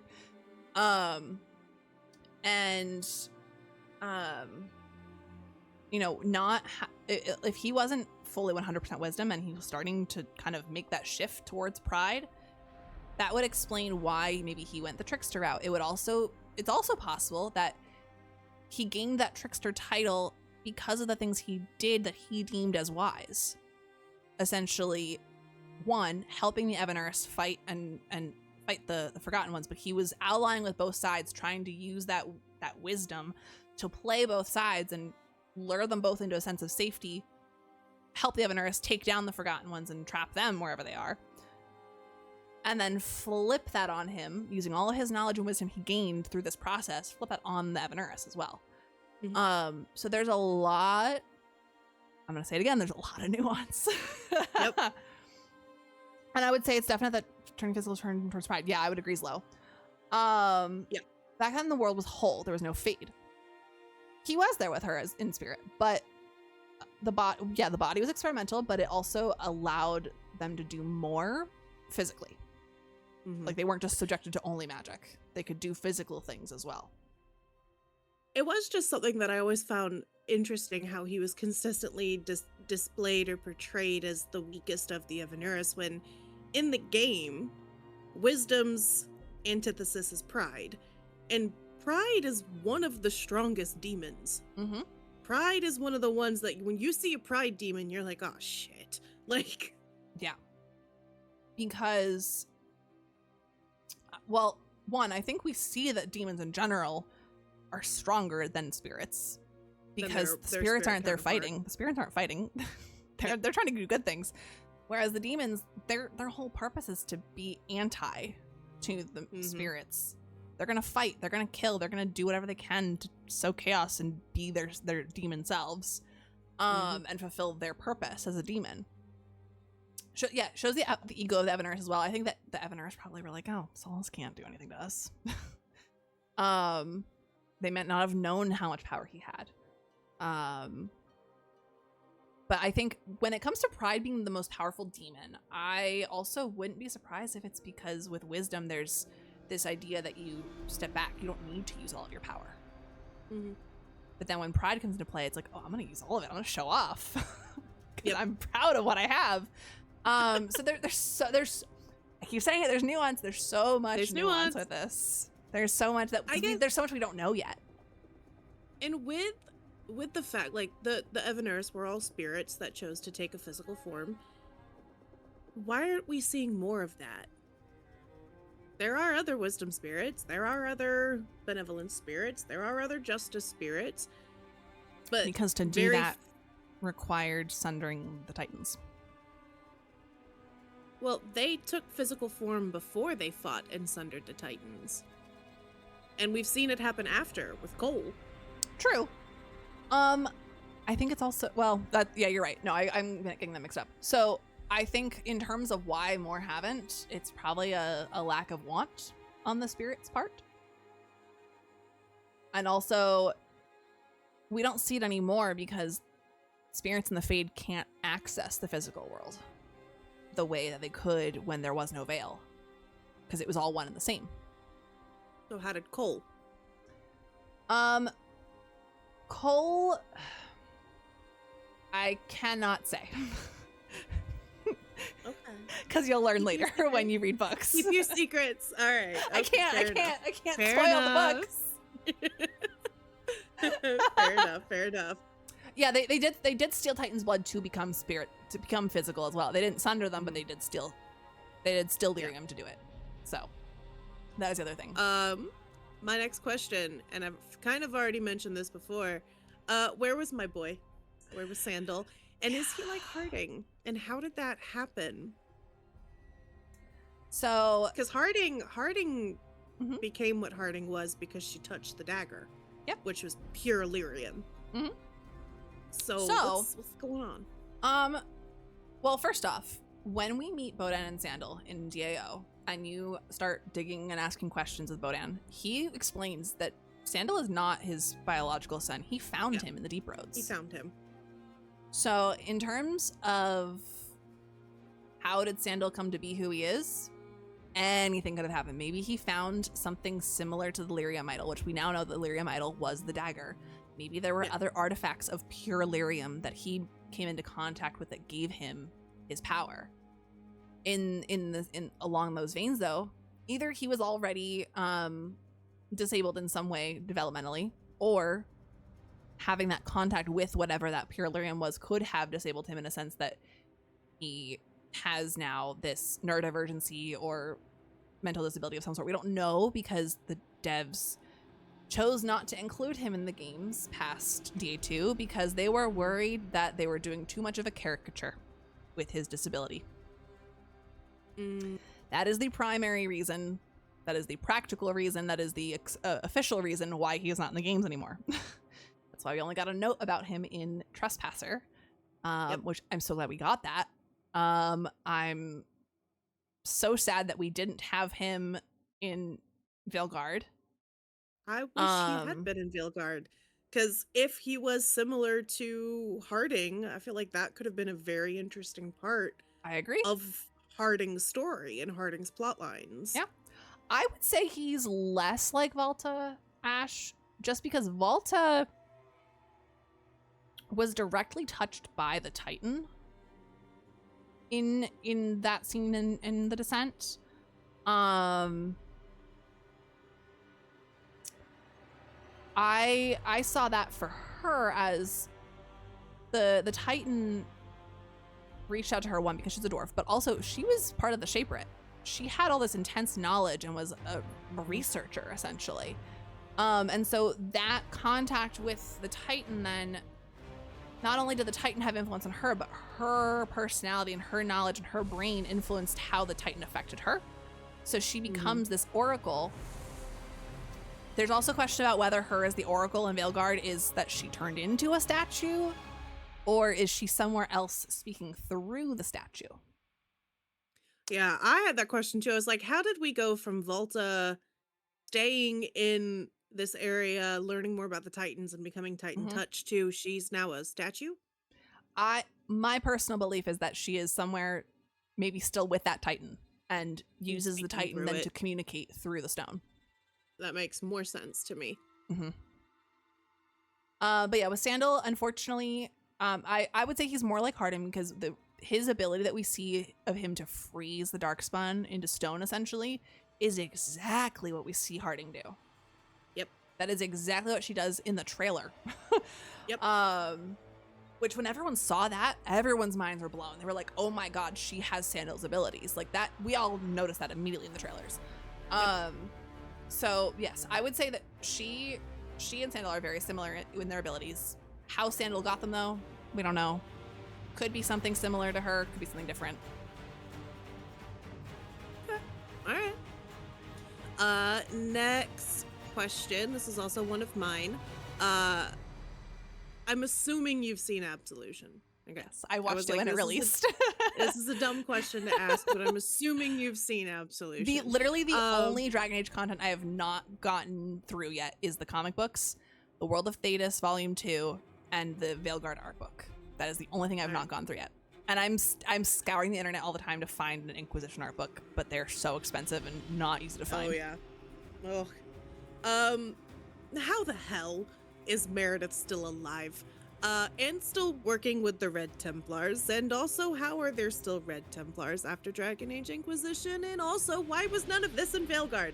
It very much so felt like it was being set up to be this massive thing in Veilguard, and then it's just poof, gone. I agree. As I mentioned it earlier tonight, but I personally believe that both the Architect and Meredith were intended to be in Veilguard. Because... And I don't remember where this art was, if it was part of an ad for Veilguard, but when it was still called Dreadwolf, or if it was something else related to Absolution. I'm not really sure off the top of my head. But there was art that had Solus, and Solus in the middle, This might have been specifically Dreadwolf art before it became Veilguard. Solus is in the middle with the dagger, and then we see the architect on one side and Meredith on the other. And it's very much not like a art of a scene. It's more of like a conceptual thing, like fancy architecture, like maybe, yeah. So my belief is that they were intended to be in the game. And then when EA fucked everything up, that got scrapped. That said, how is Meredith still alive? The red lyrium kept her alive. Of course it corrupted her, but it kept her alive. It's Titan's blood. Who's to say it can't keep someone alive? True. Red Templars. Feels like it feels like a huge thing for EA to scrap. I mean, if they spent the time and the money to make the Absolution TV show, which was very well done, and I'm very glad I watched it again, because the first time I watched it, I had never played any of the games, and I was like, oh, that's cool. Why do I care? Who are any of these people? But watching it again afterwards, that was such a massive setup and teaser for them to just do nothing with it. The whole fuckery with EA was they were developing Project Joplin, which was what DATV was supposed to be originally. Yeah. That's where I think that the architect was going to come in, Meredith was going to come in, whatever. Solus was going to actually tear the veil down, and then it was going to be the aftermath of all that was the game. That was my impression. Again, I don't know for sure. Maybe there were other things out there, and maybe there's stuff that I haven't read yet. EA steps in and says, hey, we want this to be live service. You screwed up Anthem, but hey, we could fix it for this, right? Which meant they had to scrap like everything. And then they're like, oh, you know what? No, you can make it a single player RPG campaign again. They had very little time left, so they had to say, okay, what can we pick and choose that's going to be easy to work with and develop a story out of without spending a ton of money and a ton of resources? We've got to pick and choose stuff from the original story and rework it. And so they had to pick and choose, and what we got was what they were able to do. If we had Project Joplin, we would have had everything we had in Veilguard plus so much more. It was so sad. It's very sad, but it's shocking to me that these massive storylines that have been set up didn't somehow make the final pick or the final cut. Unfortunately, it is now considered not canon because of that. I think it would have been canon if we had Project Joplin. But I don't think it's canon anymore because there's nothing from Absolution that carries over into Veilguard. No, there is not a single, and I think that's part of the reason why, for me, on that second watch of Absolution, because the first time I saw Absolution was years ago. I watched it when it came out, because I was like, oh, that looks cool. Sure, why not? I think I watched it with Ovi, and coming back to it after having played the games, I was like, okay, there was a lot set up here, and I watched it immediately after we finished Veilguard. And not a single thread from Absolution is pulled over. Not even one.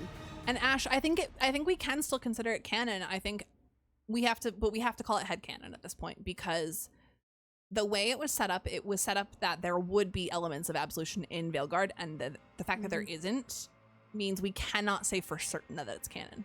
So we have to kind of call it a headcanon at this point. Especially because everything happened in Tevinter, so why don't we see any of the effects of that in Tevinter?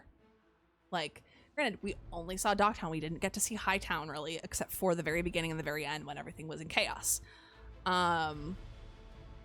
So, had we seen more of Tevinter, I think we could have seen little sprinkles of things from Absolution, but we just didn't get that, unfortunately. So, yep. All right, next question. This one's from Ash. Dwarves do not have magic because they can't access the Fade. This is also why they don't dream, but all humans, elves, and Qunari can dream. So they should all be able to access the Fade to some extent, but not all of them have the ability to use magic. What is this? Yes, we've kind of already touched on the fact that there does seem to be a genetic component, but that's not the end all be all. No. With the Hawk family, we see there is a big genetic component. With Kieran, if Kieran is in fact a mage, which we can assume most likely is, there's also a genetic component. With everybody as a whole, all of the races across Thedas, it is not always a genetic component. It's very common for, it's very possible, I should say, not common, but it's very possible for a mage to have a child that is not a mage. Is it super common? No. More often than not, it's going to be a mage, but it can happen where it's a non-mage. We look, and I think a good example of a non-genetic component would be to say, like, look at Connor from DAI. Or sorry, not DAI. He is in DAI, but he can show up in DAI depending on choices you make. But in DAO, we see Connor and Isolde and Arl Eamon are not mages, but Connor is. So where did he get it from? Maybe there was a mage further back in the family tree, maybe, but we don't know for sure. So we can't say for sure that it was genetic. So again, we can see both options. I won't talk about a genetic version other than what I've talked about already. There is another one I'm thinking of very specifically. If you've read the books, you know what it is. So specifically in Asunder. Anyways, so in terms of why, not everyone can access the Fade, even if they're not a dwarf. So why certain humans, elves, and Qunari can't access the Fade. My theory is this. Prior to Solus creating the Veil, everybody had access to magic because the Fade and the physical realm were one and the same. They overlapped each other essentially. So everyone had magic. And then when the veil was put up and the Fade was separated from the physical realm, obviously the dwarves lost the connection because the Titans were sundered. But then the Veil also blocked signal from the Fade. So magic, first of all, is not as powerful as it used to be because of the Veil. But now, because the signal is blocked, essentially, kind of like, concrete wall blocking a cell tower or Wi-Fi signal, less gets through. So it doesn't get through to everyone. It only gets through to those who are much more prone to magic than others. So if you have less proclivity for magic, let's say we have two people in ancient Arlathan before the Veil is put up. We got one who's like excellent, gifted, probably the best at magic in the area, and one who's kind of can just do a couple things like create some fire in their hand and that's it. Those two people put into modern times, one would be a mage, one wouldn't. Yeah. So that's my theory. Everyone has potential for magic, but few can access it. Next question. Maybe how thin the veil is where a child is conceived. Could also be that. It's very possible. Yep. Corey, Isaiah, Samson, we've seen a few of these characters. They all have ridiculously long lifespans. Well outside of the norm for their species, especially when you look at the humans.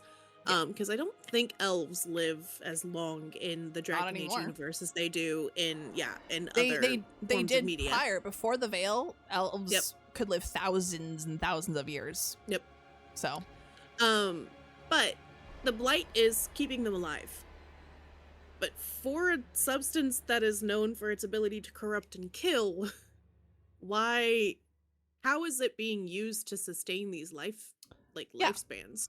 So first with Samson, I don't know that he's actually super old. He's, I think, Cullen's age, because he and Cullen were Kirkwall Templars together.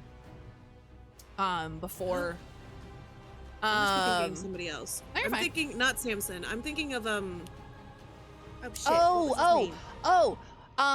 the Legacy DLC, right? Yes. Him. What's his name? Larius. Larius. That's it. Thank you. It's not Samson. Hold on, you're right. It's not him. So the blight is living, technically. we know that with the wardens, the blight doesn't outright kill wardens. It's them going into the deep roads for their calling and hacking and slashing, doing their last stand that kills them. Obviously, we hadn't discussed this a ton yet. When you wrote this answer, you didn't know all this necessarily, or wrote this question. But we know now that the blight does sustain, just in a very different way. It corrupts while also sustaining at the same time. So Corey was in stasis, essentially, in his prison that the wardens built for him. Isaiah had 400 years to grow more and more grotesque and more corrupted, which eventually led to then the gods being able to influence her. And then with Larius, he was with the wardens who watched over Corypheus's prison, but had eventually left for his calling because he was so far gone. But the wardens who were there, who were not old at all, they knew who he was. They knew he was the first warden at some point, or the warden commander at some point. So it wasn't like it had been like 20, 30, 40 years since his calling. He had been there probably less than 10 years. So he still had a semblance of himself, but he could still get past a lot of Darkspawn without being detected because of how far the corruption had gone. So with them, it's... Yes, the blight does destroy, but at the same time with organic life, because the blight is also organic, it corrupts and sustains at the same time. Okay. That makes sense. We're gonna skip that question because we already answered Yes, Kai. DA does make it feel like a lot of time has passed when not much has. Yep. From Ash, why can mortal souls live on as demonstrated in Absolution, which I think we've kind of already touched on this, whereas spirits don't? It seems like Neb is still Neb, whereas with spirits, you only get fragments. So, I'm going to be totally honest. It's been a hot minute since I've watched Absolution. Neb is that one character's brother? Am I remembering correctly? Okay. And it seems like we have a similar concept with Cullen and Liliana with the Lyrium Ghost. Yeah, he could very well be a Lyrium Ghost. It's hard to know which it could be. There's also a book that touches on this. Wait, which book are you talking about, Ash? I'm very curious. Yeah, my guess is maybe Lyrium Ghost. I also think it could be a spirit or demon that chose to mimic Neb, similar to how we see a spirit potentially, we don't know for sure, mimicking Divine Justinia in Inquisition. The Calling. Yeah. Yeah, that makes sense, Ash. So I think it could either be that Neb was a Lyrium Ghost, but probably not a Lyrium Ghost, because Lyrium Ghosts have physical form. That's the other key, is they have physical form, whereas with Neb, we don't know that there was physical form under... He was only ever in armor, right? If I remember correctly? Neb's We never actually saw his body, right? We did. We saw Neb's body. It was very dead. Okay. But it was a demon inhabiting Neb's body to keep the body going. And it was probably a demon mimicking who Neb was then. Well, the Neb, before the spirit was summoned back, he was essentially a robot. Yeah. He had no personality. Yeah. There was nothing. He was a blank slate. But when the spirit was called out from the artifact thingy, it was Neb. It was his spirit. Yeah. Okay. So it's likely that there was like a fragment. If we kind of, look at it similar to like the fragments that they have in Urus. I know it's a very different thing, but it's very likely that there is an essence or a fragment of him still there. But ultimately he wasn't alive. And I would say likely not a Lyrium Ghost. Just based on what we know about Lyrium Ghosts from Liliana and Cullen. So. Well, and Absolution is now not canon. That's anymore. the other thing. That there were a couple of things, and I would have to rewatch Absolution again to really remember what these were. But there were a couple of things in Absolution that I was like, that doesn't feel right. That doesn't feel like it aligns with the lore. I would have to rewatch it to pinpoint what those things were, but I would bet that that's part of it. Yep. All right. Next question. Also, to point out what Ash said in chat, people's souls live on in the fate after death. Yes, the Chantry does teach that. But we also know that the Chantry is probably not right about a lot of this stuff. So, who knows? So this one's from Ash, and I'm gonna add a little to it. Elves are spirit plus lyrium. Qunari is dragon plus lyrium. Dwarves are stone or titan plus lyrium. Where are humans from? My question, my add-on. My understanding is that lyrium is just titan blood. Elves were spirits that used the titan blood to give themselves a physical form. That made them elves. Are humans just natural evolution? That's where the humans come from?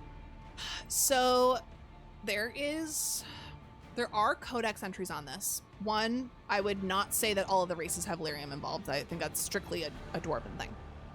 So elves are spirits who borrowed lyrium to create their physical forms, but then from there they no longer need lyrium to create elves. Like when elves continue on in their lineage, a mommy elf and a daddy elf. Yeah, they reproduce like any other race. Dwarves always have that connection to the Titan, regardless of how many generations have passed. They still have that connection. So it's not that they are the Titan or the stone plus lyrium, it is that they are the Titan. They are, like, as Harding describes it in Veilguard, she says that the Titans are their ancestors, but also not, that the Titans are also them. This kind of gets, like, it's a weird analogy, but roll with me for a second. It's kind of like how we say, like, in Christianity, there's God the Father and Jesus is the Son, but also they're both God. Mm-hmm. That's kind of how I think about it with the dwarves. Like, we have the Titans who are the children of the stone, or the children of Titans are dwarves, but they're also one and the same. Like, they are all one. That's kind of how I think about it. Qunari, we don't know enough because they are from, technically originally, across the Amaranthine Sea. They are not from Thedas originally. Are they likely descended from dragons? Very likely. We know for a fact that the fire-breathing Qunari literally are because of the dragons. Like, they first created the fire-breathing Qunari by taking, I don't remember exactly off the top of my head. I literally watched this the other night when I was watching someone's stream. But they basically used the dragons to create the fire-breathing Qunari's. Yeah. Humans also did arrive in Thedas at some point in time. We just don't know exactly when or how or why. They are not from Thedas originally either. The only races native to Thedas are the dwarves first and foremost, and then kind of elves, because spirits were there all along and then they became elves, but they also were kind of colonizers. A little bit, kind of. The humans arrived in Thedas at some point. Traditional elven history states that when the humans arrived, that's when elves started to lose their longevity in their life, but that we know that's not the case. Humans likely were around when the Evanars were still in Thedas before they were trapped in the Fate.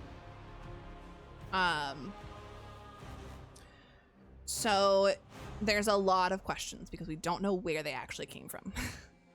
But did the Evanars see the humans and that's why they wanted to be physical? That's very possible. I don't remember off the top of my head. It could be. Why do humans have no records of where they came from? Because they don't live very long and it's been thousands and thousands of years, like 10,000 plus years. Yep. So. Yeah, that makes sense. Maybe in another 10,000 years they'll be able to find records of all of that. So, Alrighty. Yeah. Next question, and I'm excited to hear the answer to this from Ash. What would you do if you could make a Dragon Age 5? I would do two things. One, I would absolutely pick up with the Devouring Storm and the Executor plot that we got at the end of Veilguard with the cutscene after the credits. Yep. But I would also go back into the plans for Project Joplin and pull in stuff that never happened in Veilguard and right that wrong. From what we know of Project Joplin, and again, I don't know a ton. It's past old folks' bedtime. Sydney, no, it's Saturday. Sydney. We're not that old. But so from what we know of I almost said Scott Joplin, totally different thing as a composer. From what we know of Project Joplin, and again, I don't know a lot because I have not read up on all of it yet because I've been waiting on the art book because the art book does have Project Joplin stuff in it. But they were originally not going to have the lighthouse. They were going to have a ship, like a boat, as their center of command. Interesting. Which potentially means they would have used all of Thetis for traveling. Mm-hmm. Maybe they even would have tried to go across the Amaranthine Sea. Maybe you could have the option to send missions across the Amaranthine Sea. Whether they were successful or not, who knows? But in DA5, we're going across the sea and we're figuring out what's over there. We're going to find... Yep. Or the Devouring Storm's going to come over here first, and maybe we run away from the Devouring Storm back to wherever the Devouring Storm came from. Who knows? But I absolutely think we're exploring that more. We're exploring the Executors. We don't know if the Executors and the Devouring Storm are one and the same. They could be. Yeah. They're both talked about so little to begin with that we don't... I think a lot of people associate the two of them together. Yeah. But they could be the same. They could be not. They could be opposing forces to each other. The Executors tend to watch the Devouring Storm with what chase the Kunari. So maybe they are the same, maybe they're not.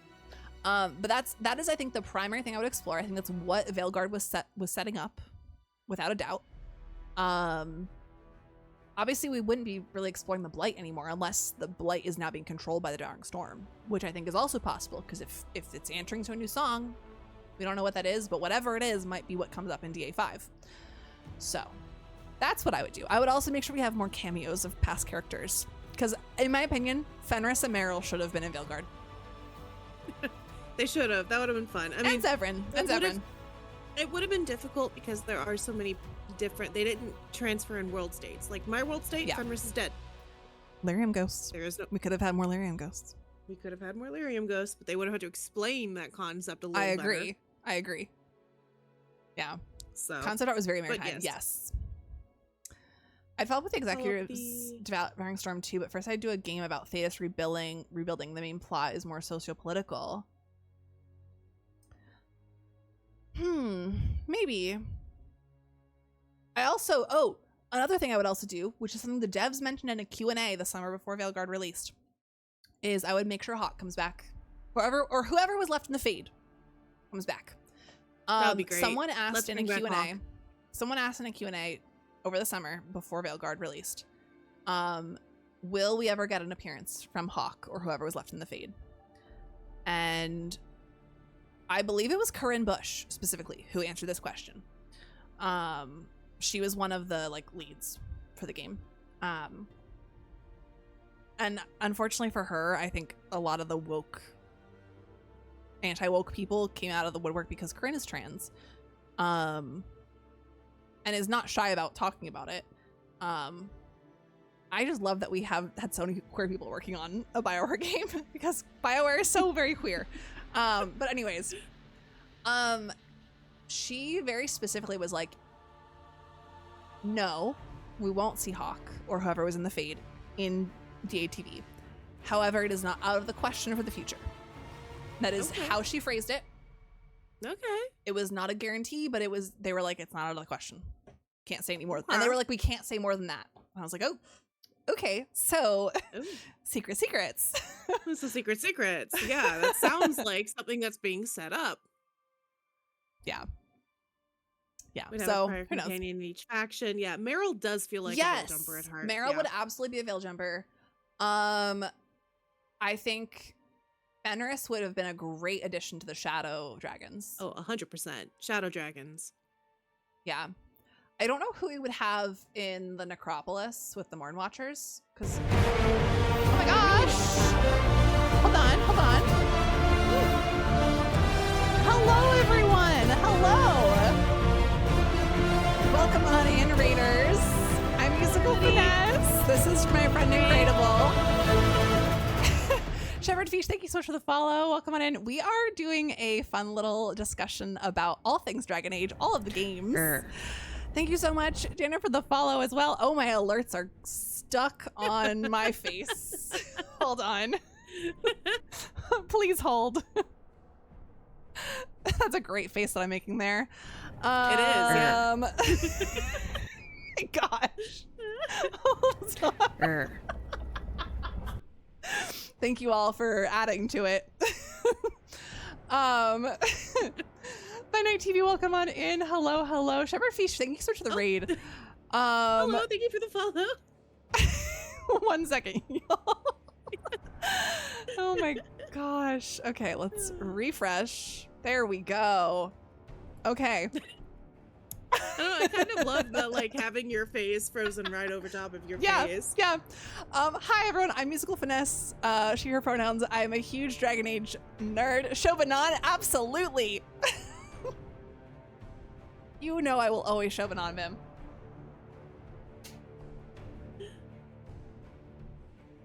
I've got to show all of them. Oh God.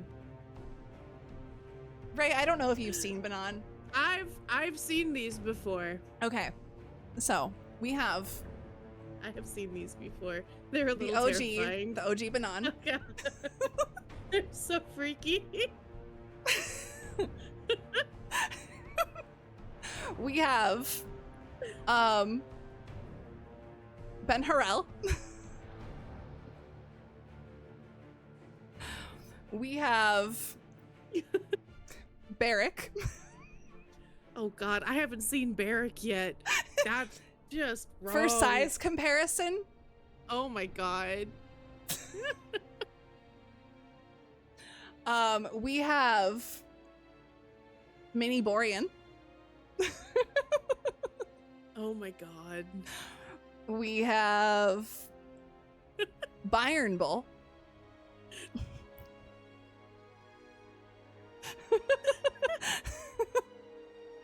We have Barra. We have Barra instead of Sarah. And we have Bull.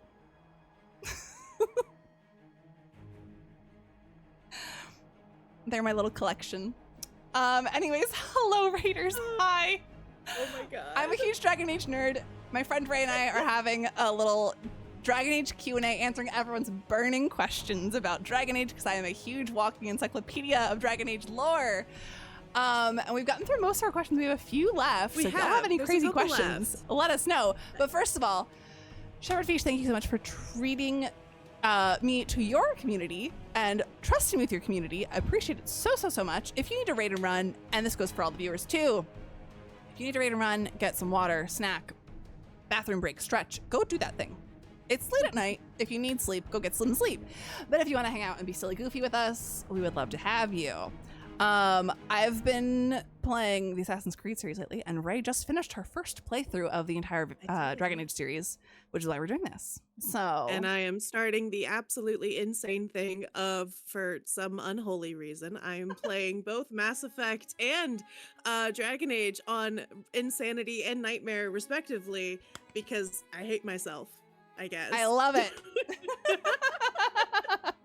Question: if you had to choose between Blackwell and Varric, who would you pick? Varric, hands down. Varric, hands down. I like Blackwell as a character, but I am so hella gay. You did the same thing. You also went straight to the Nightmare and Insanity things. I love it. Yes. Nightmare's fun. I have a death counter up with what I've gone through with Mass Effect. So I finished Mass Effect 1 on Insanity, and I don't know what possessed me to move on to Mass Effect 2, also on Insanity. It's going great. I've died so many times. I've died so many times. I think I died like 15 times last stream, so don't worry about it. Chibati's not available. I know. No. Okay, wait. Actually, because we have Dragon Age fans here right now, everyone please share with me in chat who your either canon Morgan or Shepherd. favorite romances are for each game. That's I'll go what- first. Leliana and Zevran are kind of a tie, but I lean a little more towards Leliana in Origins. In DA2, Fenris, always. Love Fenris, especially a good rivalmance. In Inquisition, I would have said Sarah/Josie, but then I did my first Solus romance right before Veilguard came out. And I love Solus. And then in Veilguard, I've only romanced Harding and Tosh so far, but I am doing an offline playthrough currently, very slowly, romancing Emmerich. So. Okay.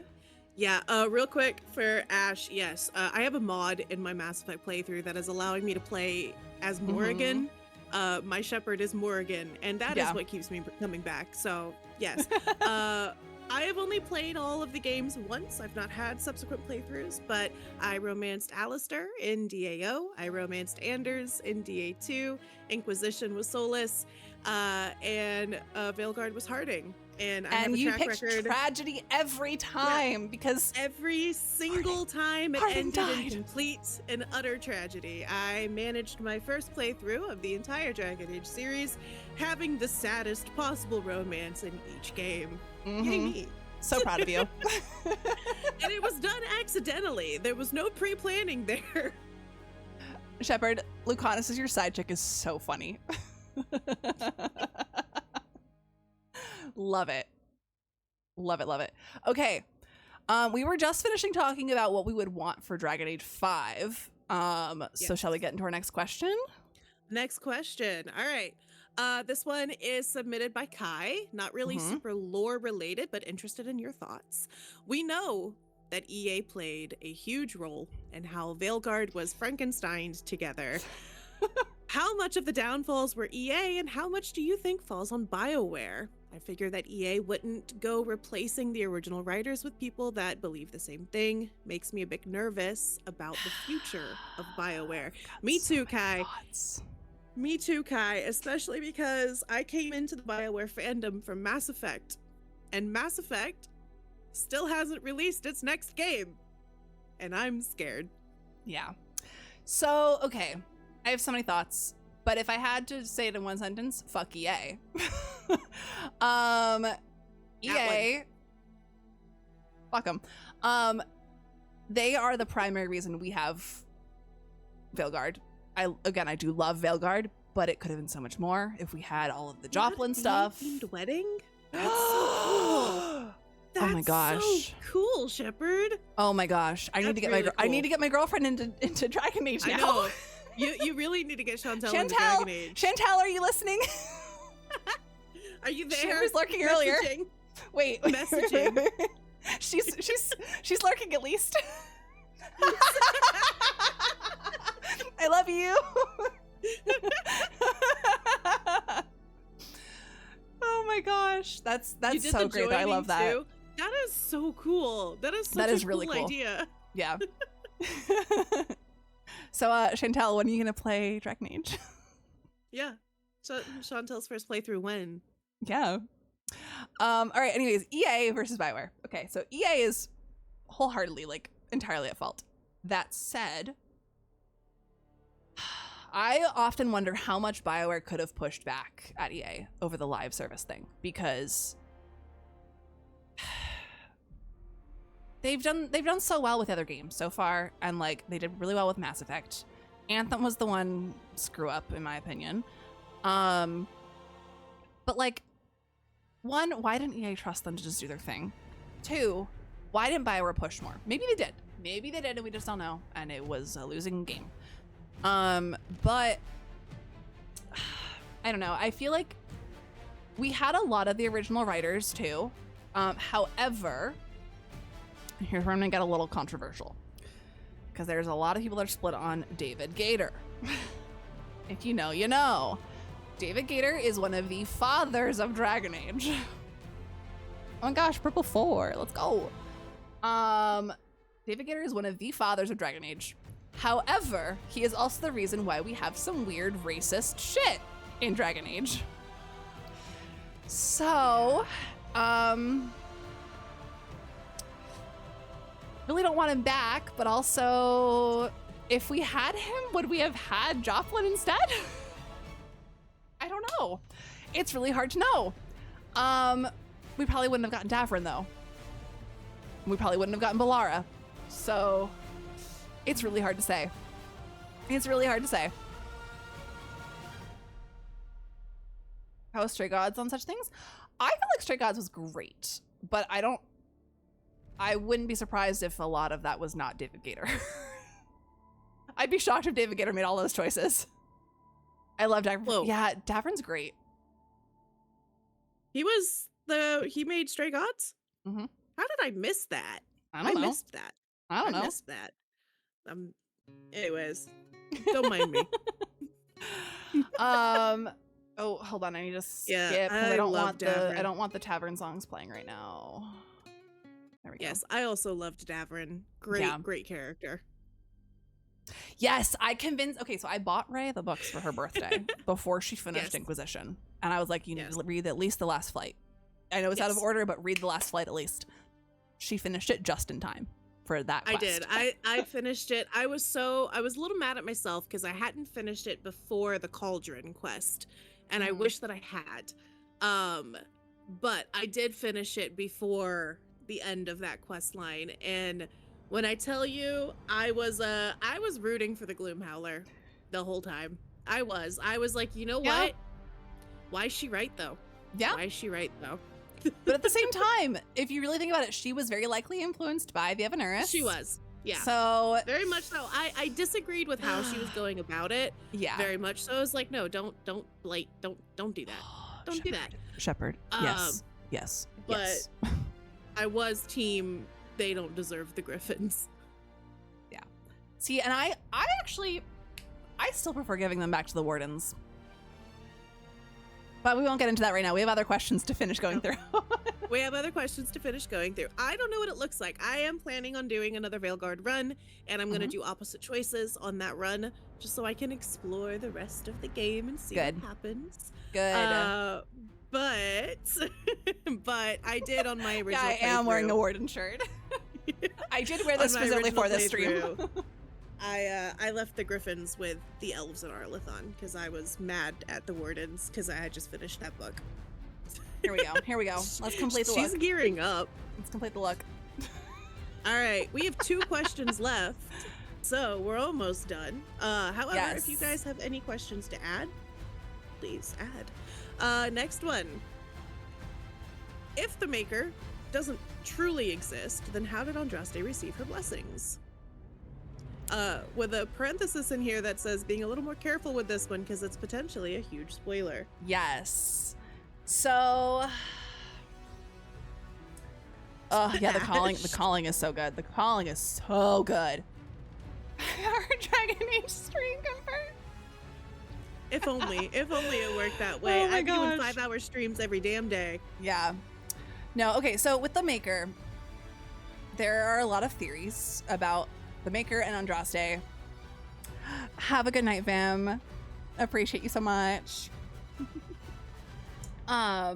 So one, Ray, I don't know if I had ever told you this. There have been theories in the fandom for a long time that Sandal is the Maker.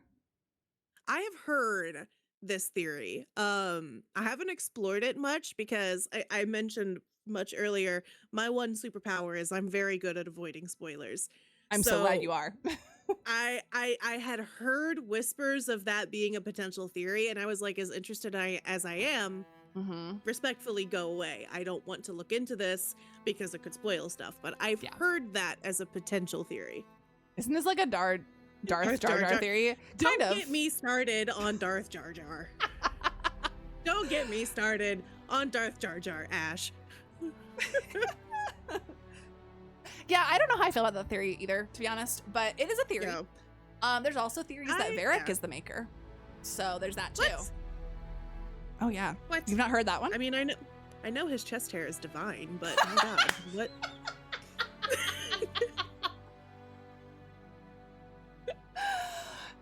Anyways. Oh my gosh. No, I've not heard that theory. That's wild. No, the Maker is really questionable I've also won 3 times. No, there's. You can avoid spoilers. No one told you Darth is Luke's father. I'm sorry. What? I had no idea. The one of the. I'm gonna snooze my ads really quick. It just popped up. One big thought in the fandom right now, especially with what we know about Mythal now, is that Andraste was actually a host to Mythal. She was wronged by her husband. Mafrath turned her over to Tevinter. Mm-hmm. True. People theorize that she was a Mythal host. Interesting. I'm kind of down for that, because when you look at an Inquisition, specifically in Jaws of Hakon, and you're going through and you're finding that, like, the path that Ameridan took. First of all, we learn Ameridan was an elf, which no one had known. But then you also see all of this stuff along his path. I totally love the time yesterday. Let's go. I love it. You see Ameridan's path, and you see so much elven history intertwined with the Chantry history and, like, the history of Andraste and the Maker and all of this. And I don't know, for me, I start to think, okay, was there a lot more overlap than we really think? Was the Maker Elgernon? Was it somebody else? Like, was it a Titan? We don't know, but I do firmly believe that Andraste was very likely a Mythal host. So that is my thought. I like that. Mm-hmm. And that would explain how she received her blessings. It does, yes, that does. Yeah. I guess moving directly from that, the last question we have was mine, which is essentially, Veilguard kind of made it look like everything is. Thank you for the follow. Veilguard made it very much so look like everything is elf and Titan. Every lore, every god, everything comes from the elves and the Titans. So, who is the Maker? Is the Maker real? Is this, I mean, is the Maker also from one of these storylines, or does this come from a completely different mythology? Unknown. Like I said earlier, both Kunari and humans are not native to Thedas. Yes, the humans, they are from a different... humans coming to Thedas is way, way, way further back in history, so people don't really realize that in the, like, characters in the game. If you were to talk to a random human in the game and be like, hey, are you native to Thedas? They'd be like, yeah. No, they are not. Elven history clearly states that they came in at some point, just not, who knows how long ago. But allegedly the whole series was controlled by some unknown force. Right, until we get evidence, and if we get DA5, Mass Effect 5, you better do exceptionally well so we get a DA5. Mass Effect 5 better do exceptionally well, because god damn it, Mass Effect 5 better do exceptionally well. That too, but we don't get DA5 if Mass Effect 5 doesn't do exceptionally well. If we ever get a DA5 and we learn more about the Devouring Storm and the Executors, I have a feeling that will give us a lot more information and insight into, one, the history of Thedas and how the humans and the Kunari got there, but also if the Maker is indeed actually real. And if the Maker is real, we might learn who the Maker is. Maybe the Maker is part of the Executors. Maybe the Maker is part of the Devouring Storm. We don't know, and we're not going to know unless we get another game. Oh my gosh, we got another raid! Oh my goodness. Hello, Kira! Oh, Shepard, agreed. We were talking about it earlier. Kira, hello, welcome on in, friend. How are you? How was your art stream? What were you working on? Please share with us. No, I was saying earlier that I feel like if we get a DA5, they better include Executors and Devouring Storm, but they also better include things from Joplin that we didn't get in Veilguard. We deserve those things. I want a continuation of the Absolution storyline. That too. I want to know what happened. Give us Meredith. Give us some more about the Architect. Please, give us more about what the Blight is going to become, because it's got a new calling or new song for it. Kira, hi. How was your stream? Welcome in. But yeah, those are all the questions we planned. Because we have raiders that came specifically because of Dragon Age. Do y'all have any burning questions, even if they're questions I already answered? I will answer them. I love talking about Dragon Age. Okay, prior to Veilguard coming out, let me talk you through what I did in the week before Veilguard came out. So I had for months been compiling lore and creating this massive outline of lore that I wanted to just talk through and like recap all the lore of the games before Veilguard came out. It was like, actually, let me see. How long was this document? I can look right now and tell you. Hold on. I can pull this up right now and tell you exactly how long this document was. Oh, I'm so curious. You think Meredith and Black Emporium in DAI? Questionable. Potentially. But then in order for her to show up in Absolution, she would have had to have been stolen out of there or broken out. My lore planning stream that I did right before Veilguard released, I did 3 streams. I did one for Origins, one for 2, and one for Inquisition. Was 46 pages long of a Google Doc. 46 is wild.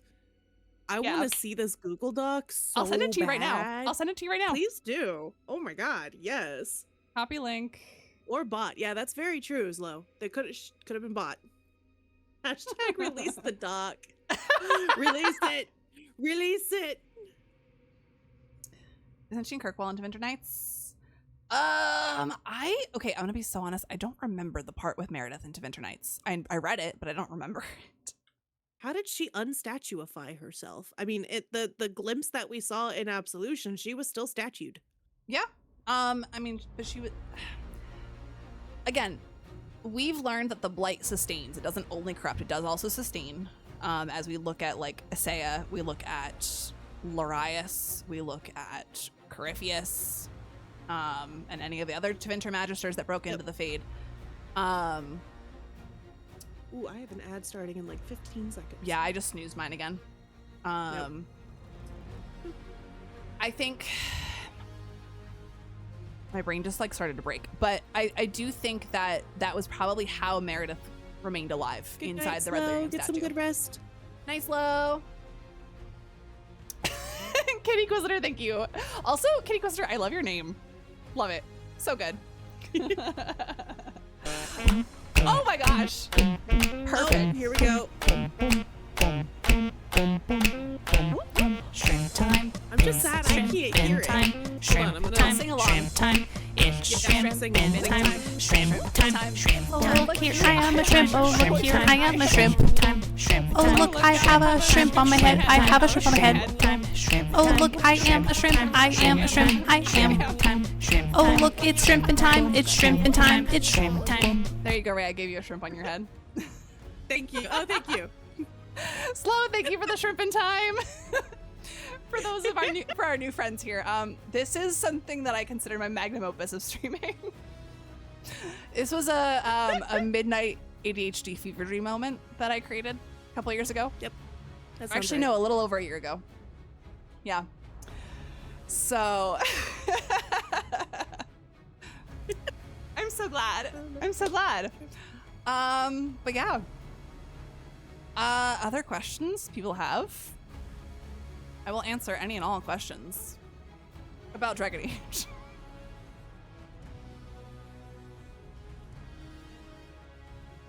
Ugh, this music right here. Dark Soulless theme. Also, Kitty Inquisitor, if it's cool with you, I think I'm gonna post the Divine Chest Chair clip on my stuff as well. Cause Please do, please do. It was funny. Magnum Opus became my fever nightmare. How did you learn and remember all this? You know, That's similar a really question. great question. How That's is a your really great brain question. retaining? I'm neurodivergent. I gotta have a special interest, and this is it. Thank you so much, Kai. No, I don't know. So, okay.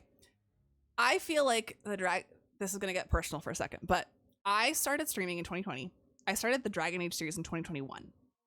I did Origins off stream, but then I did the rest on stream. I had some tech issues, and I couldn't play Origins on stream. Hello, N7 Steph. Welcome on in. Welcome. I love your username, N7 Steph. Yeah, same. I love it. But so I streamed Dragon Age in 2021, and then I went on to Mass Effect right after that. But I will say, Dragon Age was something I fell in love with instantly. Excuse me, I had to burp, and that was really uncomfy. And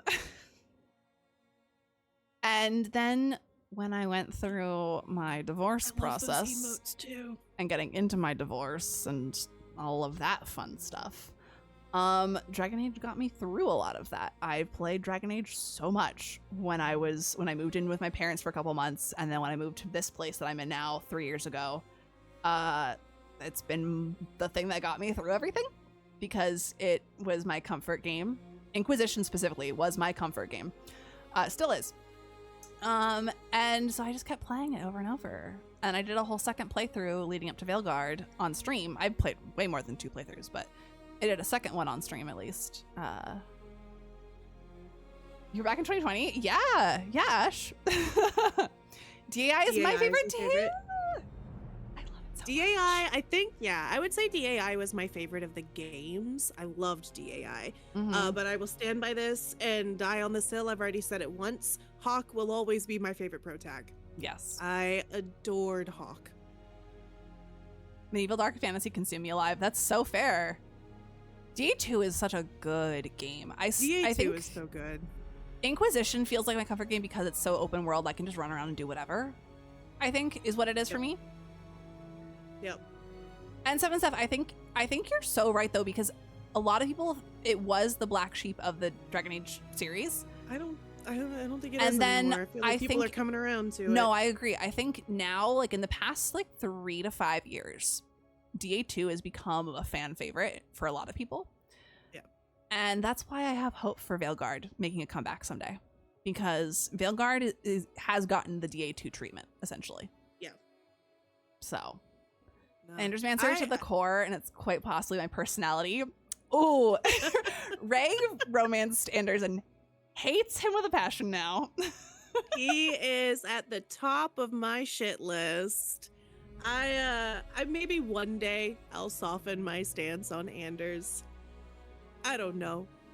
Probably not. We'll see. Look, I only hate Anders so much because I loved him so much, and then he betrayed me. That's so true. And then that's so he true. betrayed me.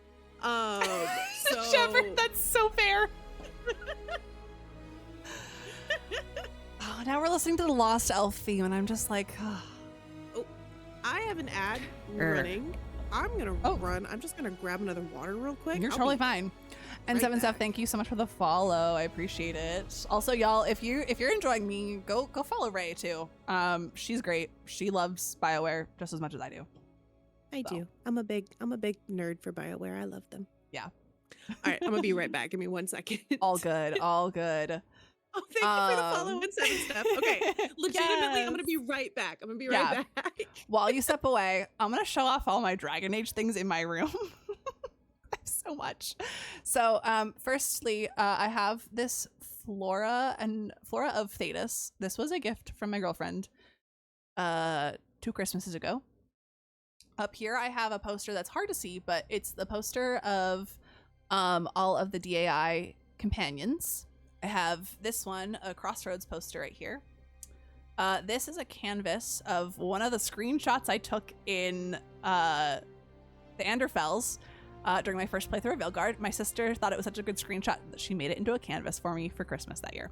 I have my Harding statuette here. I have the Flemeth little like mini blind box figure. They're like $7 on Amazon. Highly recommend. I have Solas's dagger. I have the Veilguard dice, the big dice, but I also have, before it was called Veilguard, when it was called Dreadwolf, I have the dice set that was like the Dreadwolf dice set. What else do I have? I do have the whole collector's edition thingy from Veilguard. I have the Game Informer magazine. I have the Veilguard art book. right here. I have Solus and Fenris plushies. You saw all the Banans. Those were terrifying. I think that's everything. Oh, and I also have on this wall here is the 4-poster set from BioWare of all the protagonists. I have a Varric tarot card poster, an Iron Bull tarot card poster, and then I have the 2 puzzles from BioWare. One is all the characters and like important companions and stuff from DO through DAI in a big puzzle, and then I have the map of Thetis in a puzzle as well. Those dice. I've been playing Dragon Age since DA2 launched. I love that. I only found the series in 2021, and I'm sad I didn't find it sooner. Dave's pretty much our entire personality around here. Yes. I got I'm not gonna say lucky, because I wish I had gotten in on the Dragon Age train when I was younger and when it first came out. But for me, my channel and what I've been doing is trying to go back and playing a lot of the games that I never had access to growing up. I didn't have consoles, I didn't have a PC, so I got into Mass Effect. Was my first like entrance into the world of BioWare, and I played the Mass Effect game in 2020. I played the trilogy in 2020, and then y'all are gonna hate me for this, I tried to play Origins for the first time on the request of a good friend of mine right after I finished Mass Effect, so probably back in 2021, 2022. Wow. And I hated it. And it wasn't the story. It was, I Googled that gosh darn combat. It was the combat. It was the combat mechanics. I couldn't understand it. I couldn't wrap my head around it, especially coming from Mass Effect into Dragon Age Origins. And I Googled, hey, what's the most interesting like starting Origin to play so that I can get like the coolest experience? Oh, shoot, and what did you pick? Google told me to play a City Elf female rogue. And it was like horrible combat paired with instant trauma, and I was like, I don't know. Oh my gosh, I forgot. If this is something I want to do.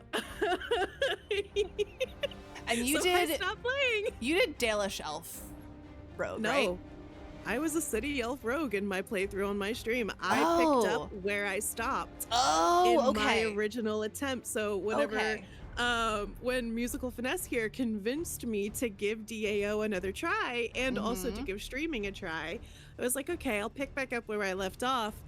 And I got a little more comfortable with the combat, although I did play on easy because I was like, I can't with this combat. I can't do it. I'm not gonna try. But for me, Dragon Age really, it got me with DA2. I adore Hawk, and DA2 really, I was like, this is perfect. Shepard, that's so very fair. I've not played all the Origins, but I've watched videos of all of them at least. So very fair. So very fair. Introduced to DA3, your ex, rip. But hey, you got something good from the relationship. You got Dragon Age. Yeah, that's how I got introduced to Halo. This is my ex-husband, but love Halo. I cannot wait for the new Halo to drop in like a week and a half. I'm so excited. So I have played the first 3 Halo games.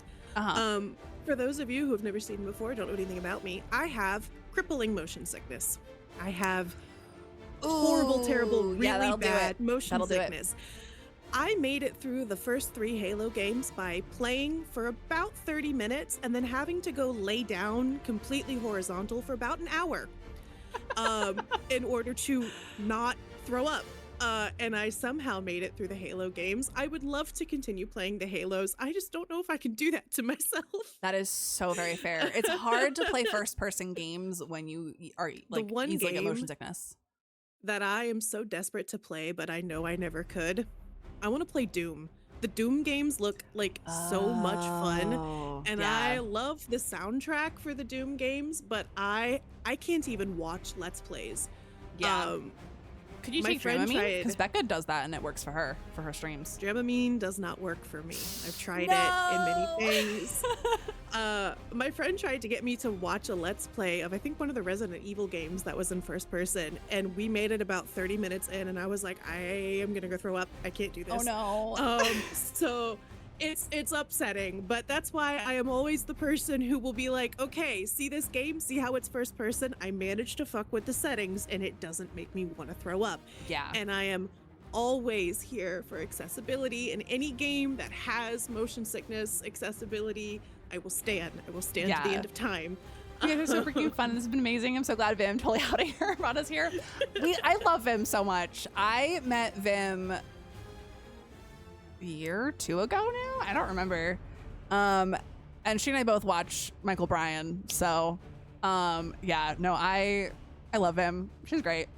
Thank you so much for the lurk. And yeah, thank you for the lurk. Thanks for popping by. Yeah. Oh boy. My brain is breaking because it's 12:45. It's late. It's late and I'm old. We were called out earlier. Who was it? Low calling us out? It's late and I'm old. No, it was Cindy. Cindy was like, right, it's past y'all's bedtime. And I was like, excuse me. Yeah. You're not that much younger than us. Still young and hip. Cindy's like 5 years younger than us, I think, at most. Maybe? I don't remember. Nothing. I know. Oh boy. Well, that's the last of our questions. Ash. You mean we're not gonna play multiplayer Okay, sorry. until 5 a.m.? 4 years younger than me. I'm so sorry, Cindy. Oh. So sorry. 1 year off. Hey, we do need to schedule another DAI multiplayer night. Yes, we do. The original idea was we might do it today, quote, if there was time, end quote. I think we should have known there probably wasn't gonna be time. Yeah. It's fine. Nah, we'll play next time. Especially if we can have like a community night. I think that'd be Exactly. fun for us all Yeah, to I think that'd be go really a play lot of some fun. Dragon Age. Yeah. Mhm. Yeah. Alrighty. Well, I Let me do one last quick shout out for you. Oh, thank you. Y'all go follow Ray. She's really fun to watch. I unfortunately don't always get to watch her because we often stream at the same time. We often stream at the same time. Unfortunately, our schedules did not line up the best for that. No, but it's okay. But I appreciate the shout out. Yeah. But yeah, so I think we're gonna raid shoot, after I need this. to not play the tavern songs. Oh. And I no longer have a raid option because they stopped streaming. Okay. All right. Well, I'm gonna throw my links in chat super duper fast. Same. There is my Discord. So for those of you who raided in, if you wanted to join the Discord, that's a great way for y'all to know when I'm streaming next. I mentioned earlier, I stream Mondays, Wednesdays, and Saturdays. Mondays and Saturdays, I stream at 7:30 p.m. EST. And on Wednesdays, I stream at 3 p.m. EST. Mondays are Mass Effect Mondays. We are doing an Insanity run of Mass Effect 2. I die a lot. I'm really bad at this game, but I love this game and I'm gonna keep trying. But yes, Mondays are Mass Effect Mondays. We're doing that Insanity run, and on Saturdays we are playing Dragon Age Inquisition on Nightmare. And on Wednesdays we're a little more loosey-goosey. Currently we've been playing a horror game called Paranormal Sight that I've never played before, and I was unaware was going to be as scary as it was. Oh, and no. It scares me. But that's okay. And I like to play shorter games on Wednesdays, so games that don't take 30 plus streams for me to get through, so we can have some more variety on Wednesdays. But yeah, that's me. I'll throw the rest of my links up. Yep, and I threw my links in chat already. Also, Kitty Quizzer, it was so nice to meet you as well. So I am live on Monday, Thursday, Saturday. That's where our streams are different. 8 p.m. Eastern each time. I'm playing through the Assassin's Creed series currently. I'm on Assassin's Creed Valhalla. I am also very much looking forward to Halo. We will be shifting to Halo when that comes out. And then we'll go back to Assassin's Creed after that. I also do crochet streams once a month. And yeah, so I'll be live on Monday with some Assassin's Creed. But we always talk about Dragon Age anyways. But yeah, that's it's about to start. Thank you, Ads Goddess, because my ads start in a minute. We should probably call it. Probably call it there. Alrighty, everybody, thank you so much for hanging out with us. Yes, right, I'm gonna say thanks goodbye for to you. I'm coming gonna unkiss our chats really fast. Ray, thank you so much. I'm just gonna mute and then we can chat more afterwards if we want. Yes. All right. I'll see you in a second. Bye. All right, everybody. All right. Thank you so much for a super fun stream. Thank you for all your burning questions about Dragon Age. If you ever have more, you're welcome to ask. We have a Dragon Age channel in Discord too. If you're not in the Discord yet, go join.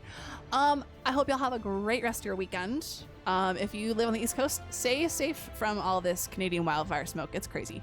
And have a lovely evening. Get lots of good sleep tonight. Goodbye.